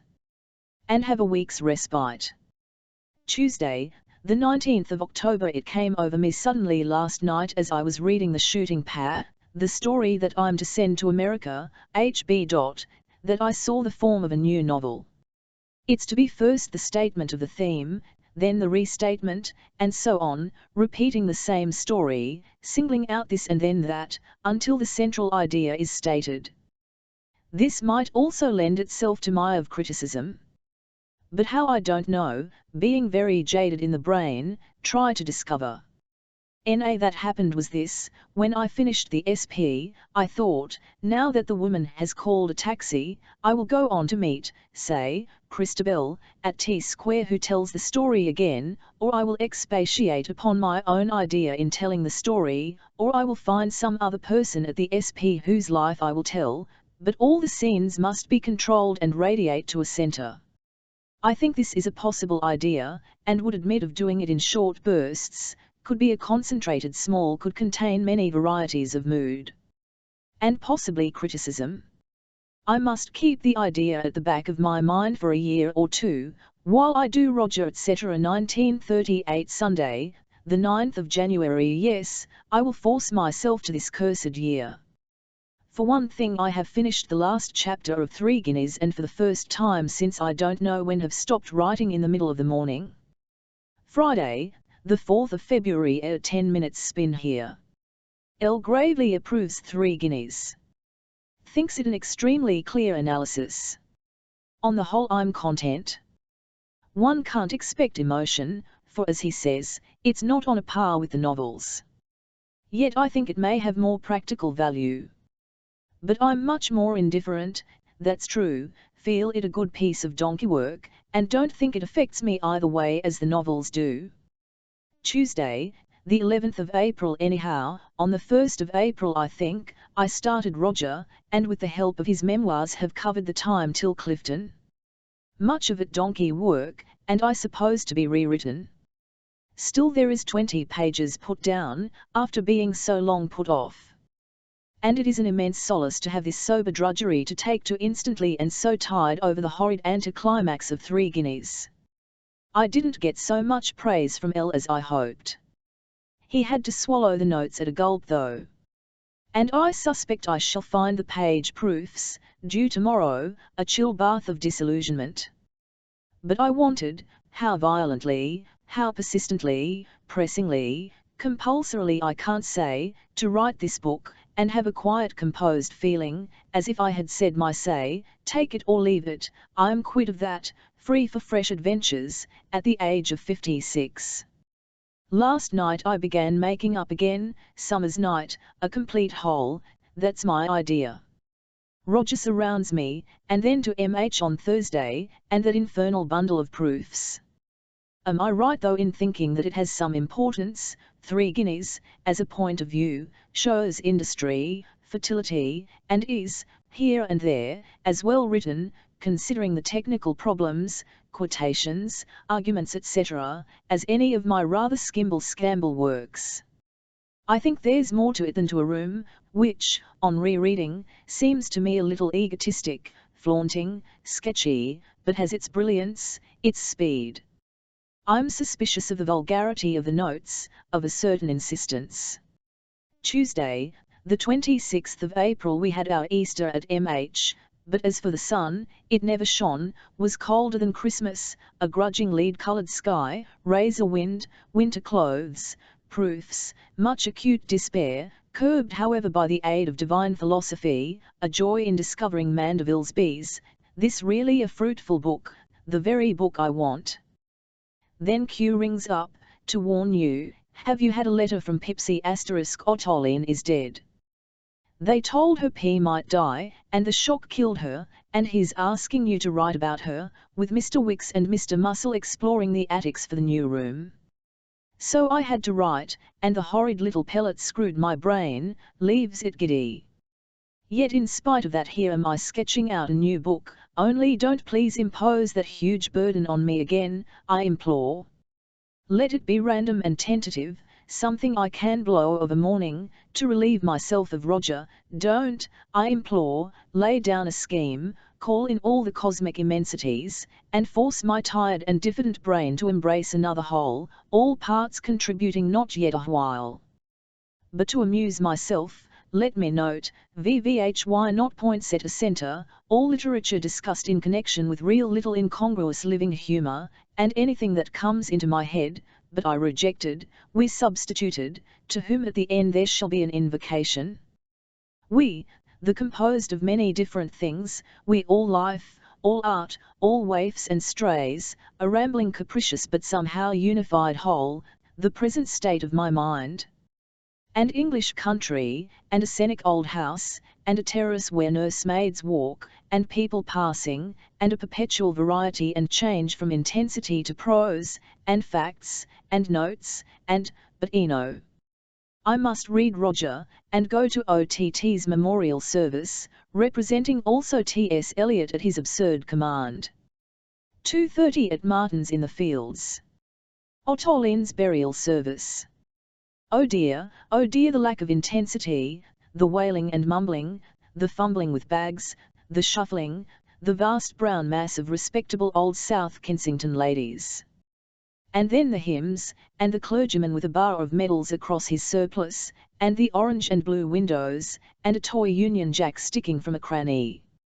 What all this had to do with Ottoline, or our feelings? Save that the address was to the point, a critical study, written presumably by Philip and delivered, very resonantly, by Mr. Spiate the actor, a sober and secular speech, which made one at least think of a human being, though the reference to her beautiful voice caused one to think of that queer nasal moan, however that too was to the good in deflating immensities. P.S. Secretary buttonholed me and told me to sit high up. The pew was blocked by a vast furred lady who said, "I'm afraid I can't move," as indeed seemed the fact. So I stationed myself rather behind, near enough though to see the very well set up back of P in his thick coat, and his red ram's head turned now and then looking along the ranks. Also I pressed his hand, simulated, I fear, more emotion than I felt when he asked me, had I liked the address? And so slowly moved out onto the steps, past Jack and Mary, Sturge Moose, Molly etc., Gertler having tears in his eyes, various household staffs, was then pounced on and pinioned by Lady Oxford, who was hard as whipcord, upright, a little vacant in the eye, in spite of make-up which made it shine. She said she had expostulated with OTT about the voice, mere affectation. But a wonderful woman. Tell me, though, why did her friends quarrel with her? Pause. She was exigent, Duncan volunteered at last. And so Margot refused to ask further, and modulated into stories of Simmons and Jowett, when I bantered her on her obituary. Mine, of OTT. For the Times, has not appeared, nor do I much regret. Walked in Dulwich yesterday and lost my brooch by way of a freshener when confronted with the final proofs just today, the 26th of April, done, and to be sent this afternoon, a book I shall never look at again. But I now feel entirely free. Why? Have committed myself, am afraid of nothing. Can do anything I like. No longer famous, no longer on a pedestal, no longer hawked in by societies, on my own, forever. That's my feeling, a sense of expansion, like putting on slippers. Why this should be so, why I feel myself enfranchised till death, and quit of all humbug, when I dare say it's not a good book and will excite nothing but mild sneers, and how very inconsequent and egotistical VW is, why I can't analyze, being fluttered this morning. The difficulty is that I get so absorbed in this fantastic points haul I can attend to Roger. So what am I to do? This however is only my first day of freedom, and I have been rendered self-conscious by a notice of 3 guineas on the front page of the new bloated TLS. Well, it can't be helped, and I must cling to my freedom, that mysterious hand that was reached out to me about 4 years ago. Thursday, the 5th of May, pouring now, the drought broken, the worst spring on record, my pen's diseased, even the new box, my eyes ache with Roger and I'm a little appalled at the prospect of the grind this book will be. I must somehow shorten and loosen, I can remember, stretch it to a long painstaking literal book, later I must generalize and let fly. But then, what about all the letters? How can one cut loose from facts, when there they are, contradicting my theories? A problem. But I'm convinced I can't, physically, strain after an RA portrait. What was I going to say with this defective nib? Tuesday, the 17th of May. I'm pleased this morning because Lady Rhonda writes that she is profoundly excited and moved by 3 guineas. Theo Bosanquet, who has a review copy, read her extracts. And she thinks it may have a great effect, and signs herself my grateful outsider. A good omen, because this shows that certain people will be stirred, will think, will discuss, it won't altogether be frittered away. Of course Lady A is already partly on my side, but again as she's highly patriotic and citizen-like she might have been roused to object. It's on the cards that it will make more splash among the inkpots than I thought, feeling very dim and cold these last weeks, and indifferent too, and oblivious of the great excitement and intensity with which, certainly, I wrote. but as the whole of Europe may be in flames, it's on the cards. One more shot at a policeman and the Germans, Czechs, French will begin the old horror. The 4th of August may come next week. At the moment there is a lull. L says K. Martin says we say, the PM, that we will fight this time. Hitler therefore is chewing his little bristling moustache. But the whole thing trembles, and may be like a moth dancing over a bonfire, consumed in less than 1 second. Friday, the 20th of May. Time and again I have meant to write down my expectations, dreads and so on, waiting the publication on, I think June 2 ND, of 3 guineas, but haven't, because what with living in the solid world of Roger and then, again this morning, in the airy world of Points Hall I feel extremely little. And don't want to rouse feeling.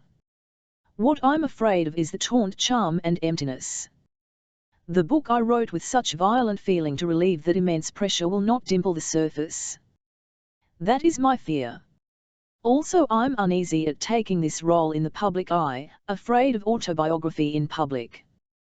But the fears are entirely outbalanced, this is honest, by the immense relief and peace I have gained and enjoy this moment. Now I am quit of that poison and excitement. Nor is that all. For having spat it out, my mind is made up. I need never recur or repeat. I am an outsider. I can take my way, experiment with my own imagination in my own way. The pack may howl, but it shall never catch me. And even if the pack reviewers, friends, enemies, pays me no attention or sneers, still I'm free. This is the actual result of that spiritual conversion, I can't bother to get the right words, in the autumn of 1933 or 4, when I rushed through London buying, I remember, a great magnifying glass, from sheer ecstasy, near Blackfriars, when I gave the man who played the harp half a crown for talking to me about his life in the tube station. The omens are mixed, L is less excited than I hoped, Ness are highly ambiguous, Miss Hepworth and Mrs. Nichols say, women owe a great deal to Mrs. Woolf and I have promised Pippa to supply books. Now for R.S. letters. Monk's House at the moment windy and cold.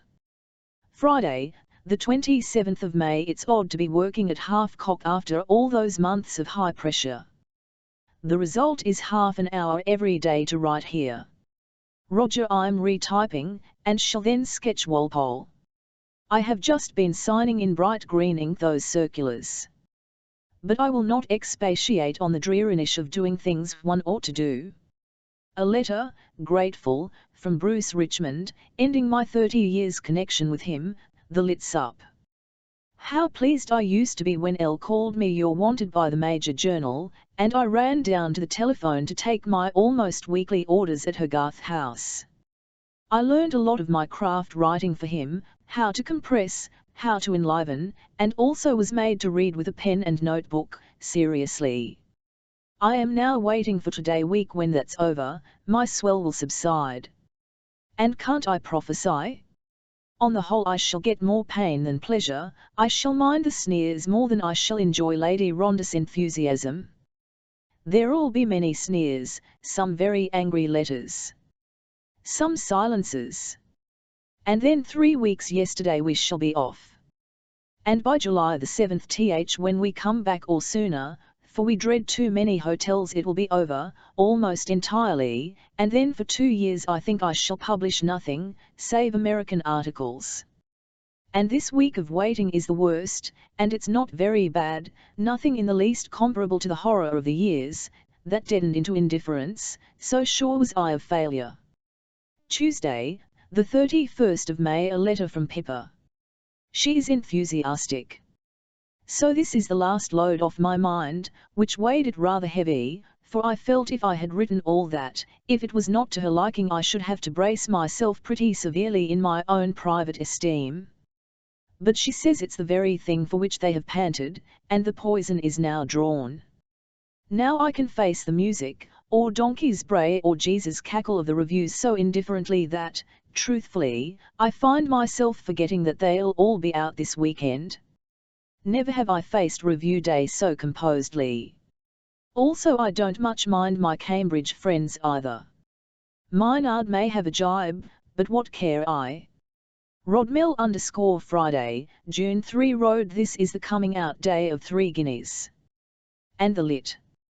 Sup. Has 2 columns and a leader, and the referee a great black bar woman declares sex war, or some such caption. And it makes so much less difference than any other cackle on coming out day that I've written quietly at Points Hall, haven't even troubled to read a LYND, nor look at the ref. Nor read through the Times article. It's true I have a sense of quiet and relief. But no wish to read reviews, or hear omens. I wonder why this is.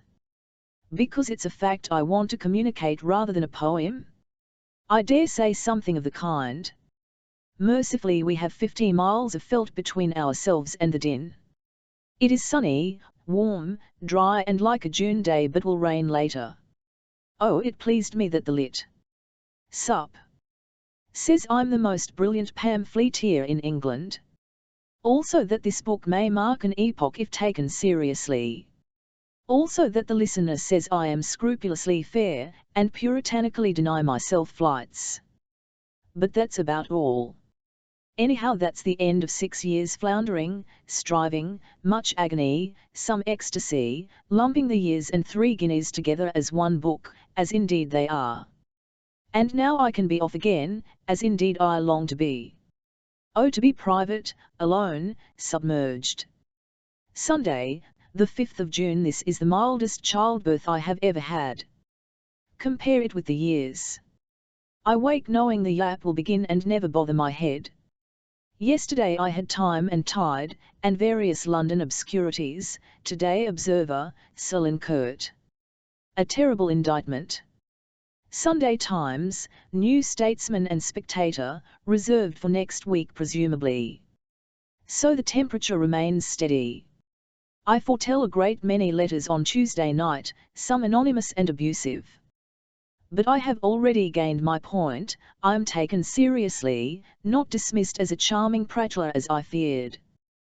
The Times yesterday had a paragraph headed Mrs. Woolf's Call to Women, a serious challenge that must be answered by all thinkers, or something like that, prefacing the lit. Sup. Advt, unknown before I think, and must be some serious intention behind it. Baldock. Thursday, the 16th of June. Stopped to light a pipe on the Icknield Way, a scrubby street of yellow villas. Now St. James Deeping. After Croyland, a magnificent moulded church, now very hot, flat, an old gent, fishing. Spread out and exposed. River Road level.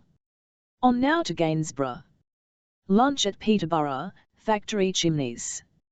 Railway gate opened, off again. Gainsborough.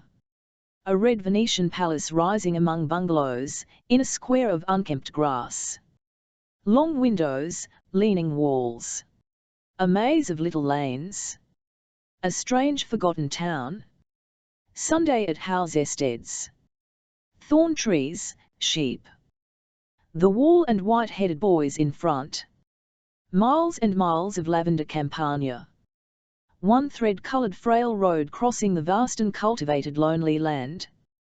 Today all cloud and blue and wind.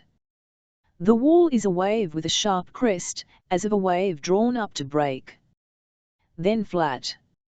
Bogs under the crest. Waiting now for the rain to stop, for it blew and rained that day on the wall. Now a few miles from Corbridge, waiting in the middle of the moor. Very black. Larks singing. Lunch deferred. A party of 90 lunching at the inn at Piercebridge. A sense of local life, 18th century in diners to celebrate some sport. So on to a manse in a garden, a very solid private house that takes in residents. Hot ham and fruit, but real cream, looking over an ugly range. The country early today was Fen Wash country, then the Pennines. These are shrouded in a heat mist. Larks singing. Elle now looking for water for Sally, but this should precede the wall. Sunday. Sitting by the road under the Roman wall while Elle cleans sparking plugs. and I have been reading translations of Greek verse and thinking idly. When one reads, the mind is like an aeroplane propeller, invisibly quick and unconscious, a state seldom achieved. Not a bad Oxford introduction, trying to be in touch, up to date, scholarly, but Oxford. Cows moving to the top of the hill by some simultaneous sympathy. One draws the others. Wind rocks the car. Too windy to climb up and look at the lake.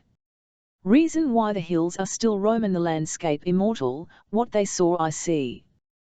The wind, the June wind, the water, and snow. Sheep bedded in the long turf like pearls. No shade, no shelter.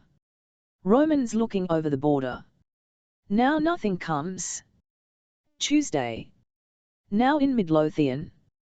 Stopping for petrol. On the way to Stirling. Scotch mist driven across the trees. Normal Scots weather. Great hills. Ugly puritanical houses. The hydro built 90 years ago. A woman called and said she had seen Mrs. Woolf walking in Melrose on Saturday. Second sight, as I was not there. Galashiels, a manufacturing town. Hideous.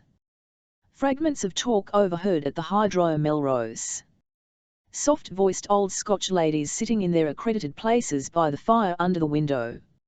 I was wondering why you walked about with an umbrella. One who is stitching, I wonder if I should wash it and begin again. I'm working on a dirty ground. Here I interpose, we stopped at Drburg to see Scott grave. It is under the broken palanquin of a ruined chapel. Just enough roof to cover it. And there he lies, Sir Walter Scott, Baronet. In a caddy made of chocolate blancmange with these words cut large and plain on the lid. As Dame Charlotte, who is buried beside him, is covered with the same chocolate slab, it must have been his taste. And there's something fitting in it. For the abbey is impressive and the river running at the bottom of the field. And all the old Scots ruins standing round him. I picked a white syringa in memory but lost it. An airy place, but Scott is much pressed together. The Cole by his side and Lockhart his son-in-law at his feet. Then there's Hagues stuck about with dark red poppies. But the old ladies are discussing Dr. John Brown, whose brother was a doctor in Melrose. Soon one's head would ache and one's senses fuddle. One would eat too many cakes at tea, and there's a huge dinner at 7. I think he's very nice, her husband. She's got a personality of her own. A very nice Sir Arkle. Where do they live? Retired to Perthshire. I'm 3 stitches out. Miss Peace came along to the reading room with her friend and wanted a fire. Couldn't she have rung the bell or something? Out you Cornell, unpicking the knitting. There's so much opened up now. 2 years ago was the centenary of Drburg. I went to the meeting. There was a service, most interesting. All the ministers. 5 on the platform. Possibly the moderator. At any rate, it was very nice, and it was a beautiful day, and the place was very full. The birds joined in the music. Alan Hague's birthday. There was a service at Drburg. I like I've not been to Jedburgh, awfully pretty. No, I don't think I can write it all out. The old creatures are sitting on a sofa not much older than I am, I dare say.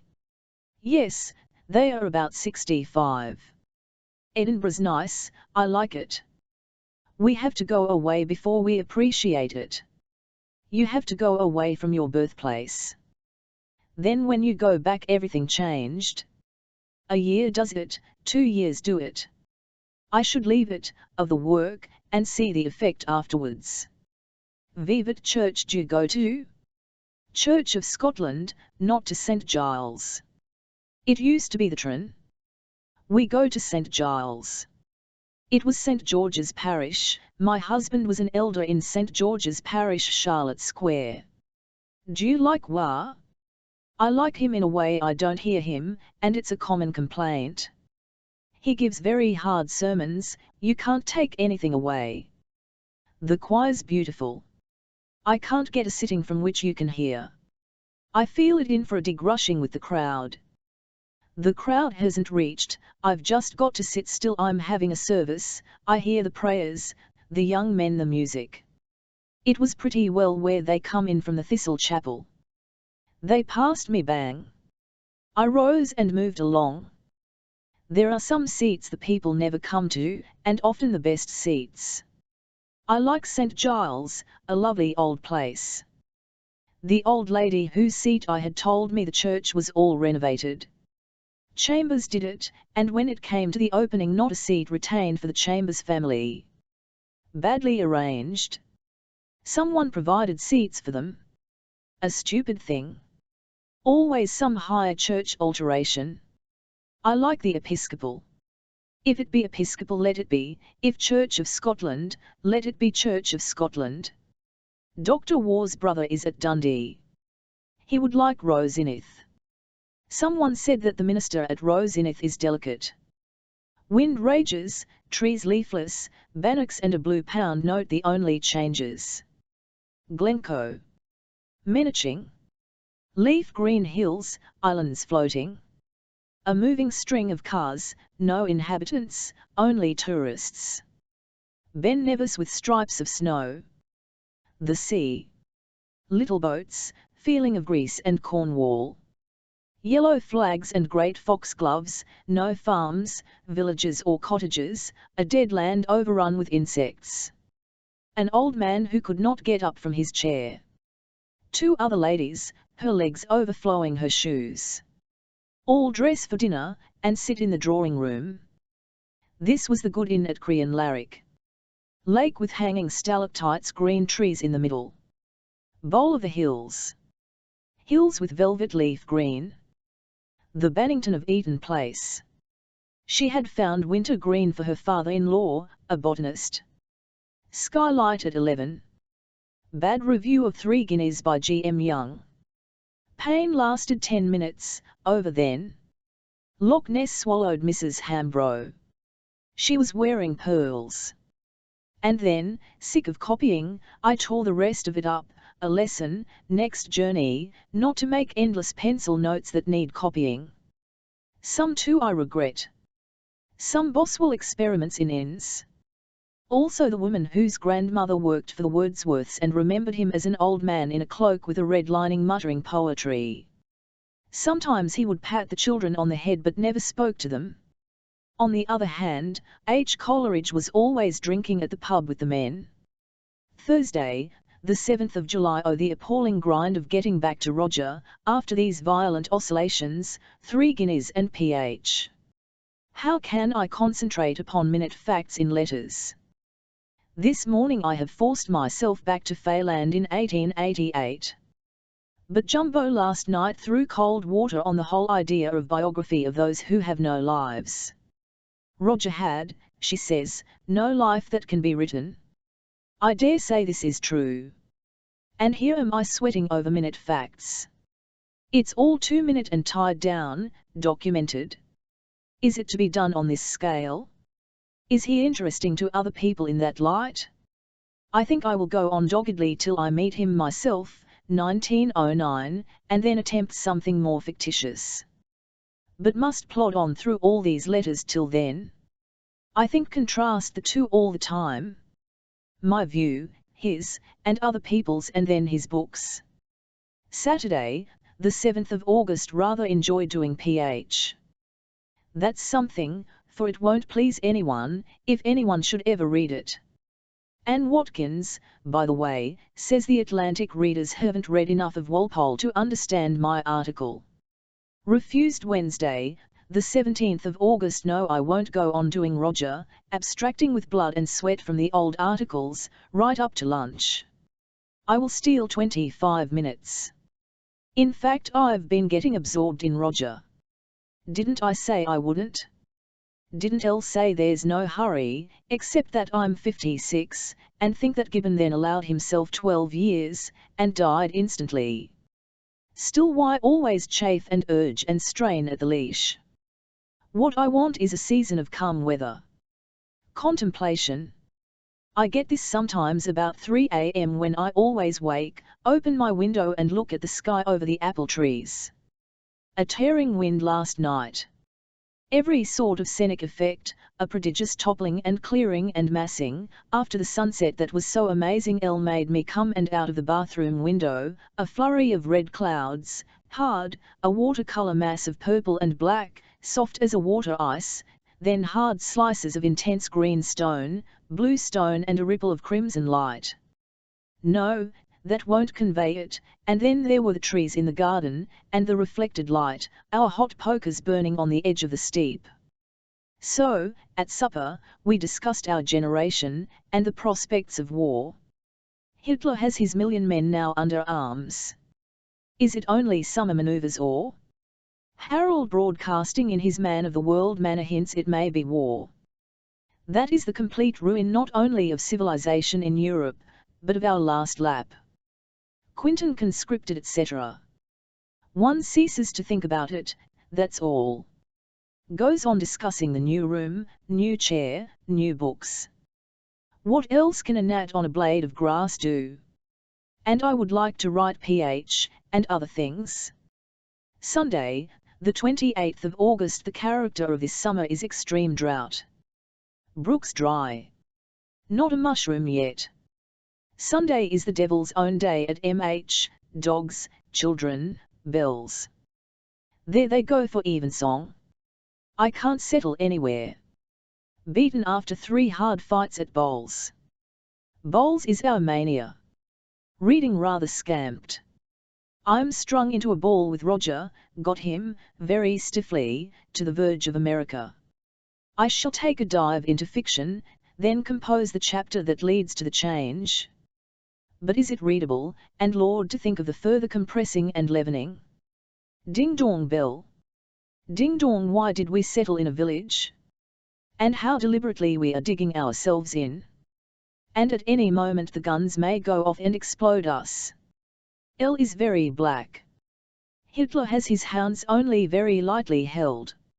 A single step, in Czechoslovakia, like the Austrian Archduke in 1914, and again it's 1914. Ding dong ding dong. People all strolling up and down the fields. A grey close evening. Thursday, the 1st of September, a very fine clear September day.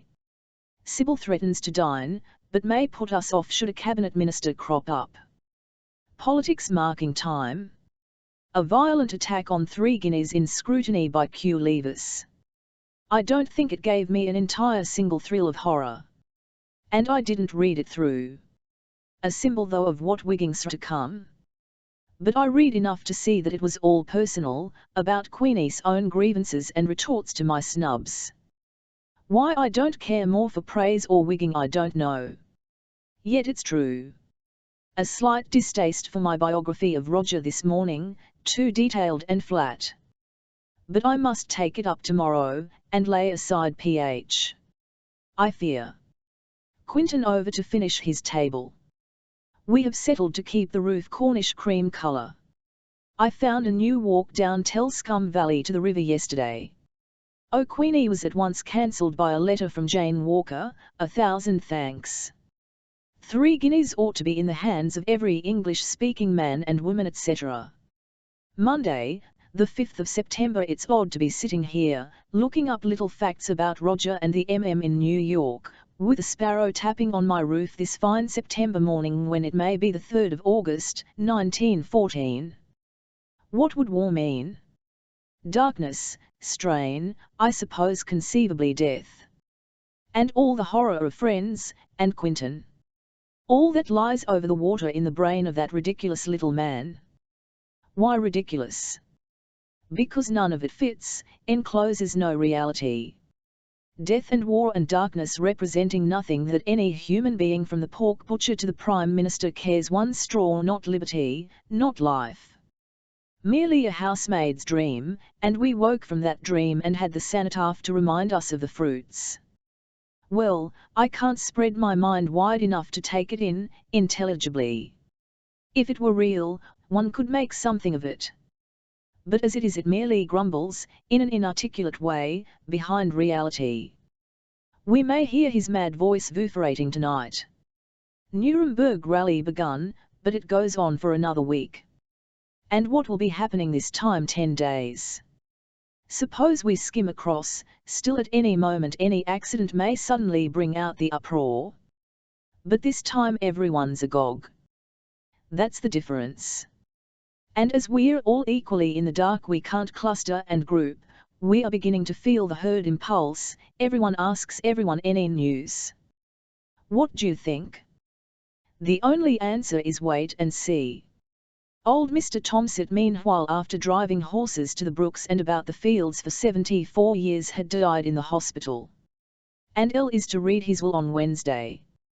Saturday, the 10th of September. I don't feel that the crisis is real, not so real as Roger in 1910 at Gordon Square, about which I've just been writing, and now switch off with some difficulty to use the last 20 minutes that are over before lunch. Of course we may be at war this time next week. The papers each in turn warn Hitler in the same set, grim but composed words, dictated by the government presumably, that if he forces us we shall fight. They are all equally calm and good-tempered. Nothing is to be said to provoke. Every allowance is to be made. In fact, we are simply marking time as calmly as possible until Monday or Tuesday, when the oracle will speak. And we mean him to know what we think. The only doubt is whether what we say reaches his own much cumbered long ears. I'm thinking of Roger, not of Hitler. How I bless Roger and wish I could tell him so, for giving me himself to think of what a help he remains in this welter of unreality. All these grim men appear to me like grown-ups staring incredulously at a child's sand castle, which for some inexplicable reason has become a real vast castle, needing gunpowder and dynamite to destroy it. Nobody in their senses can believe in it. Yet nobody must tell the truth. So one forgets. Meanwhile the aeroplanes are on the prowl, crossing the downs. Every preparation is made. Sirens will hoot in a particular way when there's the first hint of a raid. Elle and I no longer talk about it.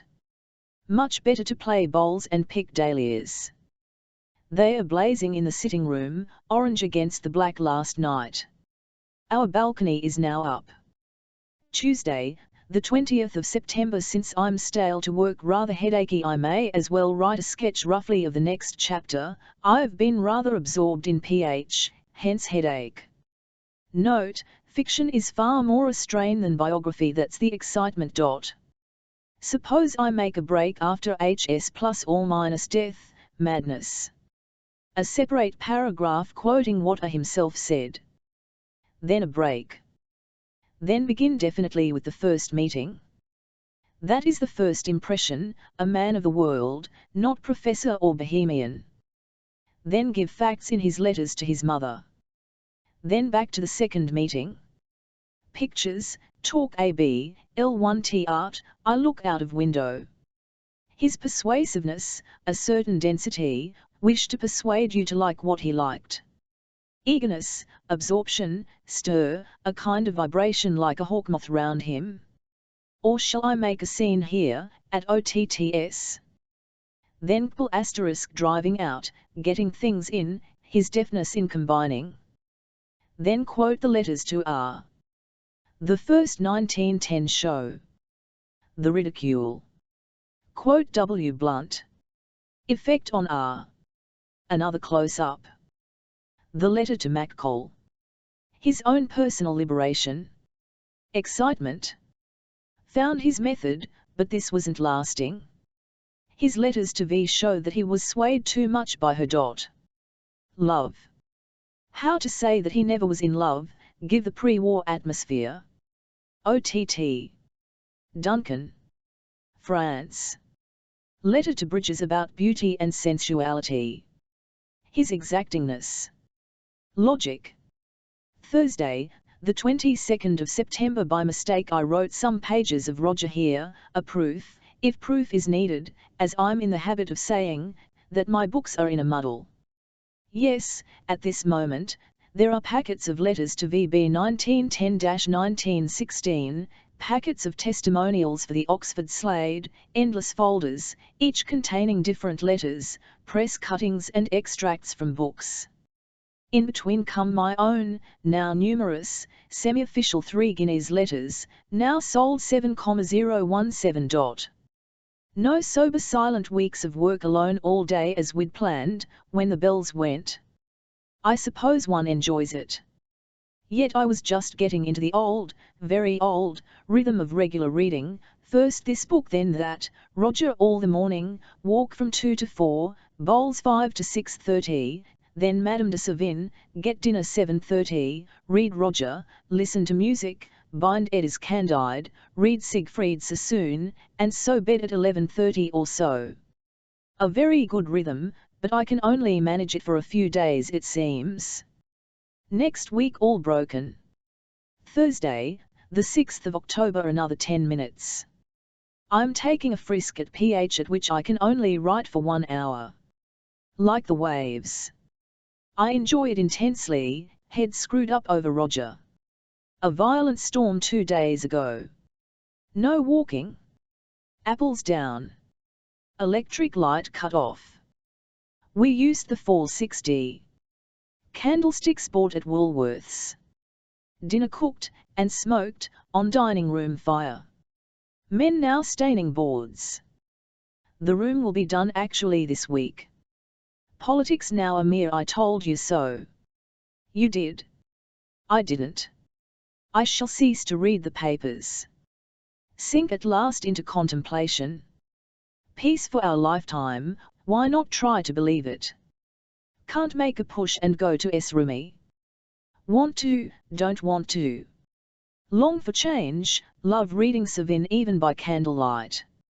Long for London and lights, long for vintage, long for complete solitude. All this discussed with Elle walking to Piddinghu yesterday. Friday, the 14th of October. 2 things I mean to do when the long dark evenings come, to write, on the spur of the moment, as now, lots of little poems to go into PH, as they may come in handy, to collect, even bind together, my innumerable TLS notes, to consider them as material for some kind of critical book, quotations, comments, ranging all through English literature as I've read it and noted it during the past 20 years. Tuesday, November 1. St. Max like a Cheshire cat. Orbicular. Jowled. Blue-eyed. Eyes grow vague. Something like Bruce Richmond, all curves. Vivid he said was, I've never been in a group. No, not even as a young man. It was a serious fault. You're a young man, you ought to think there's only one right way. And I thought this is very profound, but you mayn't realize it. It takes all sorts to make a world was outside all the groups. Now dear Roger Fry, who liked me, was a born leader. No one so illuminated. He looked it. Never saw anyone look it so much. I heard him lecture, on the aesthetics of art. I was disappointed. He kept on turning the page, turning the page. Hampstead hasn't yet been spoiled. I stayed at Jack Straw's castle some years ago. My wife had been having influenza. And the barmaid, looking over her shoulder, said, my wife had influenza twice, quite a greedy one, aren't you? Now that's immortal. There's all the race of barmaids in that. I suppose I've been 10 times into public houses. George Moore never used his eyes. He never knew what men and women think. He got it all out of books. I was afraid you would remind me of Ave at Vale. Yes, that's beautiful. Yes, it's true he used his eyes then. Otherwise it's like a lovely lake, with no fish in it. The brook cleareth. Coulson Kinahan. I told how CK stopped me in Hastings. Are you Edith Sitwell? No, Mrs. W. And you? Coulson Kinahan. At this Max gobbled. Instantly said he had known him in Yellow Book days. He wrote God and the Ant. Sold 12 million copies. and a book of reminiscences. How I visited Lord Roberts. The great man rose from his chair. His eyes, were they hazel? Were they blue? Were they brown? No, they were just soldiers' eyes. And he wrote, "Celebrities I have not met." Max Beerbohm about his own writing, "Dear Lytton Strachey," he said to me, "first I write one sentence, then I write another. That's how I write. And so I go on. But I have a feeling writing ought to be like running through a field." That's your way. Now how do you go down to your room, after breakfast, what do you feel? I used to look at the clock and say, "Oh dear me, it's time I began my article. No, I'll read the paper first." I never wanted to write. But I used to come home from a dinner party and take my brush and draw caricature after caricature. They seemed to bubble up from here. He pressed his stomach. That was a kind of inspiration, I suppose. What you said in your beautiful essay about me and Charles Lamb was quite true. He was crazy, he had the gift, genius. I'm too like Jack Horner. I pull out my plum. It's too rounded, too perfect. I have a public of about 1,500. Oh, I'm famous, largely thanks to you, and people of importance at the top like you. I often read over my own work. And I have a habit of reading it through the eyes of people I respect. I often read it as Virginia Woolf will dread it, picking out the kind of things you would like. You never do that. Oh, you should try it. Isherwood and I met on the doorstep. He's a slip of a wild boy, with quicksilver eyes, nipped, jockey-like. That young man, said W. Morm, holds the future of the English novel in his hands. Very enthusiastic. In spite of Max's brilliance, and idiosyncrasy, which he completely realizes, and does not overstep, this was a surface evening, as I proved, because I found I could not smoke the cigar which I had brought. That was on the deeper level. All kept to the same surface level by Sybil's hostess-craft. Stories, compliments. The house, its shell-like whites and silvers and greens, its panelling, its old furniture. Wednesday, the 16th of November. There are very few mountain summit moments. I mean looking out at peace from a height. I made this reflection going upstairs. That is symbolical. I'm going upstairs now, when I write biography. Shall I have a moment on top? Or when I've done Roger?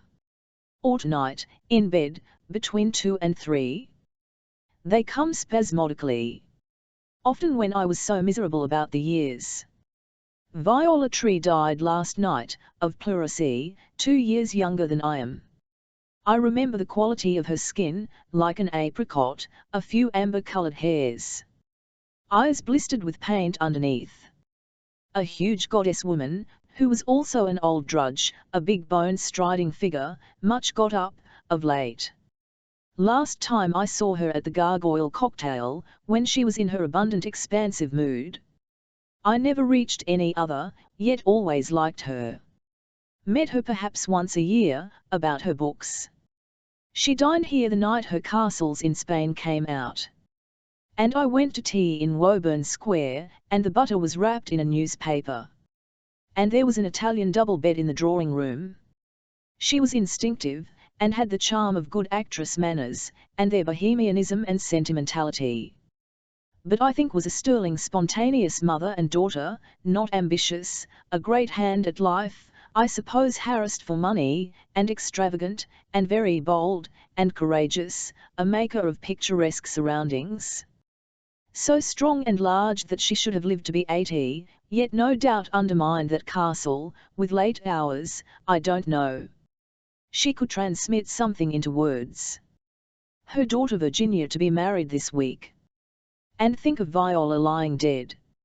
How out of place, unnecessary.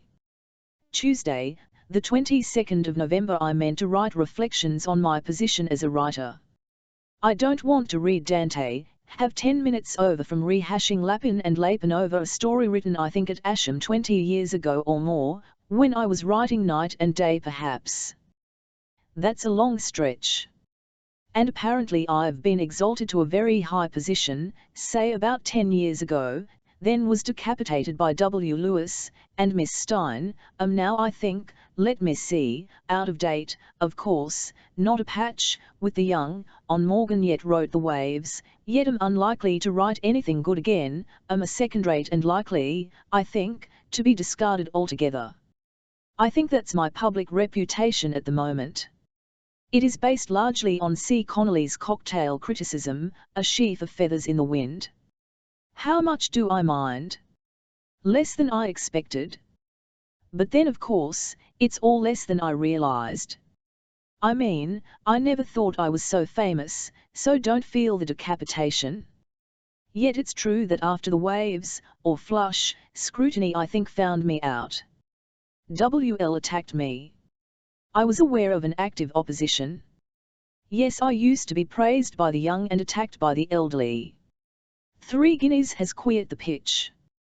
For the GM Youngs and the scrutineers both attack that. And my own friends have sent me to Coventry over it. So my position is ambiguous. Undoubtedly Morgan's reputation is much higher than my own. So is Tom's. I well. In a way it is a relief. I'm fundamentally, I think, an outsider. I do my best work and feel most braced with my back to the wall. It's an odd feeling though, writing against the current, difficult entirely to disregard the current. Yet of course I shall. And it remains to be seen if there's anything in PH. In any case I have my critical brain to fall back on. Monday, the 19th of December I will spend the last morning, for tomorrow will be an odious scramble, in summing up the year. True, there are 10 days or so to run, but the liberty of this book allows these, I was going to say liberties, but my meticulous conscience bids me look for another word. That raises some questions, but I leave them, questions about my concern with the art of writing. On the whole the art becomes absorbing more. No, I think it's been absorbing ever since I was a little creature, scribbling a story in the manner of Hawthorne on the green plush sofa in the drawing-room at St. Ives while the grown-ups dined. The last dinner of the year was to Tom.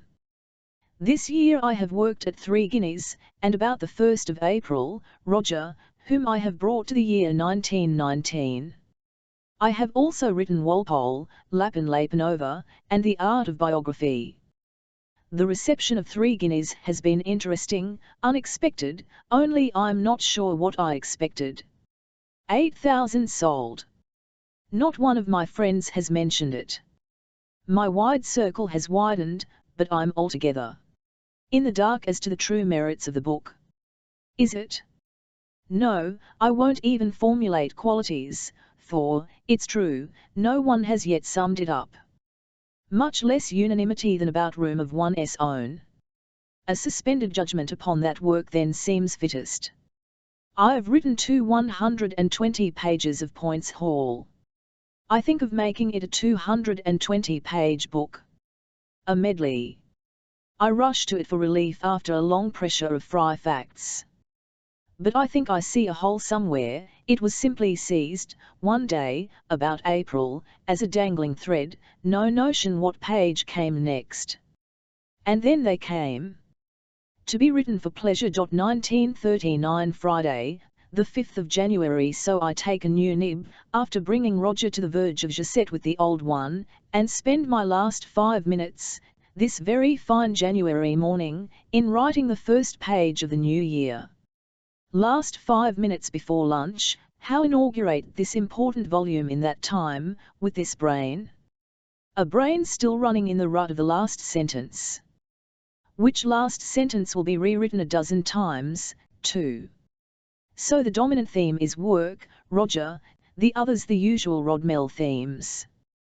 That is, I've let the frost go too far away. We came down 14 or 15 days ago and found all pipes frozen. There was snow for 5 days, bitter cold, wind. We staggered for 1 hour through the blizzard. Chains were on our wheels. We ground over to Charleston and Tilton on Christmas Day. Then, 2 days later, woke to find green grass everywhere. The long spikes of ice that hung down the kitchen window had drops on their noses. They melted. The pipes thawed. Now it's a June morning with an east wind. And time's up. But the book's begun anyhow. And perhaps I shall get a clearer head and say 10 minutes tomorrow. Monday, the 8th of January. Now that I have brought my brain to the state of an old washerwoman's flannel over Roger, Lord the Jacet chapter, and it's all too detailed, too tied down. I must expand, first on this irresponsible page and then, for 4 days I swear, before we go back on Sunday, in fiction. Though I've ground out most wish to write, even fiction. Rodmell is a grind on the brain, in winter especially. I write 3 solid hours, walk 2, then we read, with intervals for cooking dinner, music, news, till 11:30. I thus read ever so many packets of R.S. letters, and some Savin, Chaucer, and some nonsense books. Thursday, the 18th of January. It is undoubtedly a great freshener to have my story taken by Harper's. I heard this morning. A beautiful story, enchanted to have it. $600 made then. But the encouragement, I must note, by way of supplying my theories that one should do without encouragement, is a warmer, a reviver. I can't deny it. I was, perhaps partly on that account, in full flood this morning with Ph. I think I have a go at a more direct method of summarizing relations, and then the poems, in metre, ran off the prose lyric vein, which, as I agree with Roger, I overdo. That was, by the way, the best criticism I've had for a long time, that I poetise my inanimate scenes, stress my personality, don't let the meaning emerge from the martyr. Tuesday, the 28th of February. It is unfortunate for truth's sake that I never write here except when jangled with talk. I only record the dumps and the dismals and them very barely. A holiday from Roger. And 1 day's happiness with Ph. Then too many parcels, books coming out, and a head numb at the back. As usual, when I'm prone, all the gnats settle. The usual ones. I needn't specify. I have to speak to polytechnics, and engagements multiply. Innumerable refugees to add to the tangle. There, I've recorded them when I said I wouldn't. Saturday, the 11th of March. Yesterday, that is Friday 10th, I set the last word to the first sketch of Roger. And now I have to begin well, not even to but to revise and revise. A terrible grind to come, and innumerable doubts, of myself as biographer, of the possibility of doing it at all the same I've carried through to the end, and may allow myself 1 moment's mild gratification. There are the facts more or less extracted. And I've no time to go into all the innumerable horrors. There may be a flick of life in it, or is it all dust and ashes? Tuesday, the 11th of April. I am reading Dickens, by way of a refresher. How he lives, not writes, both a virtue and a fault. Like seeing something emerge, without containing mind. Yet the accuracy and even sometimes the penetration, into Miss Squeers and Miss Price and the farmer for example, remarkable.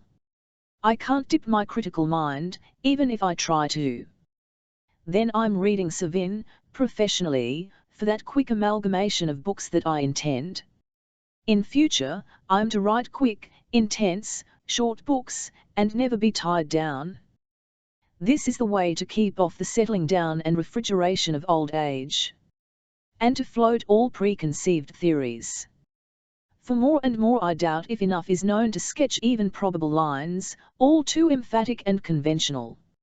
Maurice, the last of the L.L. Davies brothers, is dead, and Margaret lives too carefully of life. I used to feel why drag on, always measuring and testing one's little bit of strength and setting it easy tasks so as to accumulate years. Also I'm reading Rochefoucauld. That's the real point of my little brown book, that it makes me read with a pen, following the scent, and dread the good books, not the slither of MSS and the stridency of the young jawking. The word expresses callow bills agape and chattering, for sympathy. Chaucer I take at need. So if I had any time, but perhaps next week will be more solitudinous, I should, if it weren't for the war, glide my way up and up into that exciting layer so rarely lived in, where my mind works so quick it seems asleep, like the aeroplane propellers. But I must retype the last Clifton passage, and so be quit for tomorrow and clear the decks for Cambridge. Rather good, I expect it is, condensed and moulded. Thursday, the 13th of April. 2 days of influenza after that, mild but sucking one's head as usual, so I'm out here this morning only to drone my way through a few Roger letters. I finished my first 40 pages, childhood etc. well under the week, but then they were largely autobiography, now politics impend. Chamberlain's statement in the House today. War I suppose not tomorrow, but nearer. I read about 100 pages of Dickens yesterday, and see something vague about the drama and fiction, how the emphasis, the caricature of these innumerable scenes, forever forming character, descend from the stage. Literature, that is the shading, suggesting, as of Henry James, hardly used. All bold and coloured. Rather monotonous, yet so abundant, so creative, yes, but not highly creative, not suggestive. Everything laid on the table. Nothing to engender in solitude. That's why it's so rapid and attractive. Nothing to make one put the book down and think. But these are influenza musings, and I'm so muddled I shall take Sir Edward into the house and extract him over the fire. Saturday, the 15th of April. I've done rather well at Roger considering, I don't think I shall take 2 weeks over each chapter. And it's rather amusing, dealing drastically with this year's drudgery. I think I see how it shapes, and my compiling method was a good one. Perhaps it's too like a novel. I don't bother. No letters, no news, and my head too staked for reading.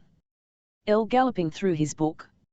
I should like a holiday, a few days in France, or a run through the Cotswolds. But considering how many things I have that I like, what's odd, I'm always beginning like this, is the severance that war seems to bring, everything meaningless, can't plan, then there comes too the community feeling, all England thinking the same thing, this horror of war, at the same moment. Never felt it so strong before. Then the lull and one lapses again into private separation. But I must order macaroni from London. Wednesday, the 26th of April. I've done a quarter or 100 pages of Roger which I shall have by tomorrow. As there are 400 pages, and 100 takes 3 weeks, oh but I was interrupted, it will take 9 weeks to finish. Yes, I ought to have finished it by the end of July. Only we may go away. Say August. And have it all typed in September. Well, then it will be out this time next year. And I shall be free in August, what a grind it is, and I suppose of little interest except to 6 or 7 people. And I shall be abused Thursday, the 29th of June. The grind of doing Roger and Pip makes my head spin and I let it reel itself off for 10 minutes here. I wonder why, and if I shall ever read this again. Perhaps if I go on with my memoirs, also a relief from I shall make use of it. A dismal day yesterday, shoe hunting in Fortnum's. A sale, but only of the unsaleable. And the atmosphere, British upper classes, all tight and red-nailed, myself a figure of fun whips my skin, I fidget, but recoup myself walking in the rain through the parks. Come home and try to concentrate on Pascal. I can't. Still it's the only way of tuning up, and I get a calm, if not understanding. These pinpoints of theology need a grasp beyond me. Still I see Lytton's point, my dear old serpent. What a dream life is to be sure, that he should be dead, and I reading him, and trying to make out that we indented ourselves in the world, whereas I sometimes feel it's been an illusion, gone so fast, lived so quickly, and nothing to show for it, save these little books. But that makes me dig my feet in and squeeze the moment. So after dinner I walked to the clinic with L. Waited outside with Sally tugging, watched the evening sight, oh and the purple-grey clouds above Regent's Park with the violet and yellow sky signs made me leap with pleasure. Monday, the 7th of August. I am now going to make the rash and bold experiment of breaking off, from condensing vision and design, to write here for 10 minutes instead of revising, as I ought, my morning's grind. Oh yes, I thought of several things to write about. Not exactly diary. Reflections. That's the fashionable dodge. Peter Lucas and Gide both at it. Neither can settle to creative art. I think, son Roger, I could. It's the comment, the daily interjection that comes handy in times like these. I too feel it. But what was I thinking? I have been thinking about senses. How visionary figures admonish us. That's clear in an MS I'm reading. If I say this, so-and-so will think me sentimental. If that, will think me bourgeois. All books now seem to me surrounded by a circle of invisible senses. Hence their self-consciousness, their restlessness. It would be worthwhile trying to discover what they are at the moment. Did Wordsworth have them? I doubt it. I read Ruth before breakfast.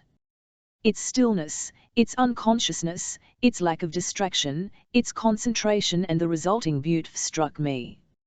As if the mind must be allowed to settle undisturbed over the object in order to secrete the pearl. That's an idea for an article. The figurative expression is that all the surroundings of the mind have come much closer. A child crying in the field brings poverty, my comfort, to mind. Ought I to go to the village sports? Ought thus breaks into my contemplation. Oh, and I thought, as I was dressing, how interesting it would be to describe the approach of age, and the gradual coming of death. As people describe love. To note every symptom of failure, but why failure? To treat age as an experience that is different from the others, and to detect every one of the gradual stages towards death, which is a tremendous experience, and not as unconscious, at least in its approaches, as birth is. I must now return to my grind, I think rather refreshed. Wednesday, the 9th of August. My grind has left me dazed and depressed. How on earth to bring off this chapter? God knows. Thursday, the 24th of August. Perhaps it is more interesting to describe the crisis than our love affairs. Yes, we are in the very thick of it. Are we at war? At one I'm going to listen in. It's very different, emotionally, from last September. In London yesterday there was indifference almost. No crowd in the train, we went by train. No stir in the streets. One of the removers called up. It's fate, as the foreman said. What can you do against fate? Complete chaos at 37 and met in graveyard. No war, of course now, she said. John said *, well I don't know what to think. But as a dress rehearsal it's complete. Museums shut. Searchlight on Rodmell Hill. Chamberlain says danger imminent. The Russian packed a disagreeable and unforeseen surprise.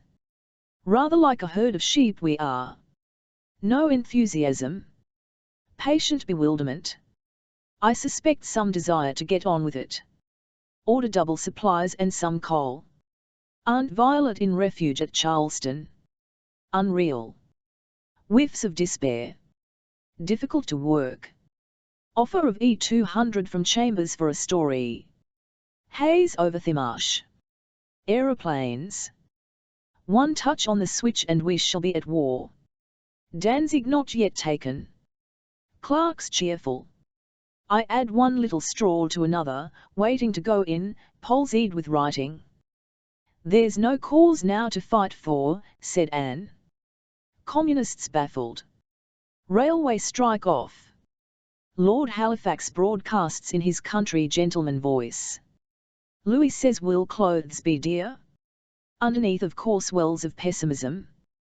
Young men torn to bits, mothers like Nessa 2 years ago. But again, some swerve to the right may come at any moment. The common feeling covers the private, then recedes. Discomfort and distraction. And all mixed with the mess at 37. Wednesday, the 6th of September, our first air raid warning at 8:30 this morning. A warbling that gradually insinuates itself as I lay in bed. So dressed and walked on the terrace with the sky clear. All cottages shut. Breakfast. All clear. During the interval, a raid on Southwark. No news. The Hepworths came on Monday. Rather like a sea voyage. Forced conversation. Boredom. All meaning has run out of everything. Scarcely worth reading papers. The BBC gives any news the day before. Emptiness. Inefficiency. I may as well record these things. My plan is to force my brain to work on Roger. But Lord, this is the worst of all my life's experiences. It means feeling only bodily feelings, one gets cold and torpid. Endless interruptions. We have done the curtains, we have carried coals etc. into the cottage for the 8 Battersea women and children. The expectant mothers are all quarrelling. Some went back yesterday. We took the car to be hooded, met Nessa, were driven to tea at Charleston. Yes, it's an empty, meaningless world now. Am I a coward? Physically I expect I am. Going to London tomorrow I expect frightens me. At a pinch enough adrenaline is secreted to keep one calm. But my brain stops. I took up my watch this morning and then put it down. Lost. That kind of thing annoys me. No doubt one can conquer this. But my mind seems to curl up and become undecided. To cure this, one had better read a solid book like Tawny. An exercise of the muscles. The Hepworths are travelling books in Brighton. Shall I walk? Yes. It's the gnats and flies that settle on non-combatants. This war has begun in cold blood.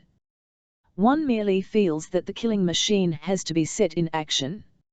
So far, the Athenia has been sunk, it seems entirely meaningless, a perfunctory slaughter. Like taking a jar in one hand, a hammer in the other. Why must this be smashed? Nose. This feeling is different from any and all the blood has been let out of common life. No movies or theatres allowed. No letters, except strays from America. Reviewing rejected by Atlantic. No friends write or ring up. Yes, a long sea voyage, with strangers making conversation, and lots of small bothers and arrangements, seems the closest I can get. Of course all creative power is cut off. Perfect summer weather. It's like an invalid who can look up and take a cup of tea. Suddenly one can take to the pen with relief. Result of a walk in the heat, clearing the fog and setting the blood working. This book will serve to accumulate notes, the first of such quickenings. And for the 100th time I repeat, any idea is more real than any amount of war misery. And what one's made for. And the only contribution one can make, this little pitter-patter of ideas, is my whiff of shot in the cause of freedom. So I tell myself. Thus bolstering up a figment, a phantom, recovering that sense of something pressing from outside which consolidates the mist, the non-existent. I conceived the idea, walking in the sun-baked marsh where I saw one clouded yellow, of making an article out of these 15-odd diaries. This will be an easy slope of work, not the steep grind of Roger. But shall I ever have a few hours to read in? I must. Tonight the raid has diminished from a raid on Southwark, on Portsmouth, on Scarborough, to an attempt on the east coast without damage. Tomorrow we go up. Monday, The 11th of September. I have just read 3 or 4 characters of Theophrastus, stumbling from Greek to English, and may as well make a note of it. Trying to anchor my mind on Greek. Rather successful. As usual, how Greek sticks, darts, eels in and out. No Latin would have noted that a boor remembers his loans in the middle of the night. The Greek has his eye on the object. But it's a long distance one has to roll away to get at Theophrastus and Plato. But worth the effort. Thursday, the 28th of September. No, I'm not sure of the date. Anvita is lunching here. I'm going to stop her at 12, then read something real. I'm not going to let my brain addle. Little sharp notes. For somehow my brain is not very vigorous at the end of it, though I could dash off fiction or an article merrily enough. Why not relieve it then? Wasn't it my conscientious grind at the years that killed it? So I was off to Stevenson, Jekyll and Hyde, not much to my liking. Very fine clear September weather. Windy but lovely light. And I can't form letters. Friday, the 6th of October. Well, I have succeeded in despite of distractions to belong to other nations in copying out again the whole of Roger. Needless to say, it's still to be revised, compacted, vitalized. And can I ever do it? The distractions are so incessant. I compose articles on Lewis Carroll and read a great variety of books, Flaubert's Life, R.S. Lectures, out at last, A Life of Erasmus and Jacques Blanche. We are asked to lunch with Mrs. Webb, who so often talks of us. And my hand seems as tremulous as an aspen. I have composed myself by tidying my room. Can't quite see my way now as to the next step in composition. Tom, this weekend. I meant to record a third-class railway carriage conversation. The talk of businessmen. Their male detached lives. All politics. Deliberate, well set up, contemptuous and indifferent of the feminine. For example, one man hands the Evening Standard, points to a woman's photograph. Women?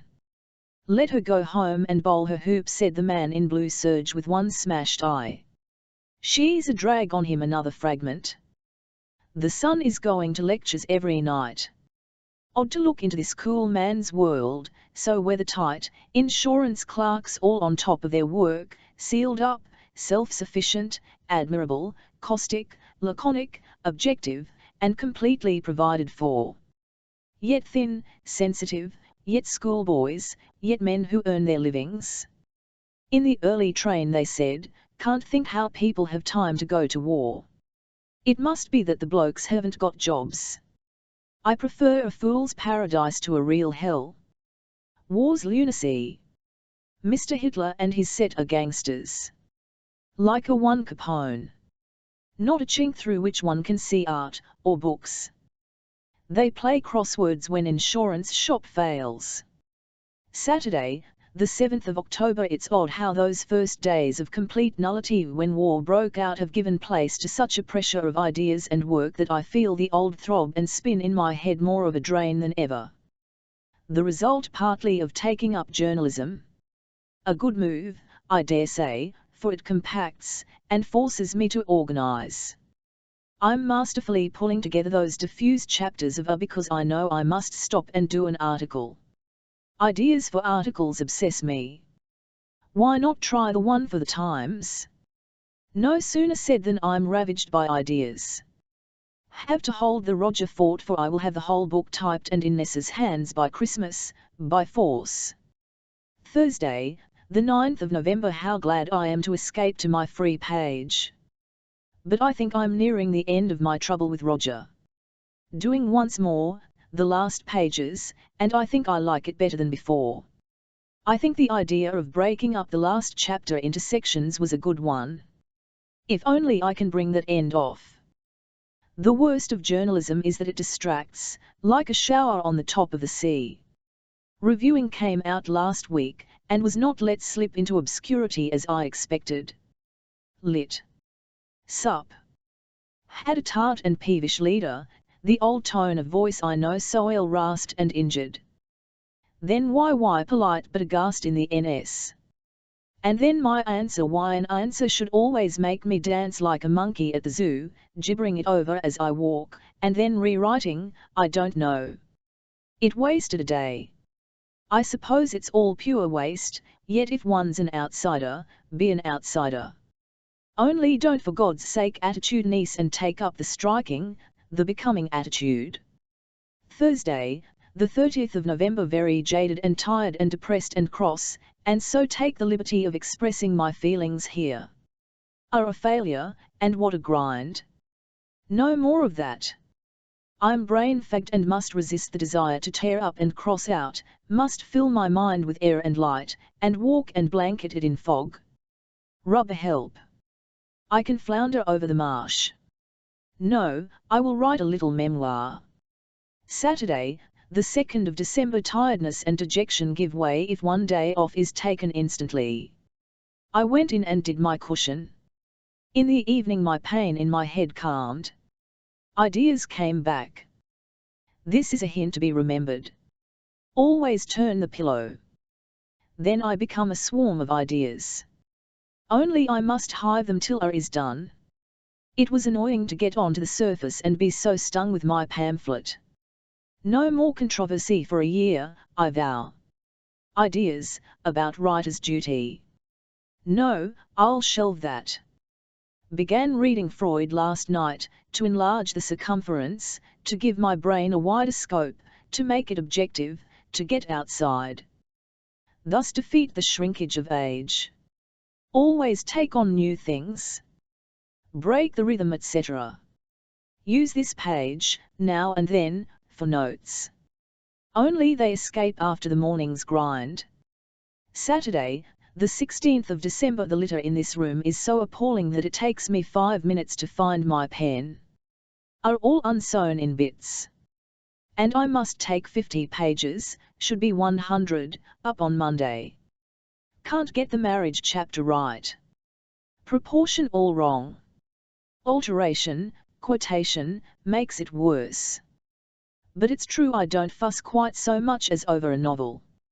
I learned a lesson in rewriting the years which I shall never forget. Always I say to myself the horror of that. Yesterday I was, I suppose, cheerful. 2 letters from admirers of 3 guineas, both genuine, one a soldier in the trenches, the other a distracted middle-class woman.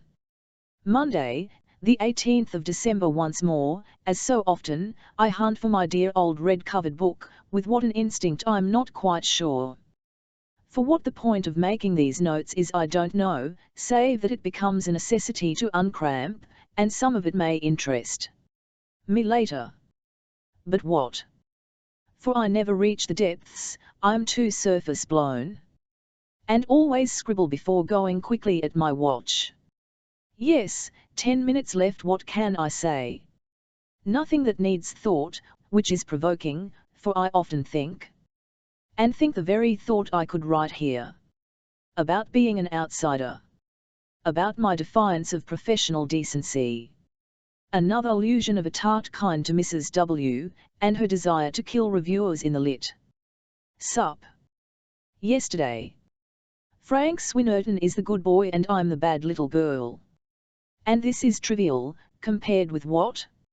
Oh, the Graf Spee is going to steam out of Montevideo today into the jaws of death.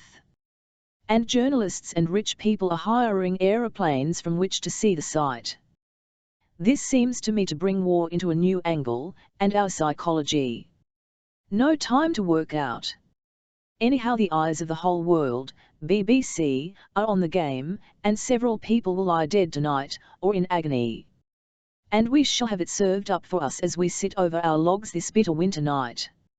And the British captain has been given a KCB and Horizon is out, and Louis has had her teeth out, and we ate too much hair pie last night, and I read Freud on groups, and I've been titivating Roger, and this is the last page, and the year draws to an end, and we've asked Plummer for Christmas, and now time's up as usual. I'm reading Ricketts' diary, all about the war, The Last War, and the Herbert Diaries and, yes, Daddy's Shakespeare, and notes overflow into my 2 books. 1940 Saturday, the 6th of January. An obituary. Humbert Woolf. Once I shared a packet of chalk creams with him, at Eileen Power's. An admirer sent them. This was a fitting tribute. A theatrical-looking glib man told me he was often asked if I were his wife. Volunteered that he was happily married, though his wife lived, Geneva. I forget. Remember thinking, VVHY protest? What's worrying you? Oh, it was the night Arnold Bennett attacked me in the Evening Standard. Orlando? I was going to meet him at Sybil's next day. There was a queer histrionic look in him, perhaps strain in him. Very self-assured, outwardly. Inwardly lacerated by the taunt that he wrote too easily and deified satire. That's my salvage from an autobiography of him, one of many, as if he were dissatisfied and must always draw and redraw his own picture. I suppose the origin of many of the new middle-aged autos. So the inspirer of these vague winter night memories, he who sends for the last time a faint film across my tired head, lies with those blackberry eyes shut in that sulphurous cavernous face. If I were writing I should have to remove either lies or eyes. Is this right? Yes, I think for me, nor need it spoil the run, only one must always practice every style. It's the only way to keep on the boil, I mean the only way to avoid crust is to set a faggot of words in a blaze. That phrase flags. Well, let it. These pages only cost a fraction of a farthing, so that my exchequer isn't imperiled. Mill I should be reading. Or Little Dorrit, but both are gone stale, like a cheese that's been cut and left. The first slice is always the best. Friday, the 26th of January. These moments of despair, I mean glacial suspense, a painted fly in a glass case, have given way as they so often do to ecstasy. Is it that I have thrown off those 2 dead pigeons, my story, my gas at Abbotsford, printed today, and so ideas rush in? I began one night, absolutely submerged, throttled, held in a vice with my nose rubbed against Roger, no way out, all hard as iron, to read Julian. And off winged my mind along those wild uplands. A hint for the future. Always relieve pressure by a flight. Always violently turn the pillow, hack an outlet. Often a trifle does. A review offered of Marie Corelli by the listener. These are traveller's notes which I offer myself should I again be lost. I think the last chapter must be sweated from 20,000 to 10,000. This is an attempt at the first words. Transformation is the title that Roger Fry gave to his last book of essays. And it seems natural enough, looking back at the last 10 years of his life, to choose it by way of title for them too.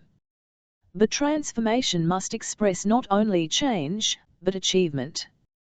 They were years not of repose and stagnation, but of perpetual experiment and experience. His position as a critic established.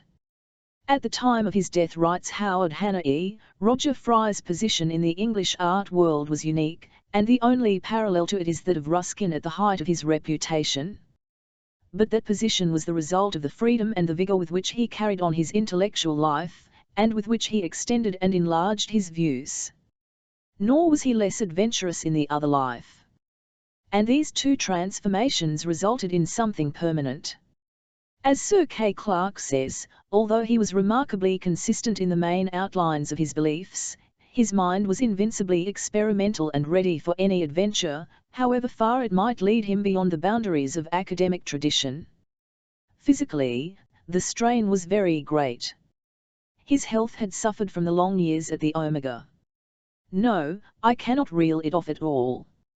How queer the change is from private writing to public writing.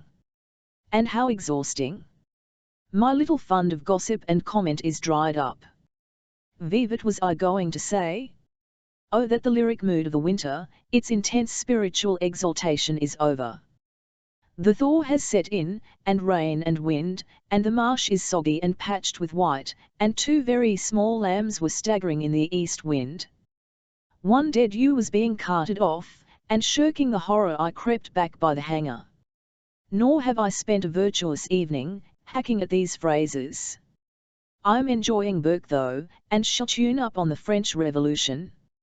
Friday, the 2nd of February. Only the fire sets me dreaming of all the things I mean to write. The break in our lives from London to country is a far more complete one than any change of house. Yes, but I haven't got the hang of it altogether. The immense space suddenly becomes vacant, then illuminated. And London, in nips, is crammed and creased. Odd how often I think with what is love I suppose of the city, of the walk to the Tower. That is my England, I mean. If a bomb destroyed one of those little alleys with the brass-bound curtains and the river smell and the old woman reading, I should feel well, what the patriots feel. Friday, the 9th of February. For some reason hope has revived. Now what served as bait? A letter from Joe Ackley approving my Corelli? Not much. Tom dining with us? No, I think it was largely reading Stephen's autobiography, though it gave me a pang of envy, by its youth and its vigour, and some good novelist's touches. I could pick holes though. But it's odd, reading that and South Riding both meant new, gives me a fillip after all the evenings I grind at Burke and Mill. A good thing to read one's contemporaries, even rapid twinkling slice-of-life novels like poor W.H.S. And then, I've polished off, to the last gaiter button, the 3D chapters for London on Monday, and got my teeth I think firm into the last transformations, and though of course I shall get the black shivers when I reread, let alone submit to Nessa and Marjorie, I can't help thinking I've caught a good deal of that iridescent man in my oh so laborious butterfly net. I dare say I've written every page, certainly the last, or 15 times over. And I don't think I've killed, I think I've brisked. Hence an evening glow. Yet the wind cuts like a scythe, the dining room carpet is turning to mould, and John Buchan has fallen on his head and is apparently dying. Monty Shearman is also dead, and Campbell. L.S. absurd nice old parson friend, his bachelor Buffy friend.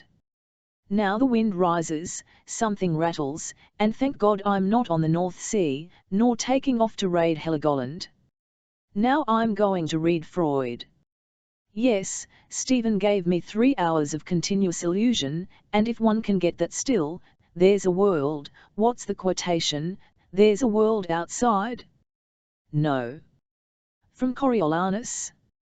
Sunday, the 11th of February. By way of postponing the writing of cheques, the war, by the way, has tied up my purse strings again, as in the old days of 11/a-week pocket money. I write here, and note that the authentic glow of finishing a book is on me. Does this mean it's good, or only that I have delivered my mind successfully? Anyhow, after shivering yesterday, today I made a stride, and shall I think finish this week at 37. It's tight and conscientious anyhow. So, walking this mildish day, up to tell scum I invented pages and pages of my lecture, which is to be full and fertile. The idea struck me that the Leaning Tower School is the school of auto-analysis after the suppression of the 19th century. Quote Stevenson. This explains Stephen's autobiography, Louis MacNeice etc. Also the idea of cerebration, poetry that is not unconscious, but stirred by surface irritation, to which the alien matter of politics, that can't be fused, contributes. Hence the lack of suggestive power. Is the best poetry that which is most suggestive? Is it made of the fusion of many different ideas, so that it says more than is explicable? Well, that's the line, and it leads to public libraries, and the supersession of aristocratic culture by common readers, also to the end of class literature, the beginning of character literature, new words from new blood, and the comparison with the Elizabethans. I think there's something in the psychoanalysis idea, that the Leaning Tower writer couldn't describe society, had therefore to describe himself, as the product, or victim, a necessary step towards freeing the next generation of repressions. A new conception of the writer needed, and they have demolished the romance of genius of the great man, by diminishing themselves. They haven't explored, like H. James, the individual, they haven't deepened, they've cut the outline sharper. And so on. L saw a grey heraldic bird, I only saw my thoughts. Sunday, the 18th of February. This diary might be divided into London Diary and Country. I think there is a division. Just back from the London chapter. Bitter cold. This shortened my walk, which I meant to be through crowded streets. Then the dark no-lighted windows depressed me. Standing in Whitehall, I said to my horses home, John, and drove back in the grey dawn light, the cheerless spectral light of fading evening in houses, so much more cheerless than the country evening, to Holborn, and so to the bright cave, which I liked better, having shifted the chairs. How silent it is there, and London silent, a great dumb ox-lying cow chant. Monday, the 19th of February. I may as well make a note, I say to myself, thinking sometimes who's going to read all this scribble? I think one day I may brew a tiny ingot out of it, in my memoirs. Lytton is hinted as my next task, by the way. And 3 guineas a dead failure in USA, but enough. Wednesday, the 20th of March. Yes, another attack, in fact 2 other attacks, one Sunday week, I with Angelica there to put me to bed, other last Friday, 102 after lunch. So to bed up here in L.'s room, and Dr. Tooth, who keeps me in bed, where I sit up with L reading proofs, till tomorrow. That's the boring history. They call recurring with slight bronchitis. Yes.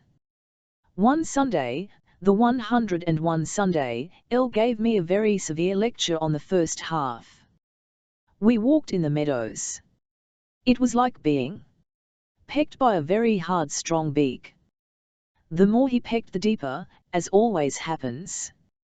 At last he was almost angry that I'd chosen what seems to me the wrong method.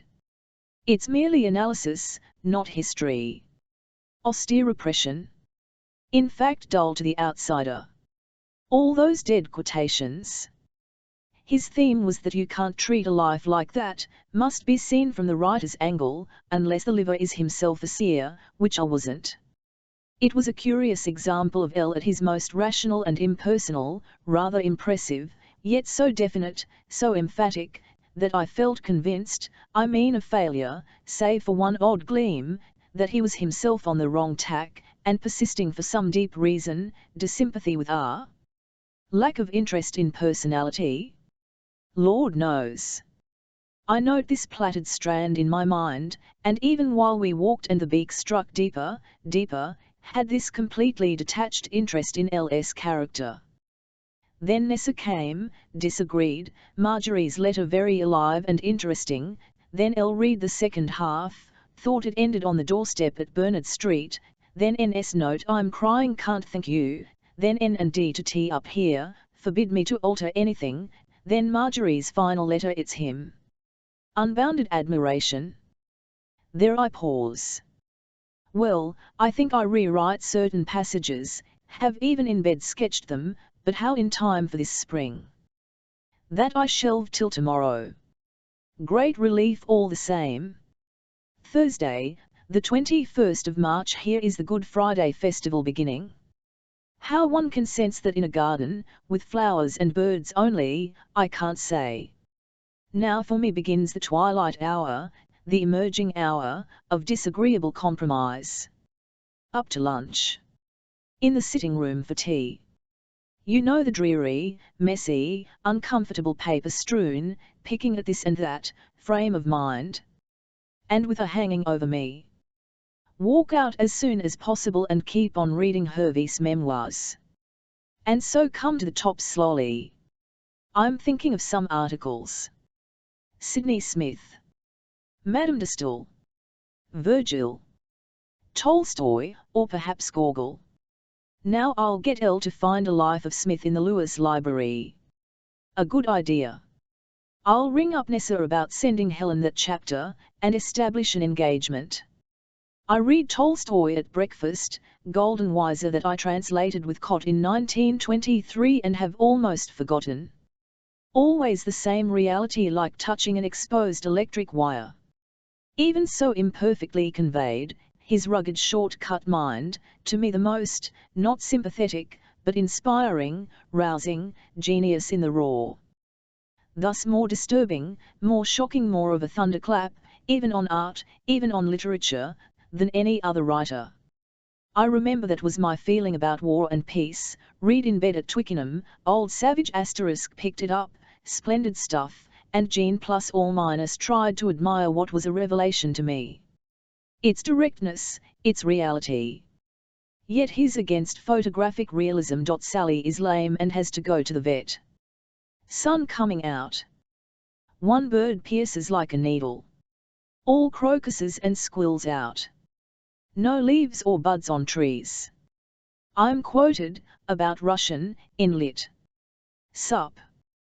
Leader, oddly enough. Friday, the 29th of March. What shall I think of that liberating and freshening? I'm in the mood when I open my window at night and look at the stars. Unfortunately it's 12:15 on a grey dull day, the aeroplanes are active, Botany is to be buried at 3, and I'm brain-creased after Marjorie, after John and after Q.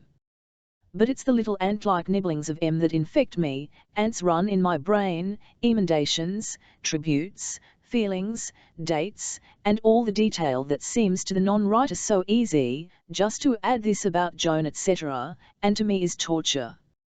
Thumbing those old pages, and copying into the carbon. Lord, Lord. And influenza damped. Well, I recur, what shall I think of? The river. Say the Thames at London Bridge, and buying a notebook, and then walking along the Strand and letting each face give me a buffet, and each shop, and perhaps a penguin. For we're up in London on Monday. Then I think I'll read an Elizabethan, like swinging from bough to bough. Then back here I'll saunter. Oh yes, and we'll travel our books round the coast, and have tea in a shop and look at antiques, and there'll be a lovely farmhouse, or a new lane, and flowers, and bowls with L, and reading very calmly for CRS but no pressure, and May coming and asparagus and butterflies. Perhaps I'll garden a little, oh, and print, and change my bedroom furniture. Is it age, or what, that makes life here alone, no London, no visitors, seem a long trance of pleasure? I'm inducing a state of peace and sensation feeling, not idea feeling. The truth is we've not seen spring in the country since I was ill at Asham, 1914, and that had its holiness in spite of the depression. I think I'll also dream a poet prose book, perhaps make a cake now and then. Now, never any more future skirmishing or past regretting. Relish the Monday and the Tuesday, and don't take on the guilt of selfishness.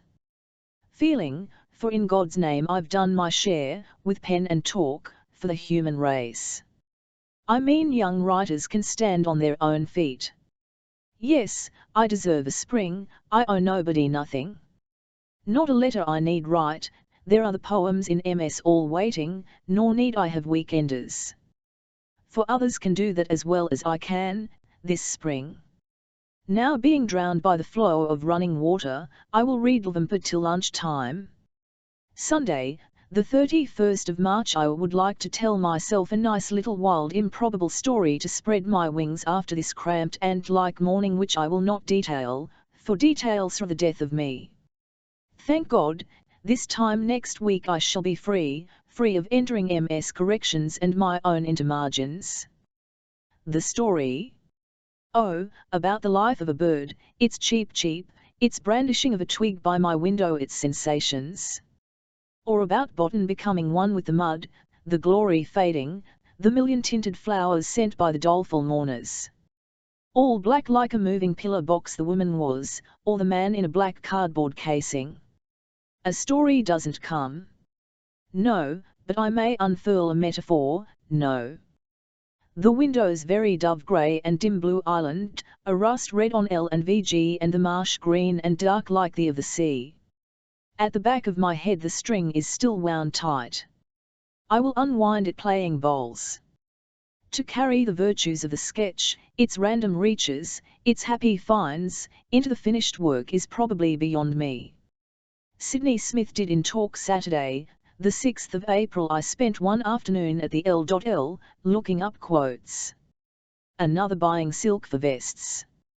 And we did not dine with the Hutchinsons to meet Tom and Desmond. And how glad I was of the drowsy evening. And so at 12:45 yesterday handed L the 2 MSS asterisk and we drove off as happy as bank holiday clerks. That's off my shoulders. Good or bad, done. So I felt wings on my shoulders, and brooded quietly till the tyre punctured. We had to jackal in mid-road, and I was like a stalk, all crumpled, when we got here. And it's a keen spring day, infinitely lit and tinted and cold and soft, all the groups of daffodils yellow along the bank. Lost my 3 games, and want nothing but sleep. Monday, the 13th of May. I admit to some content, some closing of a chapter and piece that comes with it, from posting my proofs today. I admit, because we're in the 3rd day of the greatest battle in history. It began, here, with the 8:00 o'clock wireless announcing as I lay half asleep the invasion of Holland and Belgium. The 3rd day of the Battle of Waterloo. Apple blossoms snowing the garden. A bowl lost in the pond. Churchill exhorting all men to stand together. I have nothing to offer but blood and tears and sweat. These vast formless shapes further circulate. They aren't substances, but they make everything else minute. Duncan saw an air battle over Charleston, a silver pencil and a puff of smoke. Percy has seen the wounded arriving in their boots. So my little moment of peace comes in a yawning hollow. But though L says he has petrol in the garage for suicide should Hitler win, we go on. It's the vastness, and the smallness, that makes this possible. So intense are my feelings, about Roger, yet the circumference, the war, seems to make our hood round them. No, I can't get the odd incongruity of feeling intensely and at the same time knowing that there's no importance in that feeling. Or is there, as I sometimes think, more importance than ever? Monday, the 20th of May. This idea was meant to be more impressive. It bobbed up, I suppose, in one of the sentient moments. The war is like a desperate illness.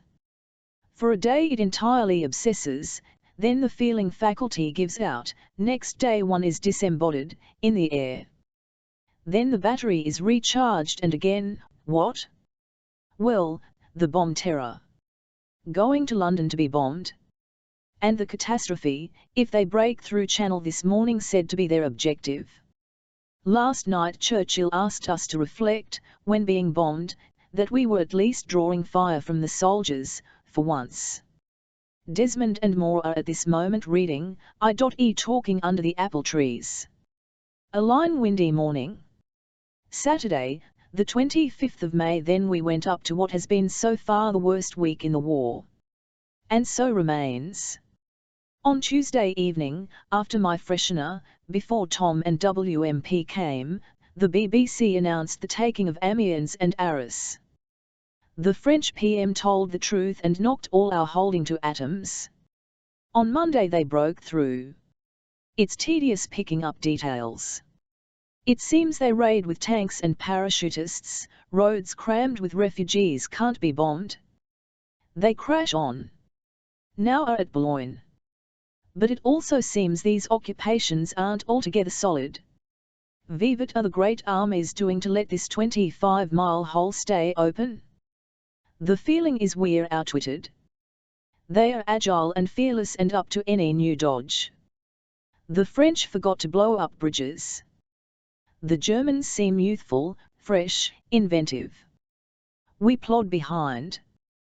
This went on the 3 London days. Rodmill burns with rumours. Are we to be bombed, evacuated? Guns that shake the windows.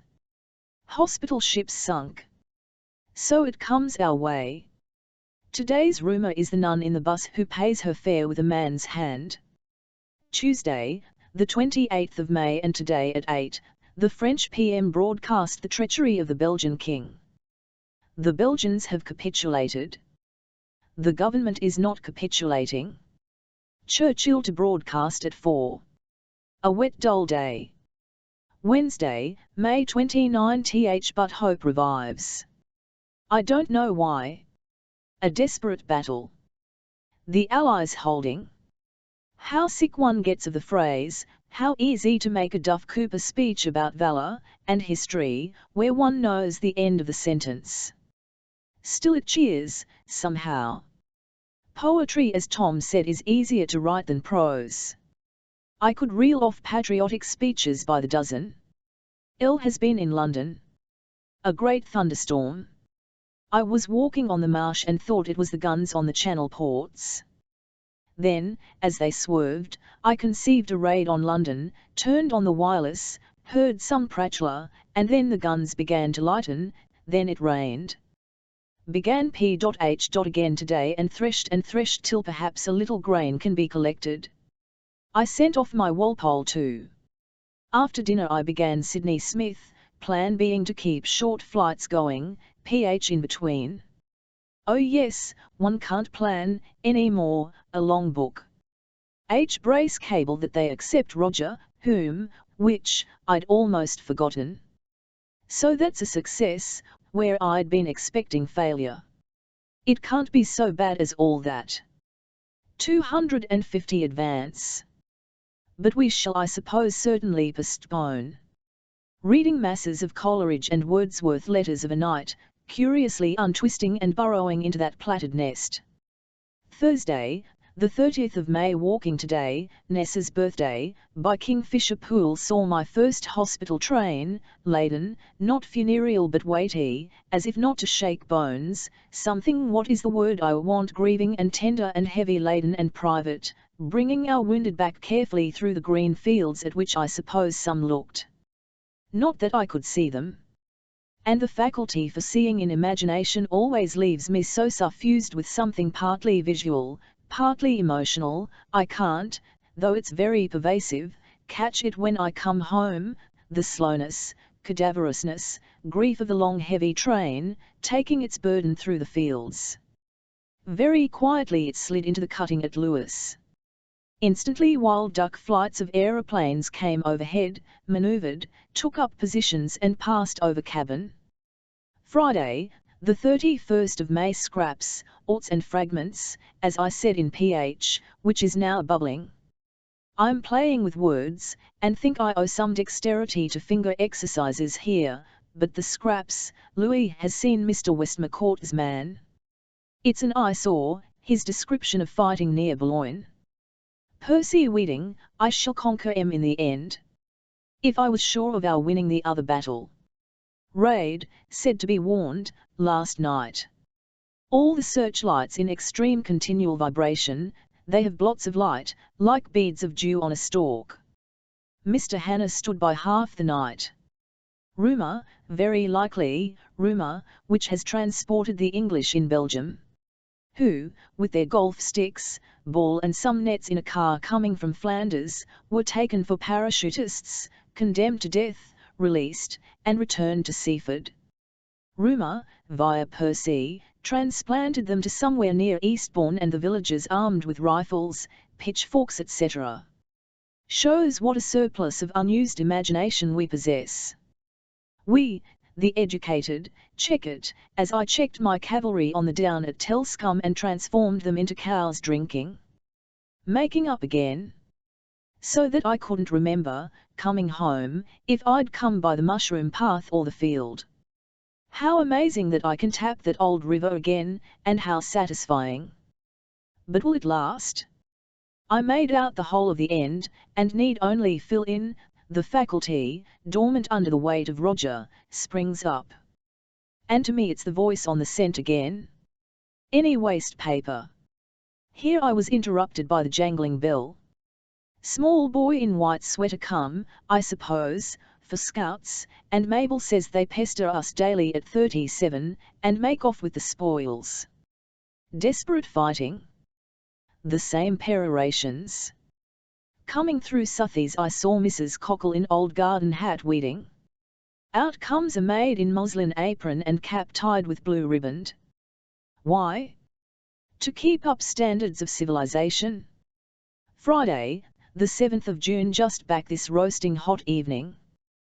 The great battle which decides our life or death goes on. Last night an air raid here. Today battle sparks. Up till 2:30 this morning. Sunday, the 9th of June I will continue, but can I? The pressure of this battle wipes out London pretty quick gritting day. As sample of my present mood, I reflect, capitulation will mean all Jews to be given up. Concentration camps. So to our garage. That's behind correcting Roger, playing bowls. One taps any source of comfort, Lee Ashton at Charleston yesterday for instance. But today the line is bulging. Last night aeroplanes, over, shafts of light following. I papered my windows. Another reflection, I don't want to go to bed at midday, this refers to the garage. Vivat we dread, it's no exaggeration, is the news that the French government have left Paris. A kind of growl behind the cuckoos and other birds. A furnace behind the sky. It struck me that one curious feeling is, that the writing eye has vanished. No audience. No echo. That's part of one's death. Not altogether serious, for I correct Roger, send finally I hope tomorrow, and could finish PH. But it is a fact this disparition of an echo. Monday, June 10 a day off.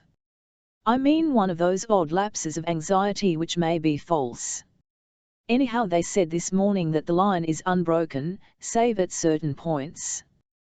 And our army has left Norway and is going to their help. Anyhow it's a day off, a cold gritty day. Breakfasted by electric light. And cool mercifully after the furnace. Today, too, I sent off my page proofs, and then have read my Roger for the last time. The index remains. And I'm in the doldrums, a little sunk, and open to the suggestion, conveyed by the memory of Leonard's coolness, enforced by John's silence, that it's on of my failures. Saturday, the 22nd of June, Waterloo I suppose. And the fighting goes on in France, and the terms aren't yet public, and it's a heavy grey day, and I've been beaten at bowls, feel depressed and irritated and vow I'll play no more, but read my book. My book is Coleridge, Rose Macaulay, the Besborough Letters, rather a foolish flight inspired by Herr Eo. I would like to find one book and stick to it. But can't. I feel, if this is my last lap, oughtn't I to read Shakespeare? But can't. I feel oughtn't I to finish off PH, oughtn't I to finish something by way of an end? The end gives its vividness, even its gaiety and recklessness to the random daily life. This, I thought yesterday, may be my last walk. On the down above Badian I found some green glass tubes. The corn was glowing with poppies in it. And I read my Shelley at night. How delicate and pure and musical and uncorrupt he and Coleridge read, after the left-wing group. How lightly and firmly they put down their feet, and how they sing, and how they compact, and fuse and deepen. I wish I could invent a new critical method, something swifter and lighter and more colloquial and yet intense, more to the point and less composed, more fluid and following the flight, than my CR essays. The old problem, how to keep the flight of the mind, yet be exact. All the difference between the sketch and the finished work. And now dinner to cook. A roll. Nightly raids in the east and south coast. 22 people killed nightly. A high wind was blowing, Mabel, Louis picking currants and gooseberries. Then a visit to Charleston threw another stone into the pond. And at the moment, with PH only to fix upon, I'm loosely anchored. Further, the war, our waiting while the knives sharpen for the operation, has taken away the outer wall of security. No echo comes back. I have no surroundings. I have so little sense of a public that I forget about Roger coming or not coming out. Those familiar circumvolutions, those standards, which have for so many years given back an echo and so thickened my identity, are all wide and wild as the desert now. I mean, there is no autumn, no winter. We pour to the edge of a precipice. And then? I can't conceive that there will be a 27th of June, 1941. This cuts away something even at tea at Charleston. We drop another afternoon into the mill race. Wednesday, the 24th of July. Yes, there are things to write about, but I want at the moment, the eve of publication moment, to discover my emotions. They are fitful, thus not very strong, nothing like so strong as before the years, oh dear, nothing like. Still they twinge. I wish it were this time next week. There'll be Morgan and Desmond. And I fear Morgan will say just enough to show he doesn't like, but is kind. Dear will certainly depress. The Times lit. Sup. After its ill temper about reviewing, will find chinks. Tea and tea will be enthusiastic. And, that's all. I repeat that two strains, as usual, will develop, fascinating, dull, lifelike, dead. So why do I twinge? Knowing it almost by heart. But not quite. Mrs. Learman enthusiastic. John silent. I shall of course be sneered at by those who sniff at Bloomsbury. I'd forgotten that. But as Elle is combing Sally I can't concentrate. No room of my own. For 11 days I've been contracting in the glare of different faces. It ended yesterday with the W.1, my talk. It was talked about the dreadnought. A simple, on the whole natural, friendly occasion. Cups of tea, biscuits, and Mrs. Chavasse, in a tight dress, presiding. Out of respect for me, it was a book tea. Miss Gardner had 3 guineas pinned to her frock, Mrs. Thomsett 3 weeks, and someone else a silver spoon. No, I can't go on to raise death, A.B. L1T, which I know nothing, save that that very large woman, with the shock of grey hair, and the bruised lip, that monster, whom I remember typical of young womanhood, has suddenly gone. She had a kind of representative quality, in her white coat and trousers, wall-building, disappointed, courageous, without what? Imagination? Lady Oxford said that there was no virtue in saving, more in spending. She hung over my neck in a spasm of tears. Mrs. Campbell has cancer. But in a twinkling she recovered, began to spend. A cold chicken, she said, was always under cover on the sideboard at my service. The country people used butter. She was beautifully dressed in a rayed silk, with a dark blue tie, a dark blue fluted Russian cap with a red flap. This was given her by her milliner, the fruit of spending. All the walls, the protecting and reflecting walls, wear so terribly thin in this war. There's no standard to write for, no public to echo back, even the tradition has become transparent. Hence a certain energy and recklessness, part good part bad I dare say. But it's the only line to take. And perhaps the walls, if violently beaten against, will finally contain me. I feel tonight still veiled. The veil will be lifted tomorrow when my book comes out. That's what may be painful, may be cordial. And then I may feel once more round me the wall I've missed, or vacancy. Or chill. I make these notes, but am tired of notes, tired of deed, tired of divine notebooks. I want something sequentious now and robust. In the first days of the war I could read notes only. Thursday, the 25th of July. I'm not very nervous at the moment, indeed at worst it's only a skin-deep nervousness, for after all, the main people approve, still I shall be relieved if Morgan approves. That I suppose I shall know tomorrow. The first review, Lynd, says, deep imaginative sympathy. Makes him an attractive figure. In spite of wild phrases, there is little drama. At the same time, those interested in modern art will find it of absorbing interest. What a curious relation is mine with Roger at this moment, I who have given him a kind of shape after his death. Was he like that? I feel very much in his presence at the moment, as if I were intimately connected with him, as if we together had given birth to this vision of him, a child born of us. Yet he had no power to alter it. And yet for some years it will represent him. Friday, the 26th of July. I think I have taken, say, a good second, judging from the lit. Sup. Review. No Morgan. Times say it takes a very high place indeed among biographers. Times say I have a genius for the relevant. Times, art critic I gather, goes on to analyse Roger's tones, etc. Times intelligent, but not room for more. It's a nice quiet feeling now. With my Coleridge beneath me, and this over, as it really very nearly, how I hate that clash, is, I'm aware of something permanent and real in my existence. By the way, I'm rather proud of having done a solid work. I am content, somehow. But when I read my post it's like putting my hand in a jar of leeches, and so I've a mint of dull dreary letters to write. But it's an incredibly lovely, yes, lovely is the word, transient, changing, warm, capricious summer evening. Also I won 2 games. A large hedgehog was found drowned in the lily pool. Tried to resuscitate it. An amusing sight. 2/6 is offered by the government for live hedgehogs. I'm reading Ruth Benedict with pressure of suggestions, about culture patterns, which suggests rather too much. 6 volumes of August Hare also suggest little articles.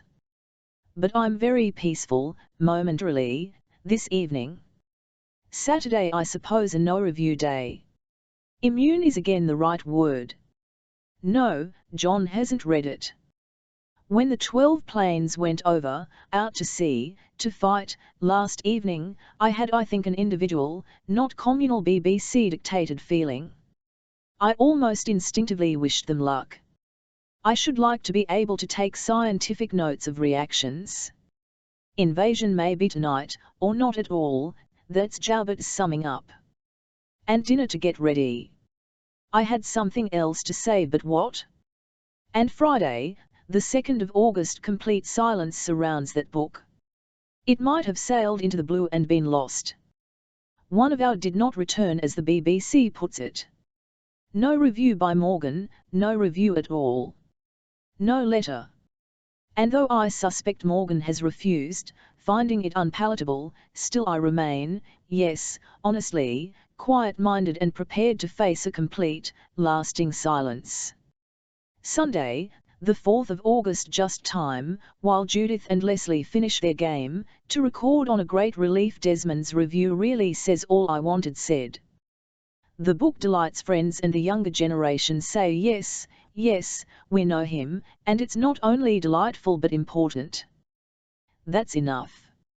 And it gave me a very calm, rewarded feeling, not the old triumph, as over a novel, but the feeling I've done what was asked of me, given my friends what they wanted. Just as I'd decided I'd given them nothing but the materials for a book I hadn't written.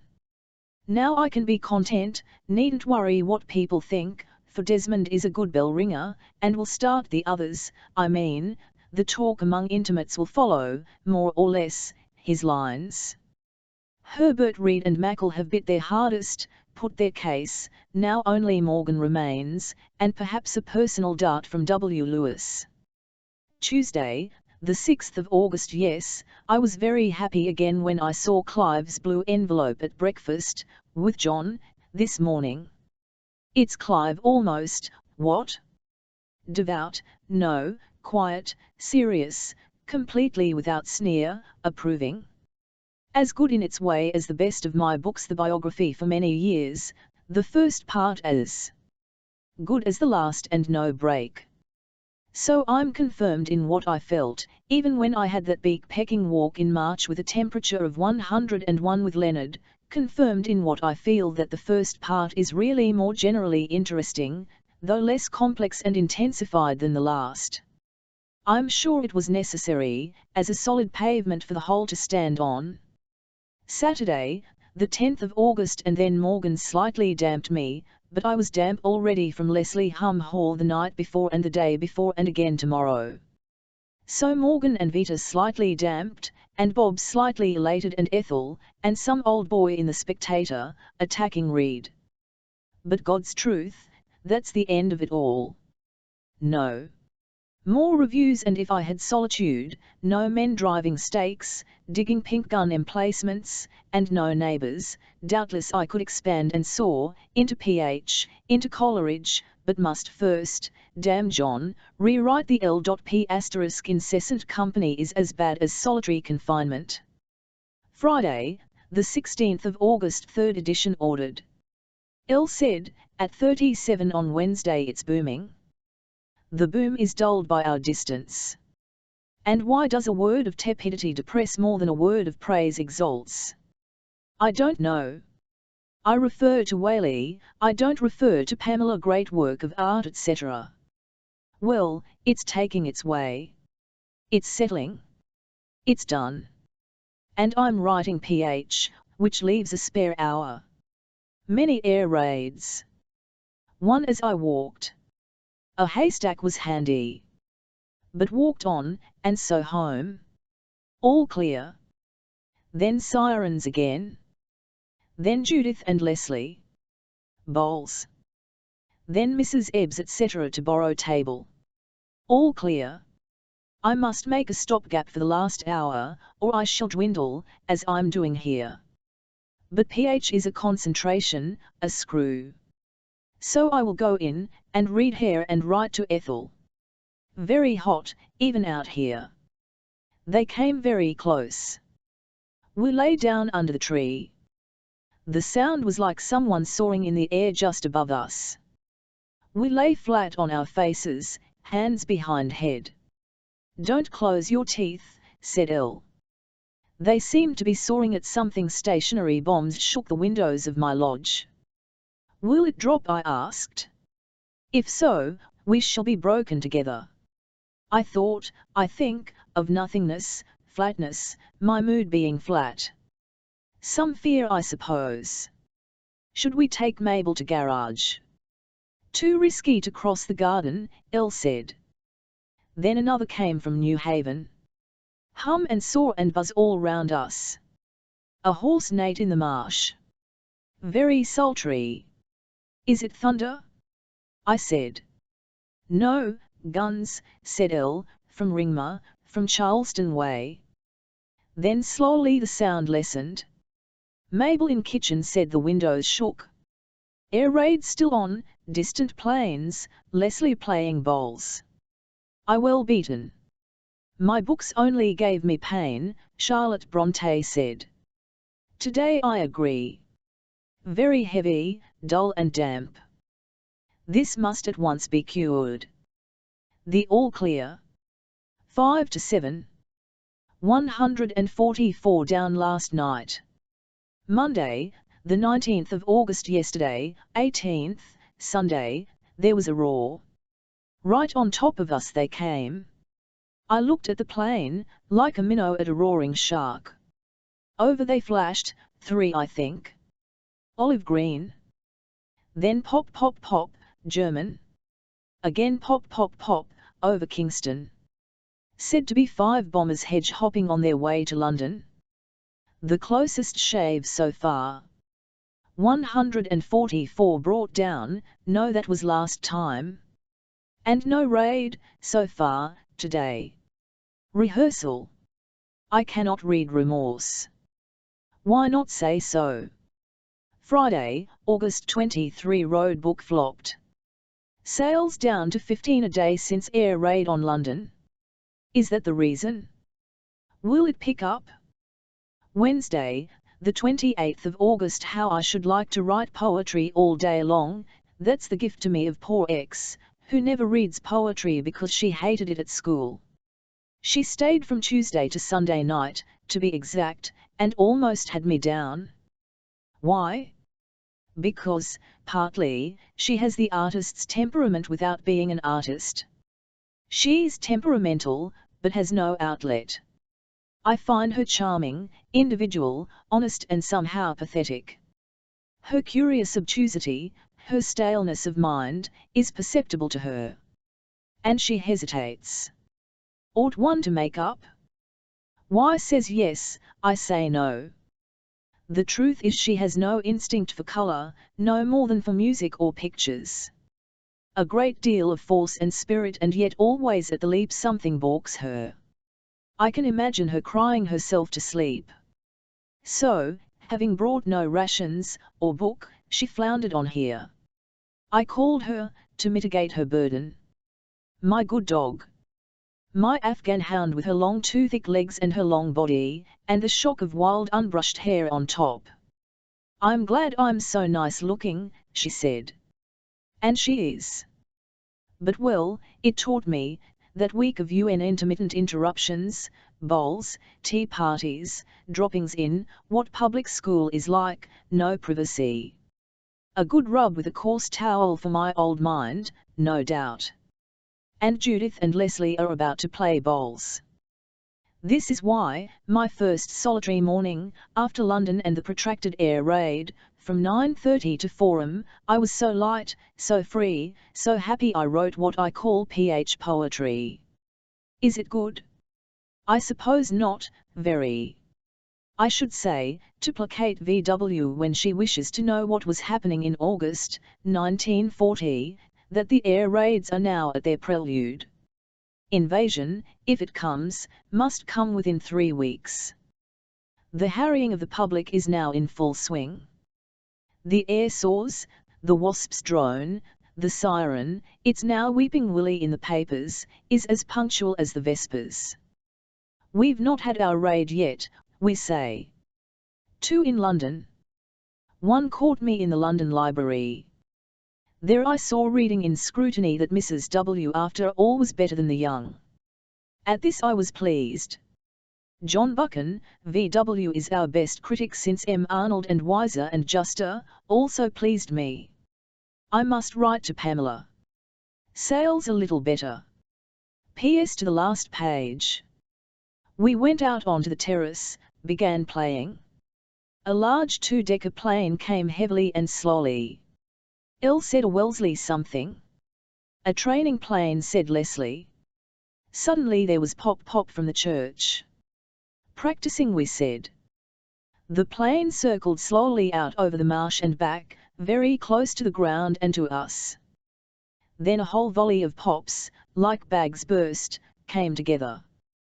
The plane swung off, slow and heavy and circling towards Lewis. Leslie saw the German Black Cross. All the workmen were looking. It's a German, that dawned. It was the enemy. It dipped among the fir trees over Lewis and did not rise. Then we heard the drone.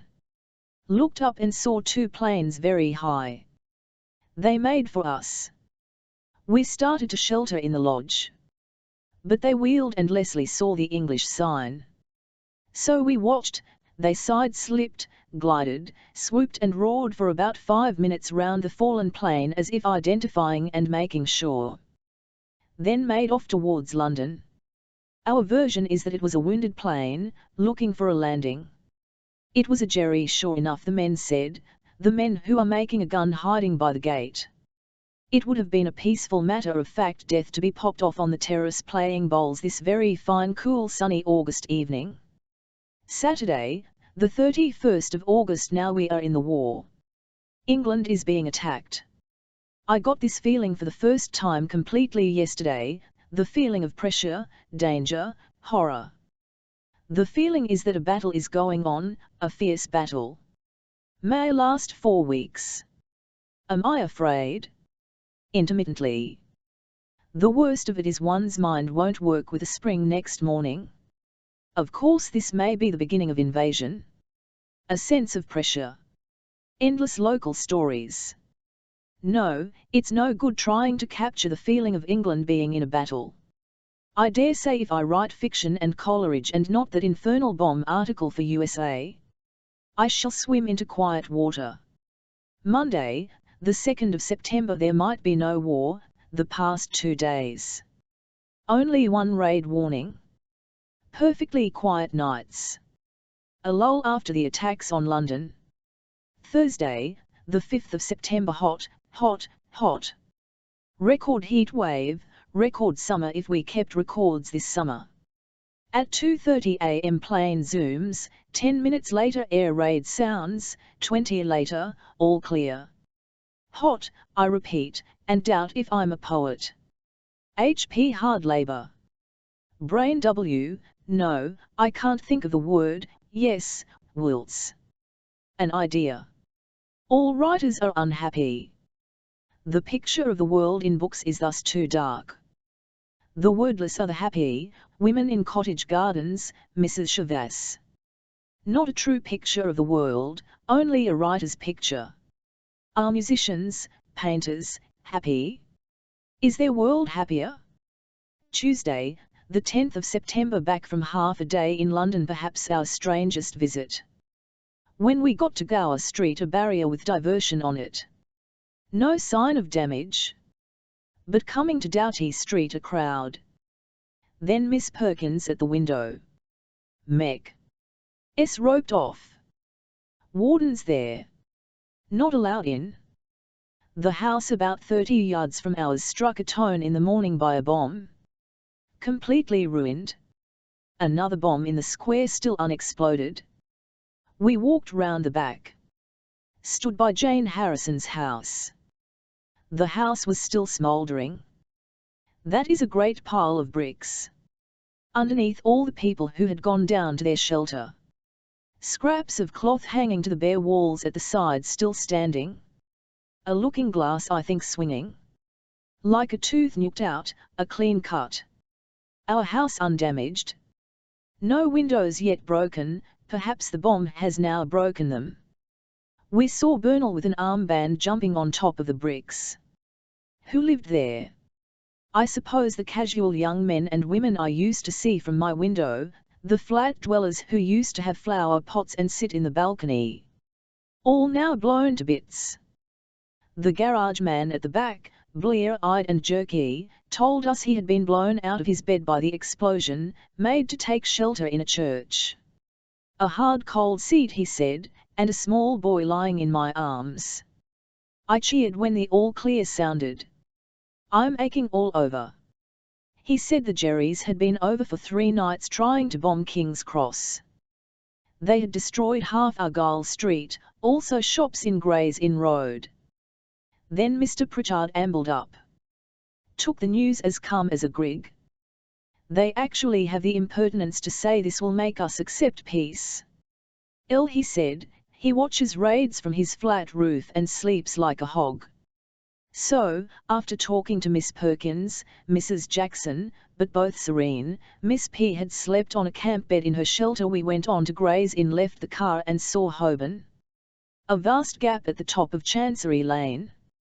Smoking still. Some great shop entirely destroyed, the hotel opposite like a shell. In a wine shop there were no windows left. People standing at the tables, I think drink served. Heaps of blue-green glass in the road at Chancery Lane. Men breaking off fragments left in the frames. Glass falling. Then into Lincoln's Inn. To the NS office, windows broken, but house untouched. We went over it. Deserted. Wet passages. Glass on stairs. Doors locked. So back to the car. A great block of traffic. The cinema behind Madame Tussauds torn open, the stage visible, some decorations swinging. All the park houses with broken windows, but undamaged. And then miles and miles of orderly ordinary streets, all Bayswater, and Sussex Square as usual, streets empty, faces set and eyes bleared. In Chancery Lane I saw a man with a barrow of music books. My typist's office destroyed. Then at Wimbledon a siren, people began running. We drove, through almost empty streets, as fast as possible. Horses taken out of the shafts. Cars pulled up. Then the all clear. The people I think of now are the very grimy lodging house keepers, say in Heathcote Street, with another night to face, old wretched women standing at their doors, dirty, miserable. Well, as Nessa said on the phone, it's coming very near. I had thought myself a coward for suggesting that we should not sleep 2 nights at 37. I was greatly relieved when Miss P telephoned advising us not to stay, and Elle agreed. Wednesday, the 11th of September. Churchill has just spoken. A clear, measured, robust speech. Says the invasion is being prepared. It's for the next 2 weeks apparently, if at all. Ships and barges massing at French ports. The bombing of London, of course, preparatory to invasion. Our majestic city, etc., which touches me, for I feel London majestic. Our courage, etc. Another raid last night on London.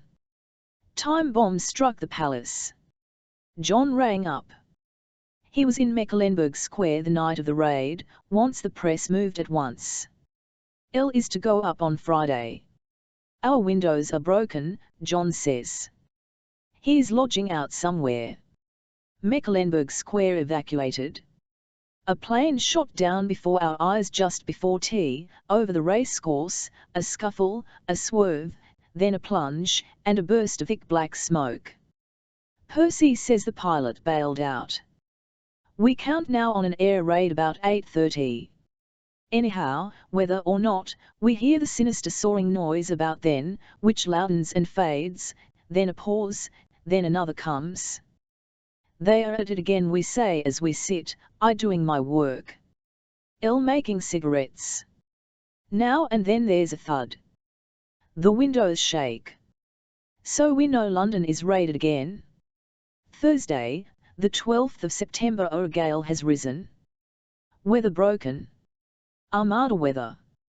No sound of planes TCK-1A, only wind. Terrific air traffic last night.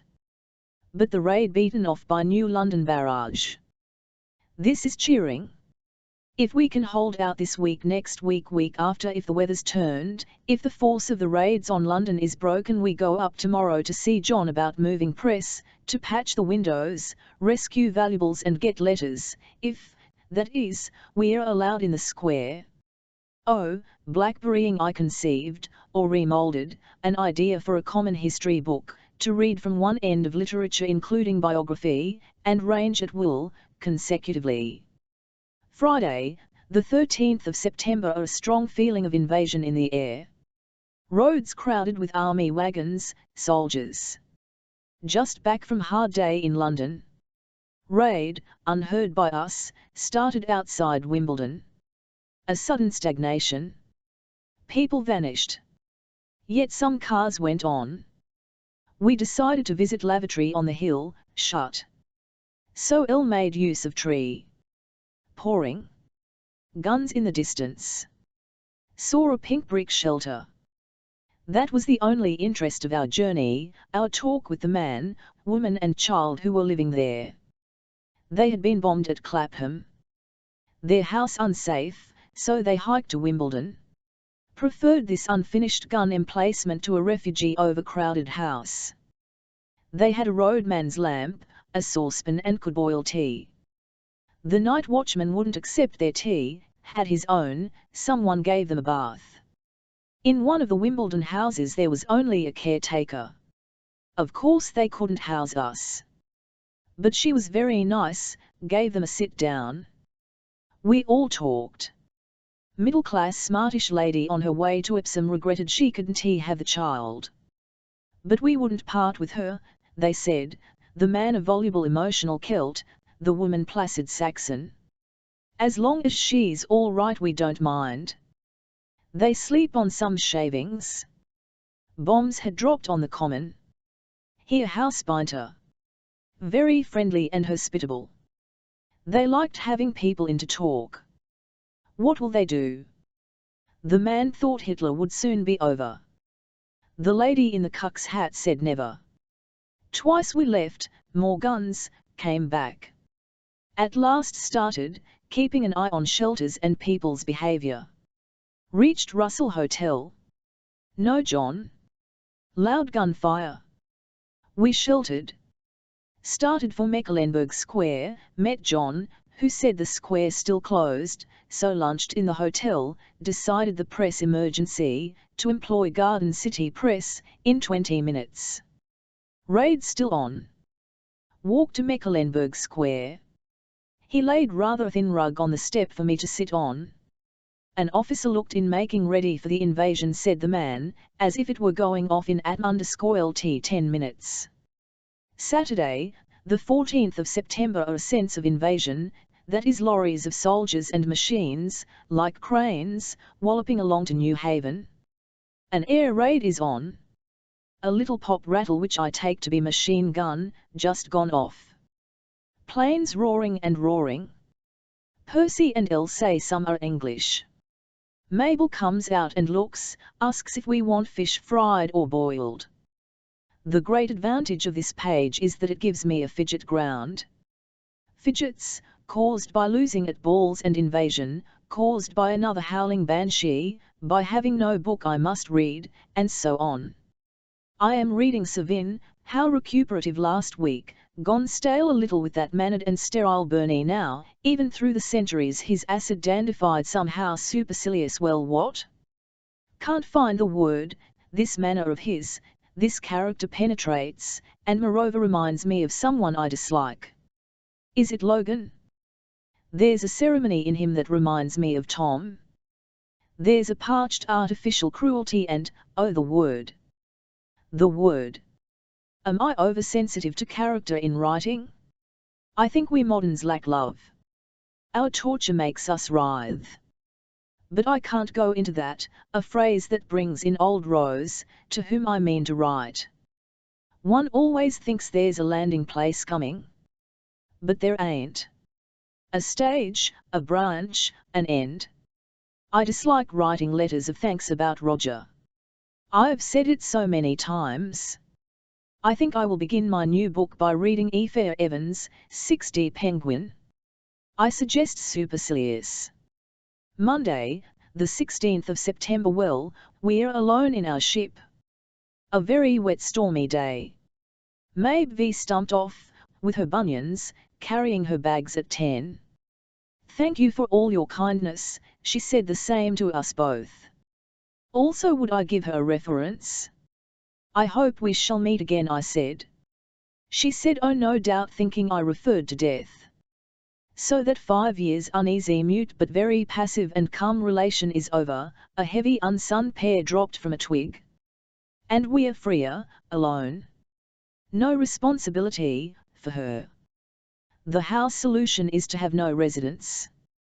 But I'm stupid, have dallying with Mr. Williamson's confessions, appalled by his egocentricity. Are all writers as magnified in their own eyes? He can't move an inch from the glare of his own personality, his fame. And I've never read one of those immortal works. To Charleston this afternoon, after provisioning for our siege in Lewis. Last night we saw tinsel sparks here and there in the sky over the flat. Elle thought they were shells bursting from the London barrage. Great air traffic all night. Some loud explosions. I listened for church bells, thinking largely, I admit, of finding ourselves prisoned here with Mabel. She thought the same. Said that if one is to be killed, one will be killed. Prefers death in a holloway shelter playing cards, naturally, to death here. Tuesday, the 17th of September. No invasion. High wind.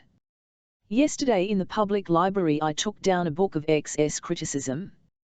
This turned me against writing my book. London library atmosphere effused.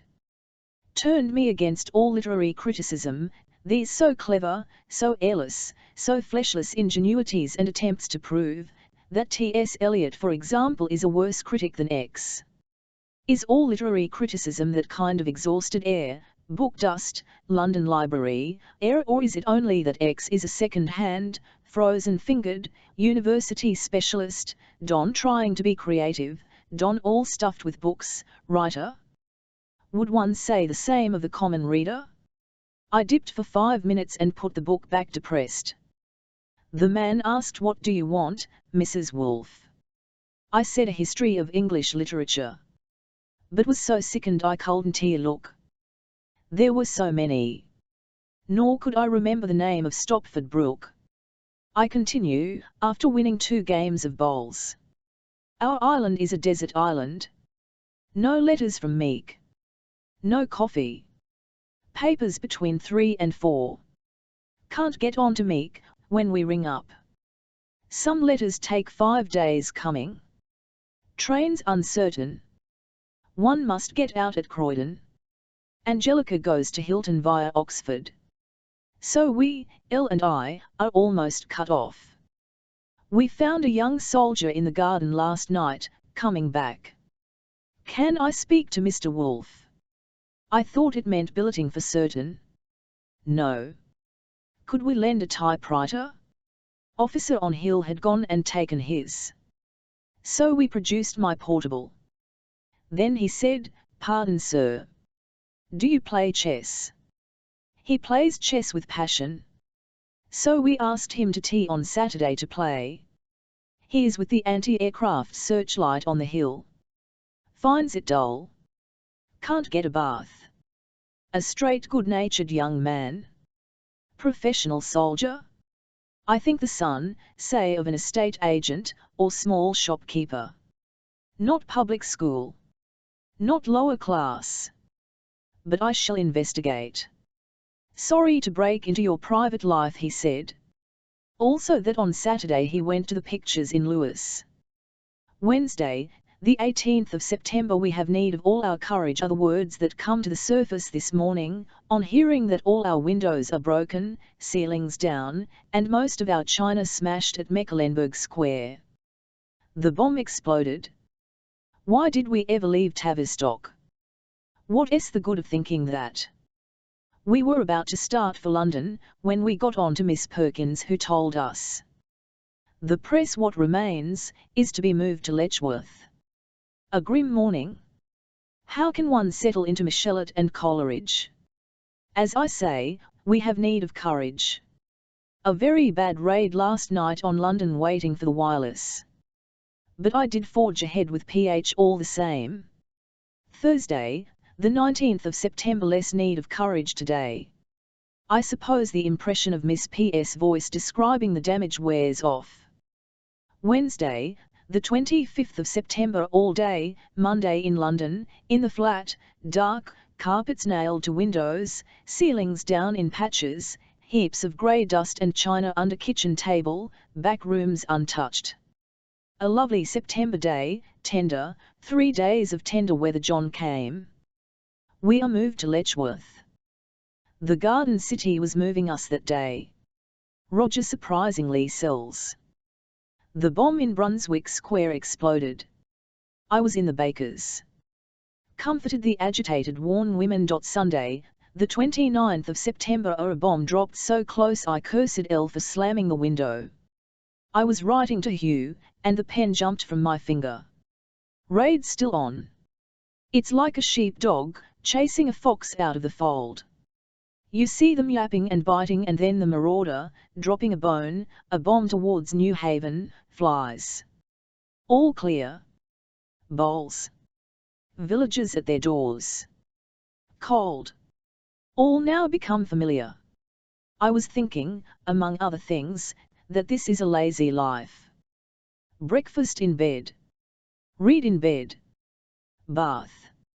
Order dinner. Out to lodge.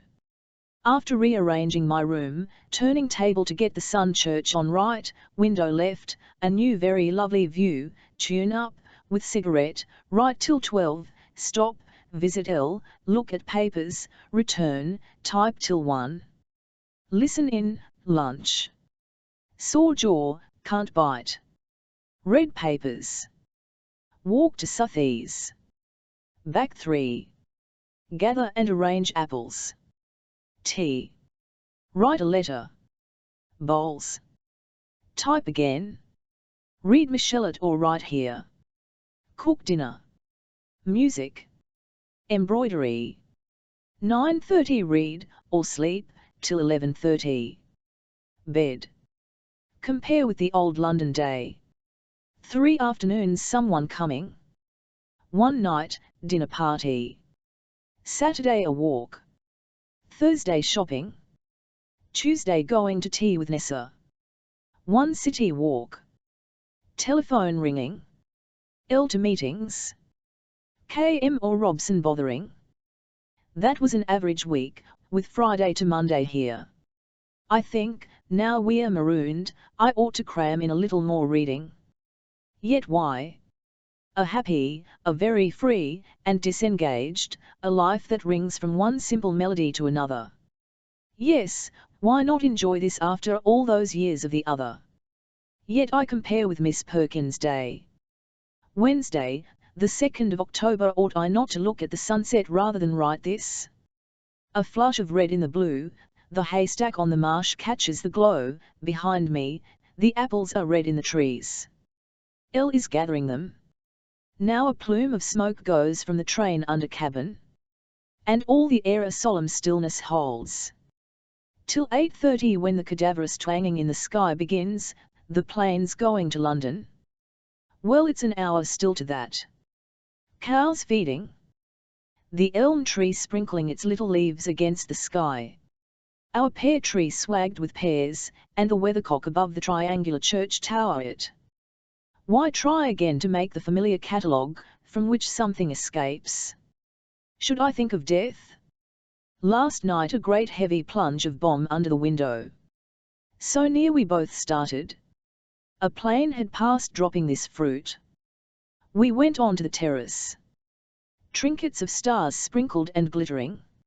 All quiet. The bombs dropped on Itford Hill. There are 2 by the river, marked with white wooden crosses, still unburst. I said to L, I don't want to die yet. The chances are against it.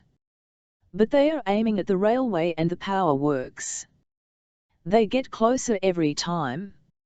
Cabin was crowned with what looked like a settled moth, wings extended, a Messerschmitt it was, shot down on Sunday. I had a nice gallop this morning with Coleridge, Sarah. I'm to make E20 with 2 articles. Books still held up. And Spira's free, and Margot writes to say I did it and adds a long letter all about yourself and what you believe. What do I? Can't at the moment remember. Oh, I try to imagine how one's killed by a bomb. I've got it fairly vivid, the sensation, but can't see anything but suffocating nonentity following after. I shall think, oh, I wanted another 10 years, not this, and shan't, for once, be able to describe it. I mean death, no, the scrunching and scrambling, the crushing of my bones shade in on my very active eye and brain, the process of putting out the light, painful? Yes. Terrifying? I suppose so. Then a swoon, a drain, 2 or 3 gulps attempting consciousness, and then ... Sunday, the 6th of October. I snatch this page with Anreps and Ruth Beresford imminent to say what? Will it ever seem strange that L and I walking on the marsh first look at a bomb crater, then listen to the German drone above, then I take 2 paces nearer L, prudently deciding that 2 birds had better be killed with 1 stone? They got Lewis at last yesterday. Saturday, the 12th of October. I would like to pack my day rather fuller, most reading must be munching. If it were not treasonable to say so, a day like this is almost too, I won't say happy, but amenable. The tune varies, from one nice melody to another. All is played, today, in such a theatre. Hills and fields, I can't stop looking, October blooms, brown plough, and the fading and freshening of the marsh. Now the mist comes up. And one thing's pleasant after another, breakfast, writing, walking, tea, bowls, reading, sweets, bed. A letter from Rose about her day. I let it almost break mine. Mine recovers. The globe rounds again. Behind it, oh yes. But I was thinking I must intensify partly Rose. Partly I'm terrified of passive acquiescence. I live in intensity. In London, now, or 2 years ago, I'd be owling through the streets. More pack and thrill than here. So I must supply that. How? I think book inventing. And there's always the chance of a rough wave. No, I won't once more turn my magnifying glass on that. Scraps of memoirs come so coolingly to my mind. Wound up by those 3 little articles, one sent today, I unwound a page about Thoby. Fish forgotten. I must invent a dinner. But it's all so heavenly free and easy, Elle and I alone. I've my rug on hand too. Another pleasure. And all the clothes drudgery, Sybil drudgery, society drudgery obliterated. But I want to look back on these war years as years of positive something or other. Elle gathering apples. Sally barks. I imagine a village invasion. Queer the contraction of life to the village radius. Bought enough to stock many winters. All our friends are isolated over winter fires. Chance of interruption small now. No cars. No petrol. Trains uncertain. And we on our lovely free autumn island. But I will read Dante, and for my trip through English literature book. I was glad to see the sea are all spotted with readers at the free library to which I think of belonging. Thursday, the 17th of October. Our private luck has turned. John says Tavistock Square is no more. If that's so, I need no longer wake in the night thinking the Wolves' luck has taken a downward turn. For the first time they were rash and foolish. Second, an urgent request from Harper's Bazaar for an article or story. So that tree, far from being barren, as I thought, is fruit-bearing. And I've spent I don't know how much brain nerve earning 30 GNS. With 3 little articles. But I say, the effort has its reward, for I'm worth, owing to that insect-like conscience and diligence, E120 to the USA. A perfect day, a red admiral feasting on an apple day. A red rotten apple lying on the grass, butterfly on it, beyond a soft blue warm coloured down and field. Everything dropping through soft air to rest on the earth. The light is now fading. Soon the siren, then the twang of plucked strings. But it's almost forgettable still, the nightly operation on the tortured London. Mabel wants to leave it. Elle sawing wood. The funny little cross on the church shows against the downs. We go up tomorrow. A mist is rising, a long fleece of white on the marshes. I must black out. I had so much to say. I am filling my mind slowly with Elizabethans, that is to say letting my mind feed like the Red Admiral the siren, just as I had drawn the curtains.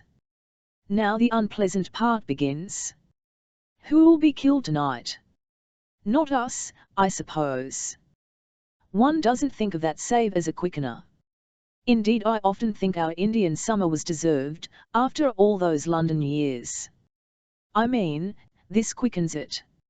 Every day seen against a very faint shade of bodily risk. And I return to PH today, and am to transfer my habitual note-taking, I think what I do on odd days, to random reading. The idea is, accumulate notes.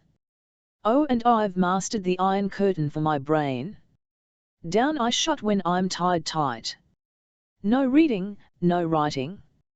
No claims, no must I walk yesterday in the rain over the Piddinghu Down, a new line. Sunday, the 20th of October. The most impressive, no, that's not it, sight in London on Friday was the queue, mostly children with suitcases, outside Warren Street Tube.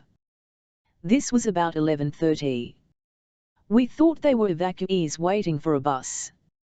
But there they were, in a much longer line, with women, men, more bags, blankets, sitting still at 3. Lining up for the shelter in the night's raid, which came of course. Thus, if they left the tube at 6, a bad raid on Thursday, they were back again at 11. So to Tavistock Square with a sigh of relief saw a heap of ruins. 3 houses, I should say, gone. Basement all rubble. Only relics an old basket chair, bought in Fitzroy Square days, and penman's board to let. Otherwise bricks and wood splinters. 1 glass door in the next house hanging. I could just see a piece of my studio wall standing, otherwise rubble where I wrote so many books. Open air where we sat so many nights, gave so many parties. The hotel not touched. So to make dot plus all minus all again. Litter, glass, black soft dust, plaster powder. Miss T and Miss E in trousers, overalls and turbans, sweeping. I noted the flutter of Miss T.'s hands, the same as Miss Perkins. Of course friendly and hospitable in the extreme. Jaunty jerky talk. Repetitions. So sorry we hadn't had her card, to save you the shock. It's awful. Upstairs she propped a leaning bookcase for us. Books all over dining room floor. In my sitting room glass all over Mrs. Hunter's cabinet, and so on. Only the drawing room with windows almost whole. A wind blowing though. I began to hunt out diaries. What could we salvage in this little car? Darwin and the silver, and some glass and china. Then lunch off tongue, in the drawing room. John came. I forgot the voyage of the Beagle. No raid the whole day. So about 2:30 drove home. Exhilaration at losing possessions, save at times I want my books and chairs and carpets and beds. How I work to buy them, one by one, and the pictures. But to be free of Meek would now be a relief. Almost certainly it will be destroyed, and our queer tenancy of that sunny flat over. In spite of the move and the expense, no doubt, if we save our things we shall be cheaply quit. I mean, if we'd stayed at 52 and lost all our possessions. But it's odd, the relief at losing possessions. I should like to start life, in peace, almost bare, free to go anywhere. Can we be rid of Meek, though? Friday, the 1st of November, a gloomy evening, spiritually, alone over the fire, and by way of conversation, apply to this 2-stout volume. My Times book for the week is E. F. Benson's last autobiography, in which he tried to rasp himself clean of his barnacles. I learn there the perils of glibness. I too can flick phrases. He said, one must discover new depths in oneself. Well, I don't bother about that here. I will note, though, the perils of glibness. And add, considering how I feel in my fingers the weight of every word, even of a review, need I feel guilty? Sunday, the 3rd of November. Yesterday the river burst its banks. The marsh is now a sea with gulls on it. Elle and I walked down to the hangar. Water broken, white, roaring, pouring down through the gap by the pillbox. A bomb exploded last month. Old Tomsit told me it took a month to mend. For some reason, bank weakened. Everest says by pillbox, it burst again. Today the rain is tremendous. And gale. As if dear old nature were kicking up her heels. Down to the hangar again. Flood deeper and fuller. Bridge cut off. Water made road impassable by the farm. So all my marsh walks are gone, until another break in the bank. It comes over in a cascade, the sea is unfathomable. Yes, now it has crept up round Botton's haystack, the haystack in the floods, and is at the bottom of our field. Lovely if the sun were out. Medieval in the mist tonight. I am happy, quit of my money-making, back at PH writing in spurts, covering, I am glad to say, a small canvas. Oh, the Freedom Tuesday, the 5th of November. The haystack in the floods is of such incredible. When I look up I see all the marsh water. In the sun deep blue, gulls, caraway seeds, snowstorms, Atlantic floor, yellow islands, leafless trees, red cottage roofs. Oh, may the flood last forever. A virgin lip, no bungalows, as it was in the beginning. Now it's lead grey with the red leaves in front. Our inland sea cabin is become a cliff.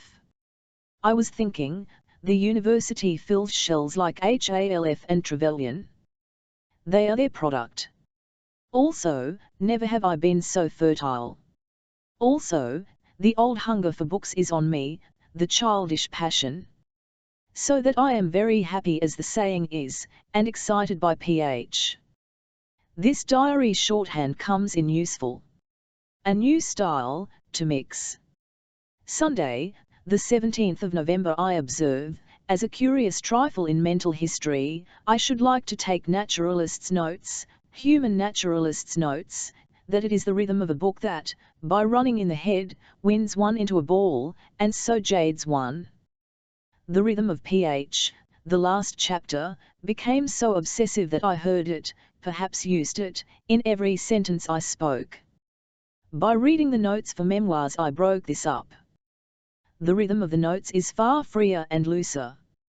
2 days of writing in that rhythm has completely refreshed me. So I go back to PH tomorrow. This I think is rather profound. Saturday, the 23rd of November. Having this moment finished the pageant, or Points Hall, begun perhaps April 1938, my thoughts turn well up, to write the first chapter of the next book, nameless, anon, it will be called. The exact narrative of this last morning should refer to Louise' interruption, holding a glass jar, in whose thin milk was a pat of butter. Then I went in with her to skim the milk off, then I took the pat and showed it to Leonard. This was a moment of great household triumph. I am a little triumphant about the book. I think it's an interesting attempt in a new method. I think it's more quintessential than the others. More milk skimmed off. A richer pat, certainly a fresher than that misery the years. I've enjoyed writing almost every page. This book was only, I must note, written at intervals when the pressure was at its highest, during the drudgery of Roger. I think I shall make this my scheme, if the new book can be made to serve as daily drudgery only. I hope to lessen that, anyhow it will be a supported on fact book, then I shall brew some moments of high pressure. I think of taking my mountain top, that persistent vision, as a starting point. Then see what comes. If nothing, it won't matter. Sunday, the 22nd of December. How beautiful they were, those old people, I mean father and mother, how simple, how clear, how untroubled. I have been dipping into old letters and father's memoirs. He loved her, oh, and was so candid and reasonable and transparent, and had such a fastidious delicate mind, educated, and transparent. How serene and gay even, their life reads to me, no mud, no whirlpools. And so human with the children and the little hum and song of the nursery. But if I read as a contemporary I shall lose my child's vision and so must stop. Nothing turbulent, nothing involved, no introspection. Sunday, the 29th of December. There are moments when the sail flaps. Then, being a great amateur of the art of life, determined to suck my orange off, like a wasp if the blossom I'm on fades, as it did yesterday, I ride across the downs to the cliffs. A roll of barbed wire is hooped on the edge. I rubbed my mind brisk along the New Haven road. Shabby old maids buying groceries, in that desert road with the villas, in the wet. And New Haven gashed. But tired the body and the mind sleeps. All desire to write diary here has flagged. What is the right antidote? I must sniff round. I think mme de Savin. Writing to be a daily pleasure. I detest the hardness of old age, I feel it. I rasp. I'm tart. The foot less prompt to meet the morning dew, the heart less bounding at emotion new, and hope, once crushed less quick to spring again. I actually opened Matthew Arnold and copied these lines. While doing so, the idea came to me that why I dislike, and like, so many things idiosyncratically now, is because of my growing detachment from the hierarchy, the patriarchy. Vivan Desmond praises East Coker, and I am jealous. I walk over the marsh saying, I am I, and must follow that furrow, not copy another. That is the only justification for my writing, living. How one enjoys food now, I make up imaginary meals. 1941 Wednesday, the 1st of January on Sunday night, as I was reading about the Great Fire, in a very accurate detailed book, London was burning. 8 of my city churches destroyed, and the Guildhall. This belongs to last year. This first day of the new year has a slice of wind like a circular saw. This book was salvaged from 37, I brought it down from the shop, with a handful of Elizabethans for my book, now called Turning a Page. A psychologist would see that the above was written with someone, and a dog, in the room. To add in private, I think I will be less verbose here perhaps, but what does it matter, writing too many pages? No printer to consider. No public. Thursday, the 9th of January, air blank. All frost. Still frost. Burning white. Burning blue. The elms red. I did not mean to describe, once more, the downs in snow, but it came. And I can't help even now turning to look at Asham Down, red, purple, dove blue grey, with the cross so melodramatically against it. What is the phrase I always remember, or forget? Look your last on all things lovely. Yesterday Mrs. X was buried upside down. A mishap. Such a heavy woman, as Louis put it, feasting spontaneously upon the grave. Today she buries the aunt whose husband saw the vision at Seaford. Their house was bombed by the bomb we heard early one morning last week. And Elle is lecturing and arranging the room. Are these the things that are interesting? That recall, that say stop, you are so fair? Well, all life is so fair, at my age. I mean, without much more of it I suppose to follow. And t'other side of the hill there'll be no rosy blue-red snow.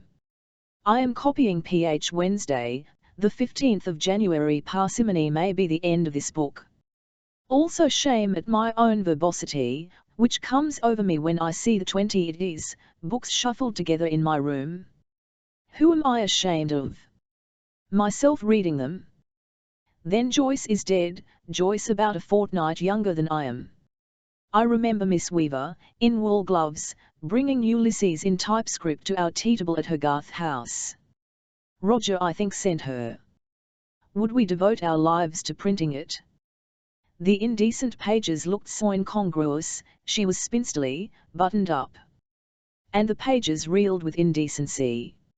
I put it in the drawer of the inlaid cabinet. One day Catherine Mansfield came, and I had it out.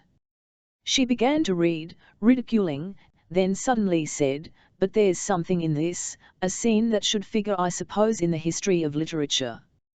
He was about the place, but I never saw him.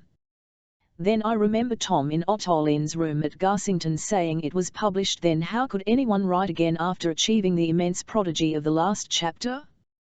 He was, for the first time in my knowledge, rapt, enthusiastic. I bought the blue paper book, and read it here one summer I think with spasms of wonder, of discovery, and then again with long lapses of intense boredom. This goes back to a prehistoric world. And now all the gents are furbishing up their opinions, and the books, I suppose, take their plact in the long procession. We were in London on Monday. I went to London Bridge. I at the river, very misty, some tufts of smoke, perhaps from burning houses. There was another fire on Saturday. Then I saw a cliff of wall, eaten out, at one corner, a great corner all smashed, a bank, the monument erect, tried to get a bus, but such a block I dismounted, and the second bus advised me to walk. A complete jam of traffic, for streets were being blown up. So by tube to the temple, and there wandered in the desolate ruins of my old squares, gashed, dismantled, the old red bricks all white powder, something like a builder's yard. Grey dirt and broken windows. Sightseers, all that completeness ravished and demolished Sunday, the 26th of January, a battle against depression, rejection, by Harpers of My Story and Ellen Terry, routed today, I hope, by clearing out kitchen, by sending the article, a lame one, to NS, and by breaking into PH 2 days, I think, of memoir writing.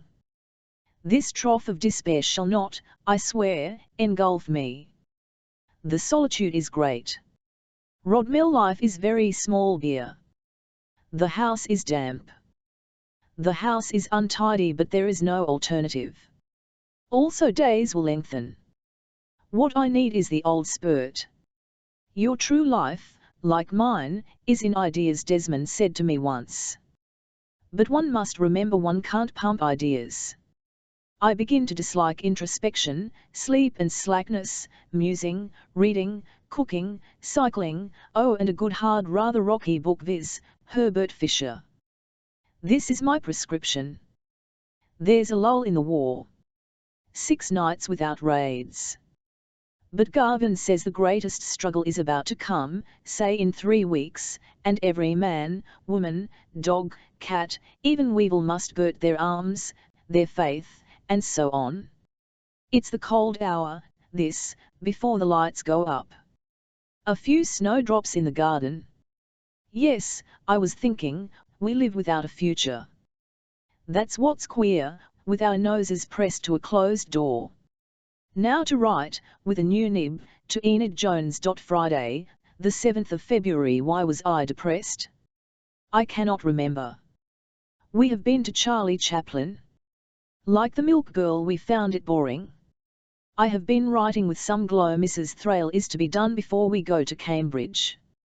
A week of broken water impends. Sunday, the 16th of February. In the wild grey water after last week's turmoil. I liked the dinner with Daddy best. All very lit up and confidential. I liked the soft grey night at Newnham. We found Pennell in her high ceremonial room, all polished and spectatorial. She was in soft reds and blacks. We sat by a bright fire. Curious flitting talk. She leaves next year. Then Letchworth, the slaves chained to their typewriters, and their drawn set faces, and the machines, the incessant more and more competent machines, folding, pressing, gluing and issuing perfect books. They can stamp cloth to imitate leather. Our press is up in a glass case. No country to look at. Very long train journeys. Food skimpy. No butter, no jam. Old couples hoarding marmalade and grape nuts on their tables. Conversation half whispered round the lounge fire. Elizabeth Bowen arrived 2 hours after we got back, and went yesterday, and tomorrow Vita, then Enid, then perhaps I shall re-enter one of my higher lives. But not yet. Wednesday, the 26th of February. My higher life is almost entirely the Elizabethan play. Finished Points Hall, the pageant, the play, finally between the acts this morning. Sunday, the 8th of March. Just back from LS speech at Brighton. Like a foreign town, the first spring day. Women sitting on seats. A pretty hat in a tea shop, how fashion revives the eye. And the shell-encrusted old women, rouged, decked, cadaverous at the tea shop. The waitress in checked cotton. No, I intend no introspection. I mark Henry James' sentence, observe perpetually. Observe the oncome of age. Observe greed. Observe my own despondency. By that means it becomes serviceable. Or so I hope. I insist upon spending this time to the best advantage. I will go down with my colours flying. This I see verges on introspection, but doesn't quite fall in. Suppose I bought a ticket at the museum, biked in daily and read history.